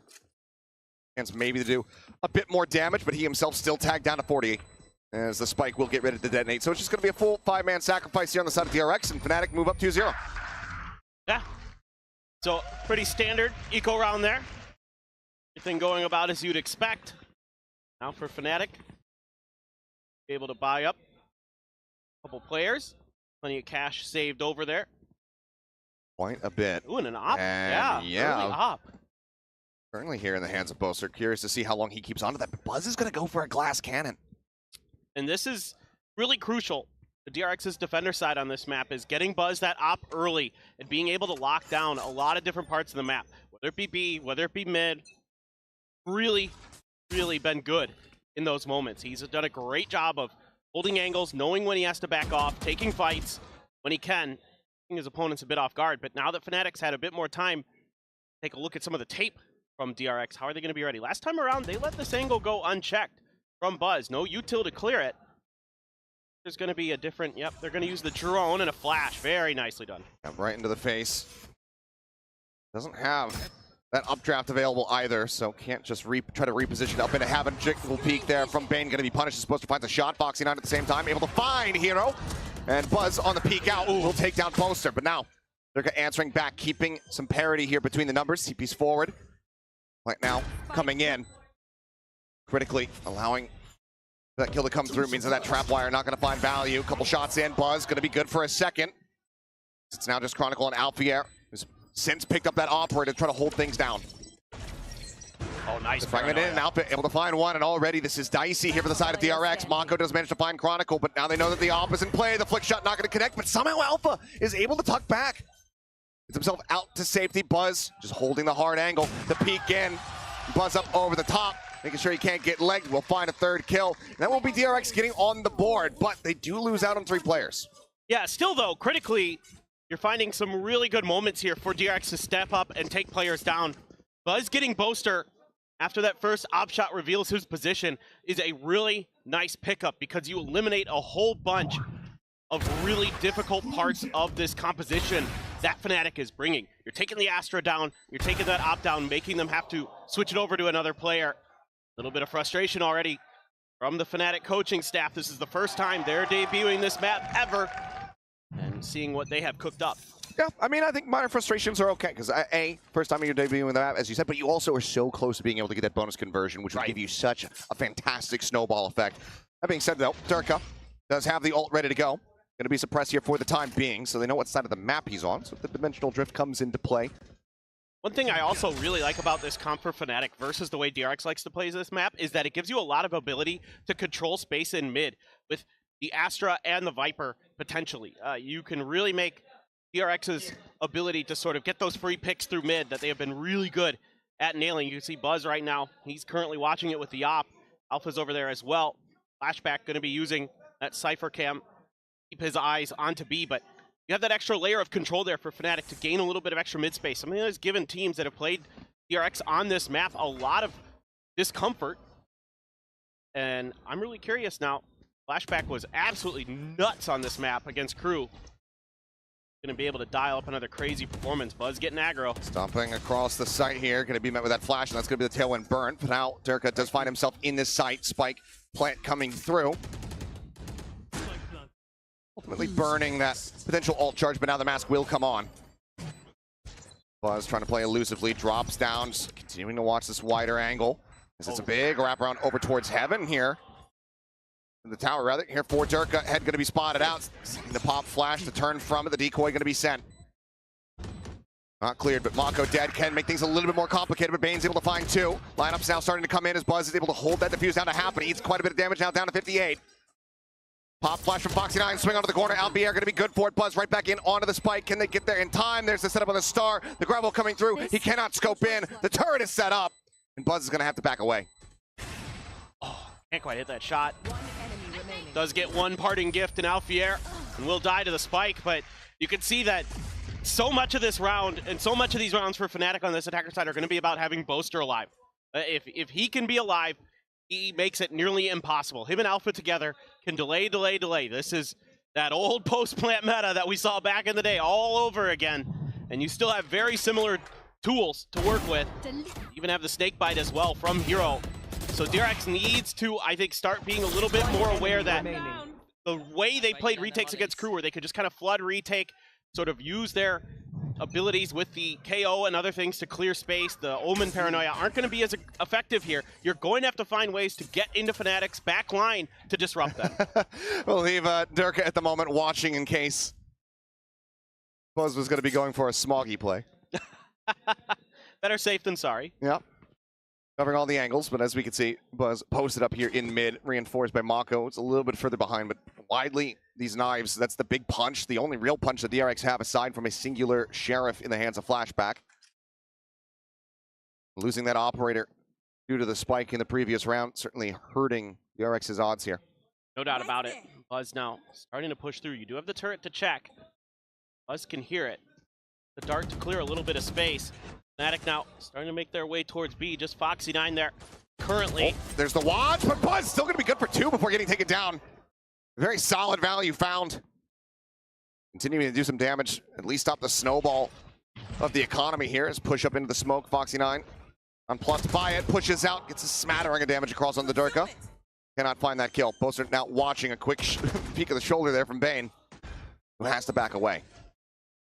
I love the way they're Mako using this Yoru. Slinking in from behind, recovers that weapons, able to find 1. Gives them a fighting chance. As Dirk going to be taken down. Flashback with a headshot, putting that Sheriff to good use. Now Alpha all on his lonesome. Can find the 2 kills. That'll be locked down for the next round as Bane caught unawares. Set up here. Double Nanos on top, but the headshot comes through. Nanos don't mean a damn. Flashback will get them over the finish line. His second kill of the round, second round win for DRX. As they go ahead and pick up a thrifty. And this is the patience that you need to see from DRX to get into the backlines, to start disrupting Fnatic. You can't let them get into comfortable post plants. You have to be coming at them from multiple angles. You have to be taking out a couple of those deep, near global utilities that you have available in this comp. So, very good job here for DRX. And are they going to be able to take the lessons they learned from this eco and build upon that into the future rounds? But overall, I really like the way Fnatic's especially really trying to feed Durka. Right, They're getting him a ton of orbs. He's always the one planting. They've got the lineup for the TP right to the back site. That's another thing DRX might want to consider checking. I mean, but going into this one, Durka does have that Phantom in hand. He's one away from having that next dimensional drift online. If there was ever a setup to be able to try to get yourself a back-to-back thrifty win, this would be it for Fnatic, because they have that lockdown. They're one away from that dimensional drift as well as the Viper's Pit. Buzz, though, going to look to try to deny them the opportunity, but first op shot going to be going wide. He gets tagged down to 88. Recon up over the top, the spot of the leg. Able to find Hero, Buzz on the repeat, taking down Chronicle.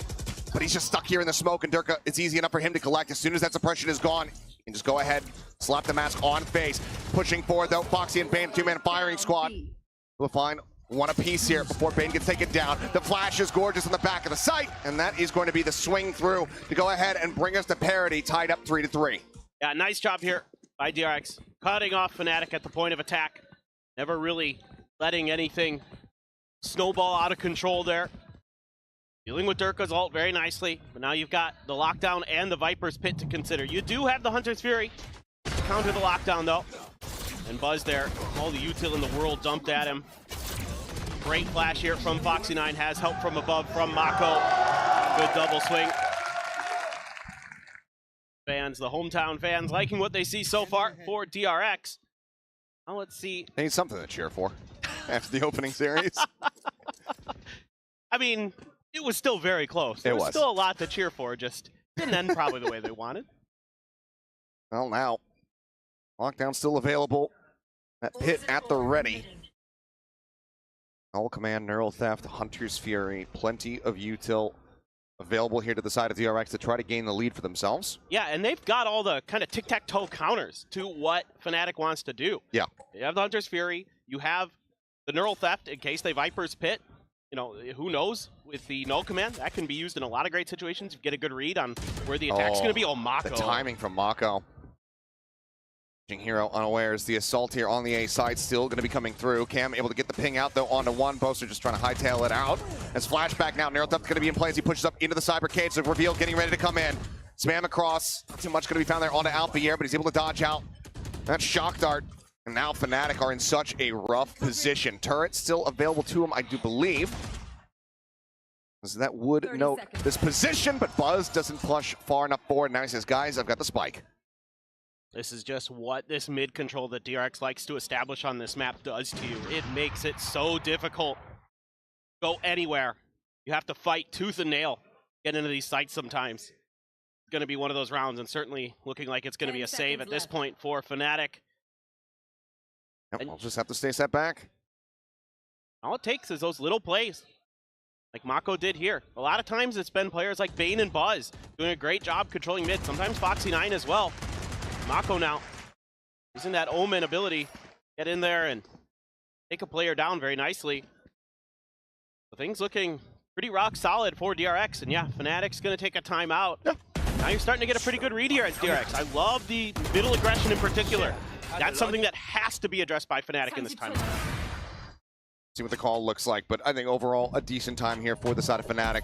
The streak, the run back here from the side of DRX, something that you want to break immediately. As see what the purchase ends up looking like here for them. It's probably going to be a couple half armors, or mostly half armors across the board. Maybe a Guardian or a Bulldog having to be there, because not everybody is going to be able to get that full-fired rifle. See what they decide to do and whether or not any of these ultimates that they do have available to them are going to come into play. Yeah, now you've got the Cosmic Divide as well. So that's something that gives you an extra layer to set up maybe just a clean execute towards B again. Just get that plant down, get into those deep post plants rather comfortably. You know, use that to make it so DRX obviously has no idea what's going on the other side of the wall. And if they're not going to push through it or anything like that, you can do what this comp is meant to do, and that's delay, stall, stall, stall. Again, just need to be a little bit more aware of mid. Maybe that's something that I think they look to have Hero do in the previous round, maybe give him a little bit more instruction on how he can handle it. But it's tricky to fight this DRX comp through mid. Got cracked aimers, so Buzz has been solid with the op. Bane has hit some nasty shots in Pacific on this map, so things you have to watch out for is how good they are at holding those angles and how disciplined they are at using counter utility. A lot of times they'll send out the recon dart early to kind of establish control. Time around, a knife to try to check. Fnatic does end up backpedaling, but once again, Buzz this time pushed up. Yeah, A different little bit angle. further forward, yep. But the drone still will clear. Should be cleared by... Fast enough clear. Yep, okay. Foxy has to go for the re-peek to be able to get it. Gate crash now, working its way forward. The first shot not going to connect. It's just trying to see if he can suss it out. Knife to go ahead and clear out that TP. Oh, falling for the bait here on the fake out. Couple shots flying through. Durka crouched, able to avoid that damage. For now, the null command widely just keeping them locked in position, but Fnatic looking to play this patiently. Right there, Buzz able to take out that TP from Durka. That's been a real pain point for DRX early on in this map. Here comes that Cosmic Divide right across the B site. Paranoia going to be sent out here, going to be forced back. Foxy 9 going to be taken down low, tries to survive here. It looks like for the time being will. Buzz gets set up on the angle, final tag, getting a connection there. Alfier knocked down to 45, and for now, things going to be stagnant as somehow Foxy coming away with that kill. Gets that a limb. Alfier able to trade one back as Mako will fall, but Durka and Alpha, they're widely just stuck in place. All 4 remaining members of DRX, they are here, and Buzz is not missing his shots right now.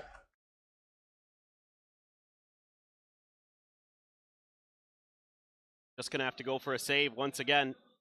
Not enough time at this point to get to the other side of the map. 10 and seconds. The idea behind that Cosmic Divide is to cut off all the angles from the link, from Heaven, for DRX to be able to cover it. The problem is Foxy 9 and Buzz are already ahead of it. You know, Buzz is holding that angle now. They've decided to kind of change up some of the protocols, some of the ideas that Buzz has with that op to make sure he's going to cover jump, to make sure that it's going to be a lot more difficult for Fnatic to get over there carefully, to make sure that TP is cleared. So some really nice adjustments of their own during that timeout from DRX. Now, the lead a bit more firm here in their grasp, 5-3. Timeout not working a treat, but still, the arsenal might be weaker here for the side of Fnatic, but they still do have those ultimates to try to work off. All it takes is one crucial opening, one pick, and a round can absolutely spiral out of control. Low start. Smoke sent down mid from both squads. Fnatic has that Viper Orb on the top ledge. A bit difficult, potentially, for DRX. I'm already seeing a ping towards the vent, having to maybe be cognizant of it. I think that camera that flashback has should cover that angle. Now Bane even sliding on back, but contact found and peek by. Fnatic trying to find a way, get back into a site to get that spike down, get back into the comfort of this comp. Well going. 3 players hovering in this position. 0 point going to be going out, and that catches onto 4, denying the drone as well. Look for Mako to come through, and this is going to force a reroute here from the side of Fnatic. It's still being watched by Bane, but he loses out the fight. Alfier able to find an opening there. But Mako answering back in kind, finds one, suspects the forward player, and is able to take down Boaster. Swings back around. You know, widely just stuck in behind the poison orb. Open the main, but the re-hit here onto the B site, about to come through, but Foxy and Buzz, they have lingered. They're still here to try to fight back. Swing onto the corner, and Buzz is so damn ready for it. And Chronicle now, just the time is not going to be there. The spike is going to be stranded, and Hero is still just trapped, pinned over in mid. No opportunity for the backstab. That lead grows now by 3. DRX continuing to look excellent here on Abyss. Yeah, really sturdy stuff. Fnatic starting to punch back a little bit, starting to try to fight for that mid control. They do get the opening pick, but Mako, steady as always, steps up to the plate, takes down 2. That's clean there on Alpha. A little less clean on Boaster, but that's okay. Gets the job done. Buzz, it's been such a huge boon for this DRX squad that he has stepped up with the op. Oh yeah. Like, it's always been good, but this year it is starting to be great. Sure what happened, but maybe Buzz just spending an immense amount of time in AIM Labs. Hanging out with Jimmy Lin, learning how to op. But it's been incredible from him. Man knows when he can fight his angles. That he does. Once again, though, slow going here from the side of Fnatic, and it just seems like that confidence to just go for a fast-pacey hit has not been there because DRX have been pushing it back against them so very well. But now, speed about to get ramped up a bit. Lockdown going to come into play. It's like widely waiting to see what the response looks like here on the opposite side. They know there's no Hunter's Fury to try to clear this out. Ultimately, DRX just going to have to give that space up. And this is going to be tough for DRX now. Oh, the ping reveal and flashback, able to strike, finds that kill, and Bane was covering fire, takes down Hero. Lingering his way into back sight. The cleanup is swift, but Alvier punching back a bit. Finds one, tap onto the plant, Chronicle. Hunting for that elimination, but Bane shuts down those hopes and dreams, and Alpha once again is going to be the last man standing, and he's completely and utterly surrounded. Bane with a big round. 3 kills for him. DRX now 7-3. I was very wrong. It was not tough for DRX at all. They completely stymied this hit. I mean, flashback there finds that ping. It was that cam. Yep. That cam. Huge for him. And I thought DRX was going to have to play post-plant there because looking at the map, they were pretty well off from that position, but flashback just finds that moment to strike. I mean, I think that's something that DRX has really started to do well, is just keep them from getting that plant down. As basic as that sounds, that is a huge win condition for DRX on this defender side. And they have really started to snowball 7 or 6 in a row? 6 in a row. Nocturne trying to clear out some of this util, but widely everything being missed here so far. Just watching that drone. Dart at the ready, sent, push forward. There's the ping reveal. Catching on the 2, flashback does get taken down though. Durka able to find one, Bane dropping out of that B tower. Finds one before falling. Now, the first time in a long time, the man advantage is there. Pop flash going to be sent, looking for the interrupt. Foxy eventually able to stabilize that aim to take down Chronicle, but Alpha is able to trade him back out, and now it's Buzz all on his lonesome. Mask goes on the Dimensional Drift on the hunt, trying to spot out Buzz's position. Eventually, we'll just TP back over into A main here. Buzz not wanting to look like a fool. Dashes forward. Op still in hand. Shot ringing out. Hearing Alpha in above him. Knows now that it's clear. But where are the others? Target. Swinging forward, making a bit of noise here. Has to be suspicious still about tower, maybe even the wraparound from behind. Pushes up left side and cannot find the shot. Durka with 45 HP will survive. It's going to be another MasterCard thrifty here for Fnatic to get a 4th round win. Now we go into the last round of the half. Finally, some stability for Fnatic. They're able to fight nicely on the way into the B site. Alfier just stepping through some deep utility with that nano. Flush flashback out. Able to cover Heaven as well. Really nicely done. Good adjustments. Finally, another round win for Fnatic. Try to follow through. They can make this 7-5. RX, again, with that op towards the B side. Double stack op. It's Foxy picking up one as well. Foxy's going too, you're right. Yeah, so double op set up for that B site. Oh, goodness. Likely does have a backup rifle just in case things get a little bit hairy, but ultimately, the defenders here on this A side just want to try to drive those players over to that B hit. And fall for it, make them fall into that trap. There, it does come down to them connecting their shots. Yeah, exactly. But so far, Fnatic really doing a good job of kind of falling for any of RX's trickery until now. Mako is on such a deep push forward. That timing is so Hunter's good. Fury opened up. Chronicle on the hunt, finding Foxy 9, looking for a little bit more. Able to get it. Mako very much implanted here in this forward spot, but he's got on a swivel as there's Hero swinging around, and this time he gets the better of him. The timing on his side. 2-man advantage here for the side of Fnatic is once again, they're going to start working their way in towards A, and Flashback has to be the one to try to hold the line. Couple shots coming through, just looking for that grab combo into the Nano Swarm. Unable to find it. Tap of the plant, not for the hold. Forward position though, and Bane is not ready for that, but Flashback answering. Finds 2. Was trying to scope in, cannot find it, and would have to be an ace clutch now for Flashback to get them this 8-4 score line. The push forward, Hero with the shorty will put him down. Fnatic managed to get themselves up to 5 as we swap sides. Yeah, really good discipline for Fnatic towards the end of this, especially with these mid re-clears. Reading Mako's lurk. Saw that in the tape. I think he did it against Crew, but hard to say for sure. Hard to say indeed, but hard to say who's going to be coming out on top of this one. We'll find out when we come back from the break.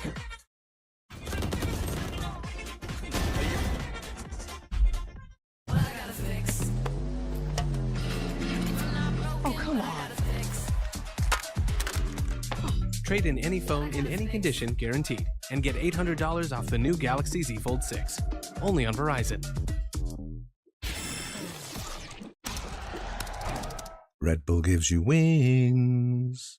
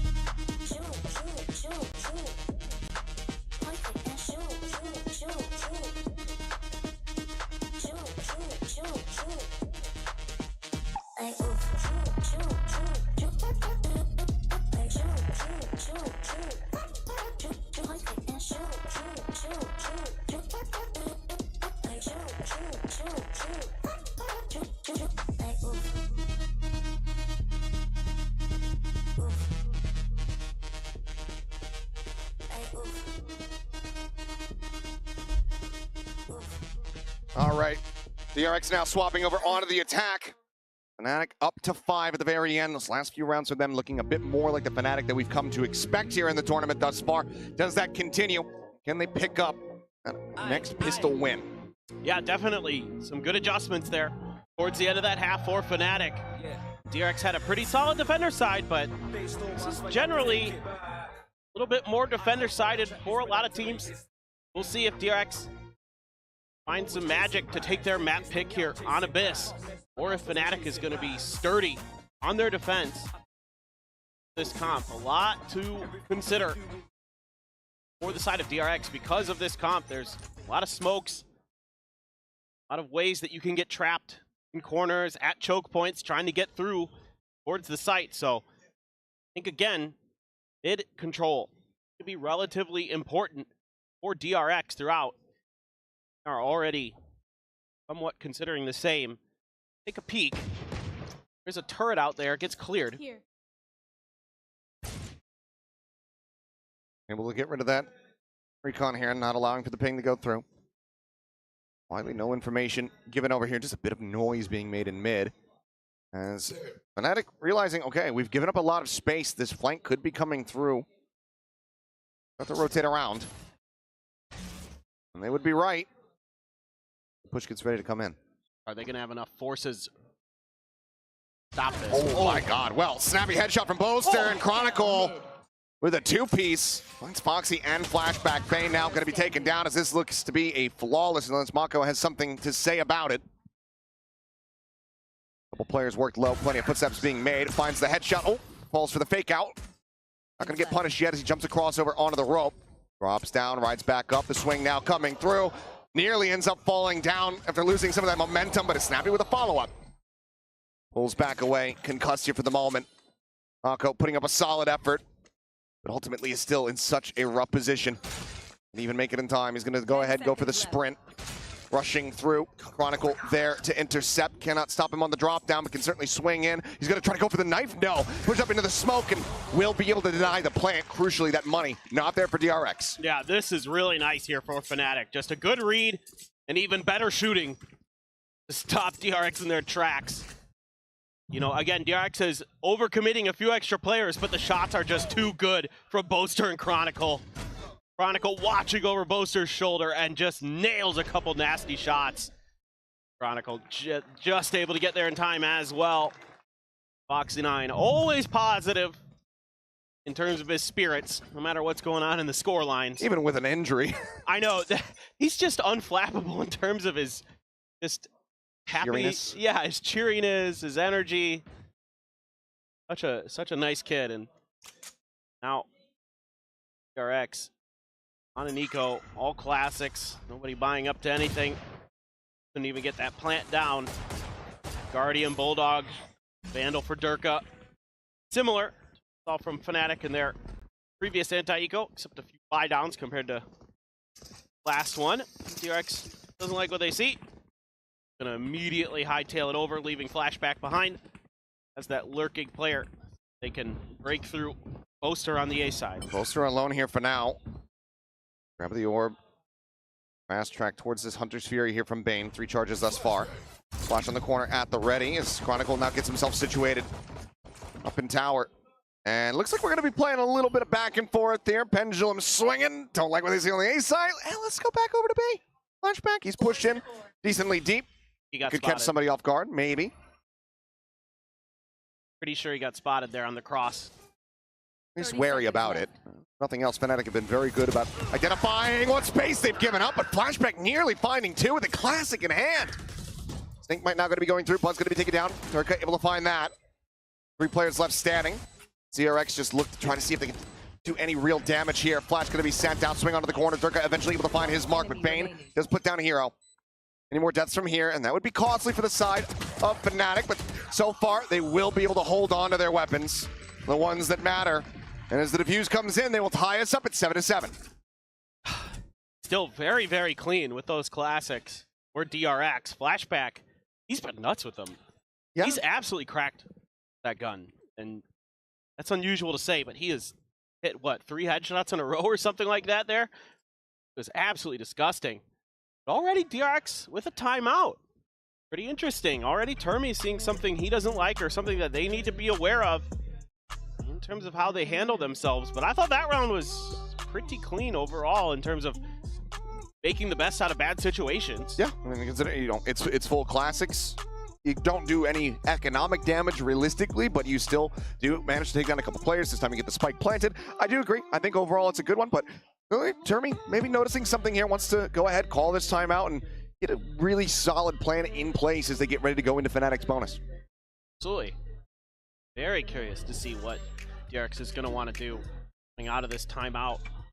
Score line all tied up 7-7 in this classic match. Every champions, mark it on your calendar.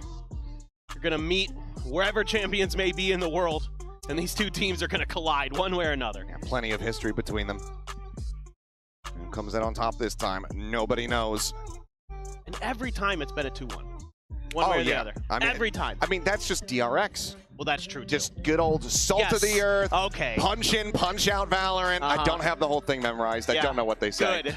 But it does happen to be that way for the most part with this team. For sure, for sure. But that's just, yeah, that's who they are. You know, it's good, honest living. It is. And I wouldn't have it any other way. Well, I'm going to go into the rifle v rifle. I'm call from DRX.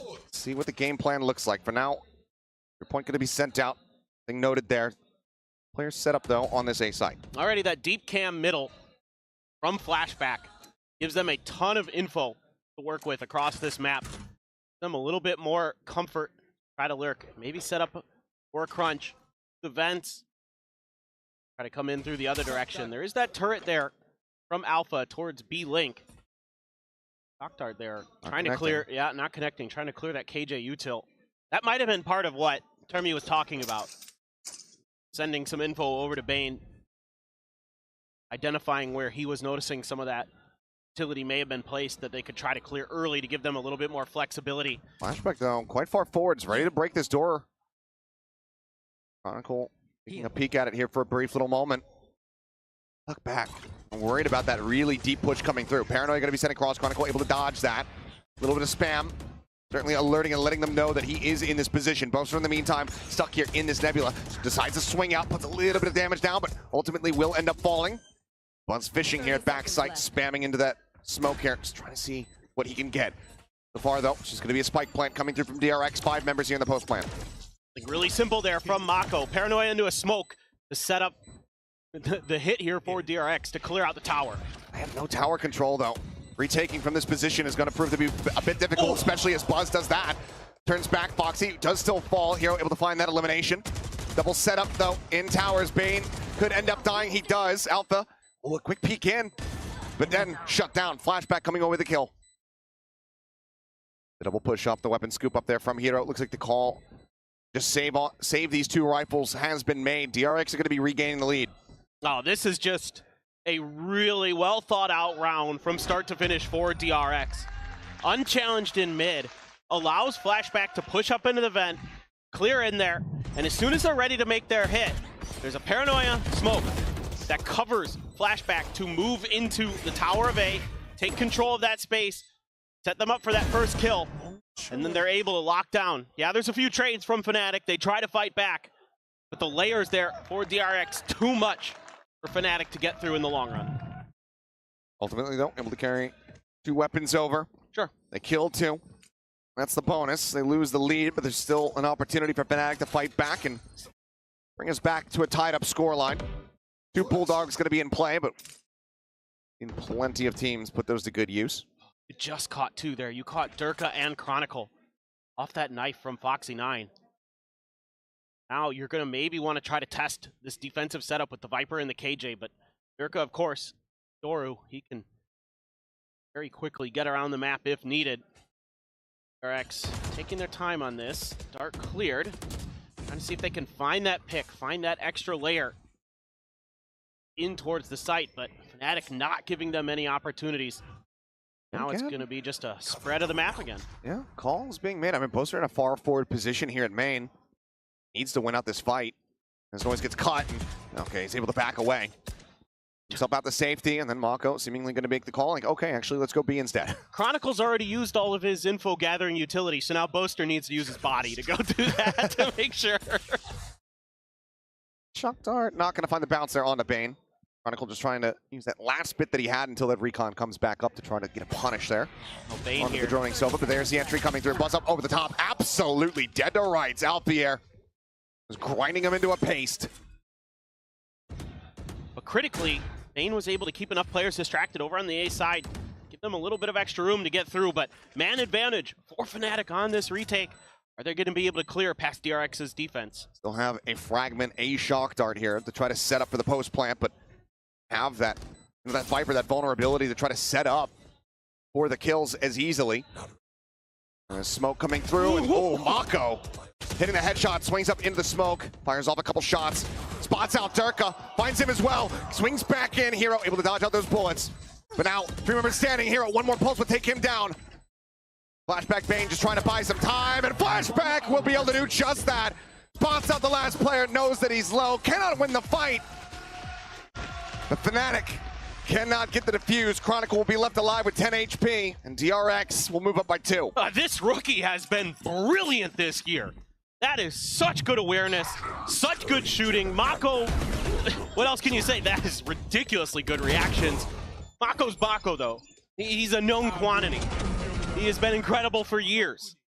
But Flashback, this new player for DRX, has been instrumental on Abyss time and time again for DRX. I mean, I believe it was Sideshow that said it, that if anybody was going to overtake Karan as Rookie of the Year, you would have to win Champions. Flashback, that's exactly what he wants to do. Oh, it's certainly looking good so far.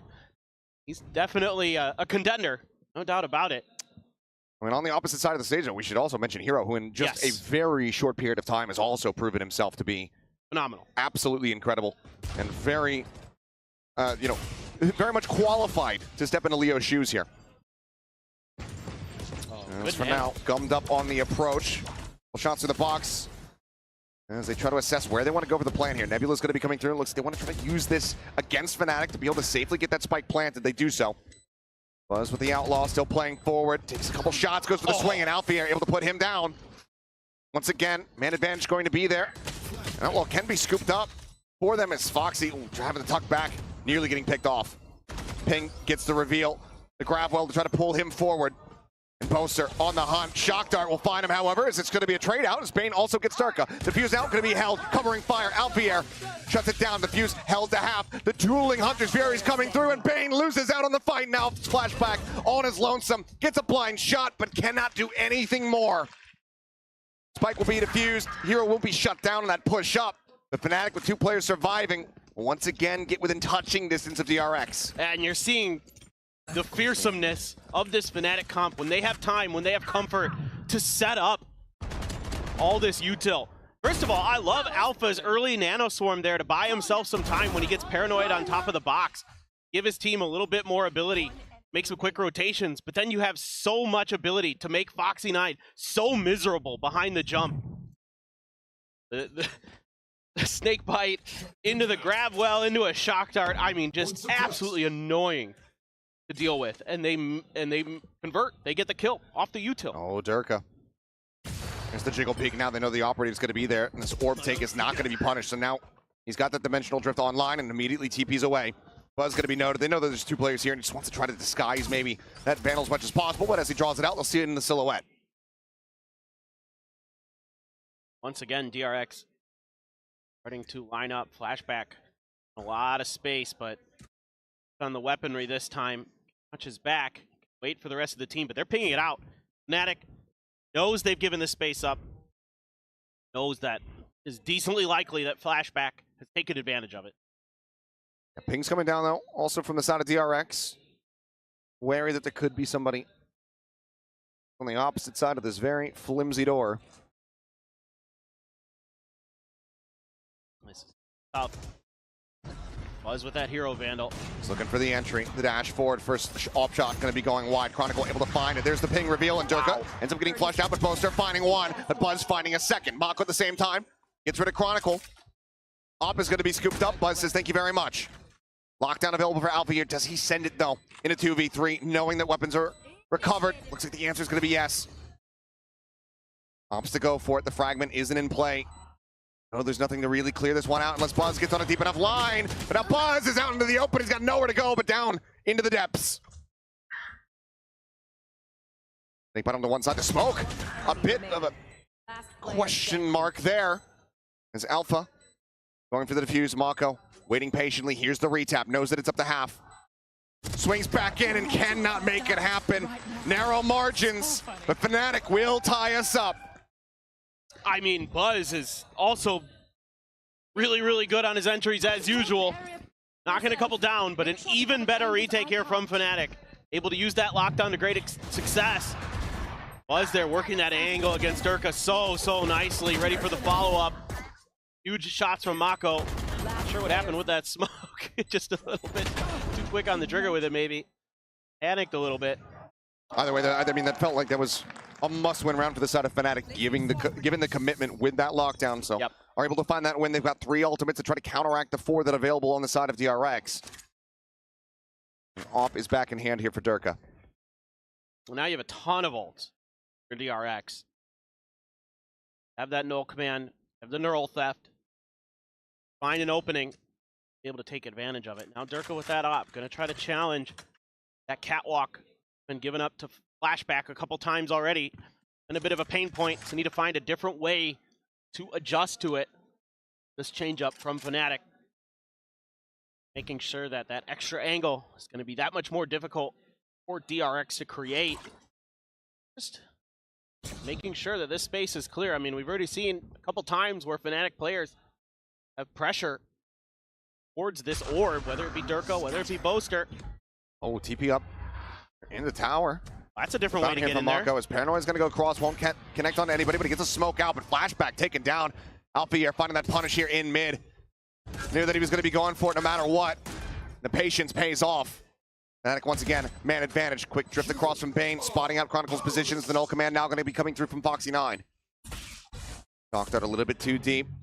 Damage not going to be found. Hero looking to pressure around the back. Another smoke going to be sent. Mako turning his sights back in. Catches a glimpse, but cannot catch the shot. He gets eliminated as this dimensional drift leads the charge. Bane now in such a poor position. Completely and utterly surrounded. Doesn't know which way to look. And that is going to be a flawless as Fnatic will gain the lead. Phenomenal retake here. from the side of Fnatic. Able to give up that space to DRX willingly. I like the idea there from Mako to TP into Vent. Try to create that extra angle, but Fnatic just says, that's fine, we'll give it up. We have the dimensional drift. We can use that. Plus they cut down Flashback as well. So that extra layer of lurking, not available at all. And he just leads the charge, and Alpha's just watching, just saying, one here, okay, bang, next, go. I've got it. Really nicely dialed up there from Fnatic. This is going to be DRX back over onto an eco. Still not going to be seeing that second timeout call. Jeremy wanting to hold that perhaps for the next buy round. Neural Theft Blades online. Both are just playing forward, more than happy to eat that null command as he puts, or that 0 point I should say, as Mako gets put down to 49 health. Buzz needing to be crispy here on the entry. Up and over the top, the ping reveal coming through, but just tags up Boaster a bit. Looking for that limb, but now runs out of blades. Just a classic in hand. The side is DRX's, but can they hold it is the question. What a util combo to try to set Buzz up. It almost works. Quick peek out. They're going to be rerouted here. Buzz continuing the jiggle peek, but there's a double wraparound coming through in mid at the moment that he's going to have to try to greet at the door. The push forward. Shot rings out. The blind connecting, and Durka finds his man. Bane going to be taking down Foxy 9. Snappy with that first headshot, the second as well. But here comes the drop down. Here comes the flood. Mako trying to hold the line. The quick TP. The trap getting the stun. Shots ringing through as they poke and prod. Out of the wall, the time is dwindling, and my God, DRX pull off a MasterCard thrifty of their own when they need it the most. What a game! What shooting from Mako and Foxy 9. I thought this had Fnatic written all over it. You don't get that Blade Storm to connect from Buzz. And it just looks like maybe your win condition got taken out from underneath you. Bane flashed up the heck from Durka's utility, dead to rights. And then Foxy 9 finds 2 huge ones. Mako comes in with 3. DRX ties it up. This was like when you get a birthday card and it looks really nice, and then you open it and there's just an expletive in there. That's what that round felt like if you were cheering for Fnatic, because it seemed like they had it on lock. It was like my birthday when my mom put a case of my own CDs in a Nintendo 64 box to bait me into thinking it was a Nintendo 64. I'm not even kidding. That really happened. Thanks, Mom. That's great. It was, in retrospect, pretty darn funny. My friends helped sell it, too. It's one of They those were things all that in just, on it. it really hurts when you're a child. Yeah, when I was young, I was pretty upset about it, but now it's kind of funny. I mean, but no, you know, who gets an N64 at the age of 45? What the F?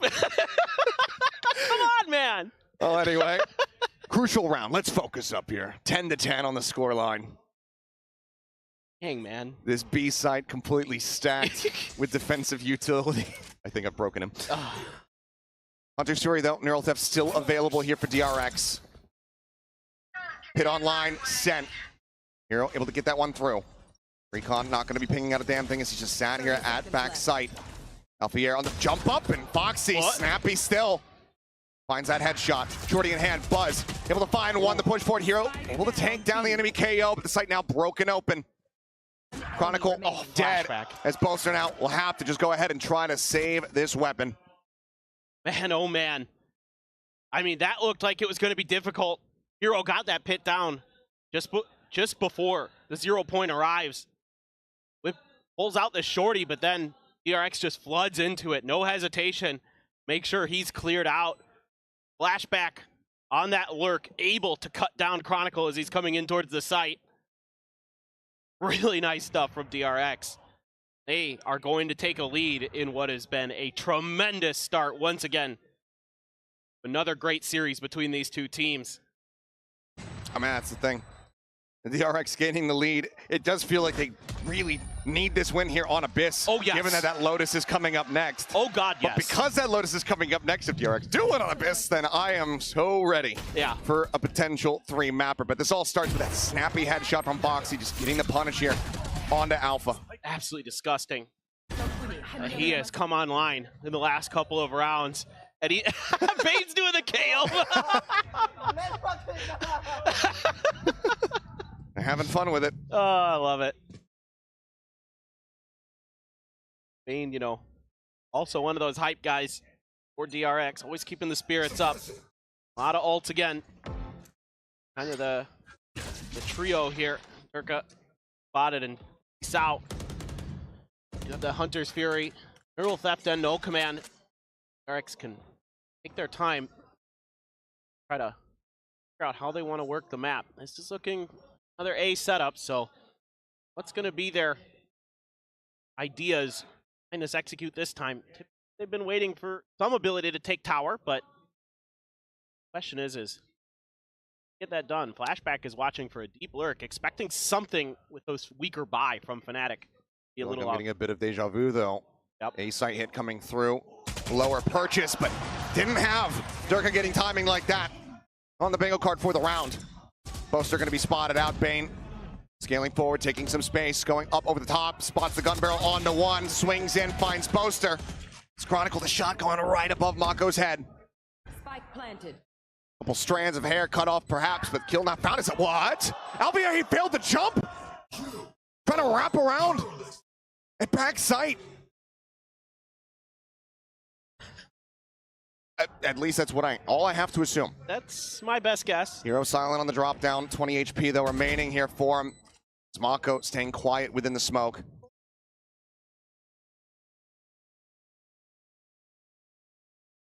Not doing much for him.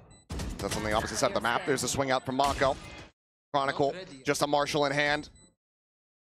Hearing the rope, hearing these footsteps. Mako wanting that elimination. Foxy going to be tagged down low, cannot find it, and Chronicle will scoop up a weapon, but he's not going to be able to get away from this one. DRX will move up 12-10, map point in their hands.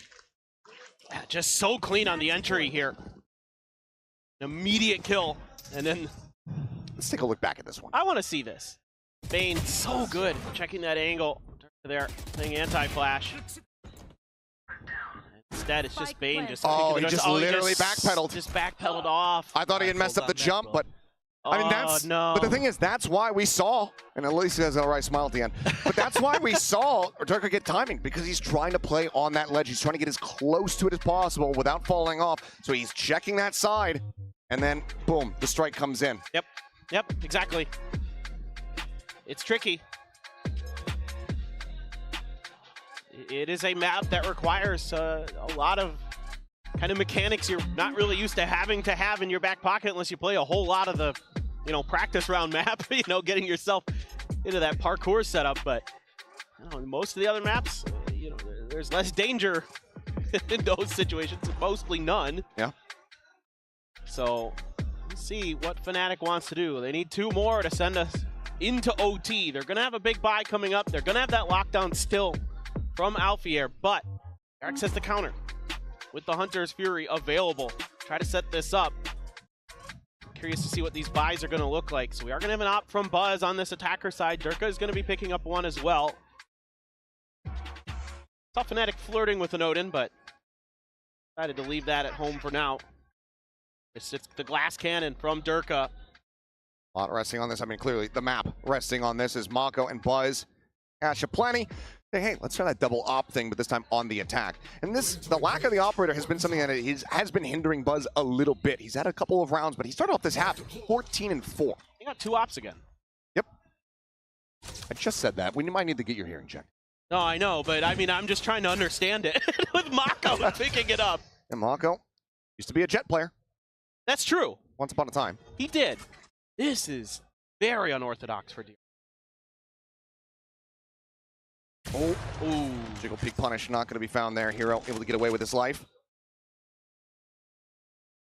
Buzz just going to be slowly backing away. Maybe a throw to come through here from Bane, staying in a forward position. Try to continue to bait further rotations towards this B site. Now everybody else from DRX gets ready to stack up on A. Playing very safe. I mean, I think they're trying to hope that somebody will walk out. There's and the bait smoke. Yep. Drone to try to check. Tuck back from Foxy. Nothing spotted over at A main. Do they pull the trigger here on the full rotate? Looks like Fnatic starting to move out. TP from Durka, but now, okay, a sense here. Nothing else came in on the back of the drone. Yep. This hit taking a bit too much time. Durka now in position to try to find value with that operator. Up and over the top here goes Buzz. The flash, however, connects, and Buzz is able to collect. Boaster dead. No idea where Buzz is at. as he's right up in their faces. The ping reveal off the narrow depth, spotting them all, and Buzz says, ooh, an operator. Scoops it up off the ground and immediately puts Chronicle 6 feet under. Looks for the follow-up flick. Cannot make it happen. Still though on the hunt, DRX. 2 kills away from closing out this opening map. As the shot gonna go wide, a bit too much movement there as Hero now pushing forward. Flashback taken down, and lockdown is in play. Fragment gonna be sent to try and delay. Hunter's Fury is available, but they're actually not sending it, and that might be something that they end up regretting. The Hunter's Fury now open to try to stop any potential planter, and Hero will get taken down, but it's already held a half, and he's just nowhere nearby. Alphair's got it, he just stole it away from them all. The 4K as well to boot, and DRX had everything in their hands, and they have let it go. And all it took was one missed shot from Buzz. He knows he can hold that angle because there's no flashes. And he's got them dead to rights as soon as they come around that corner. There's not a great angle for Alpha to use the lockdown from the back of sight until he pushes forward.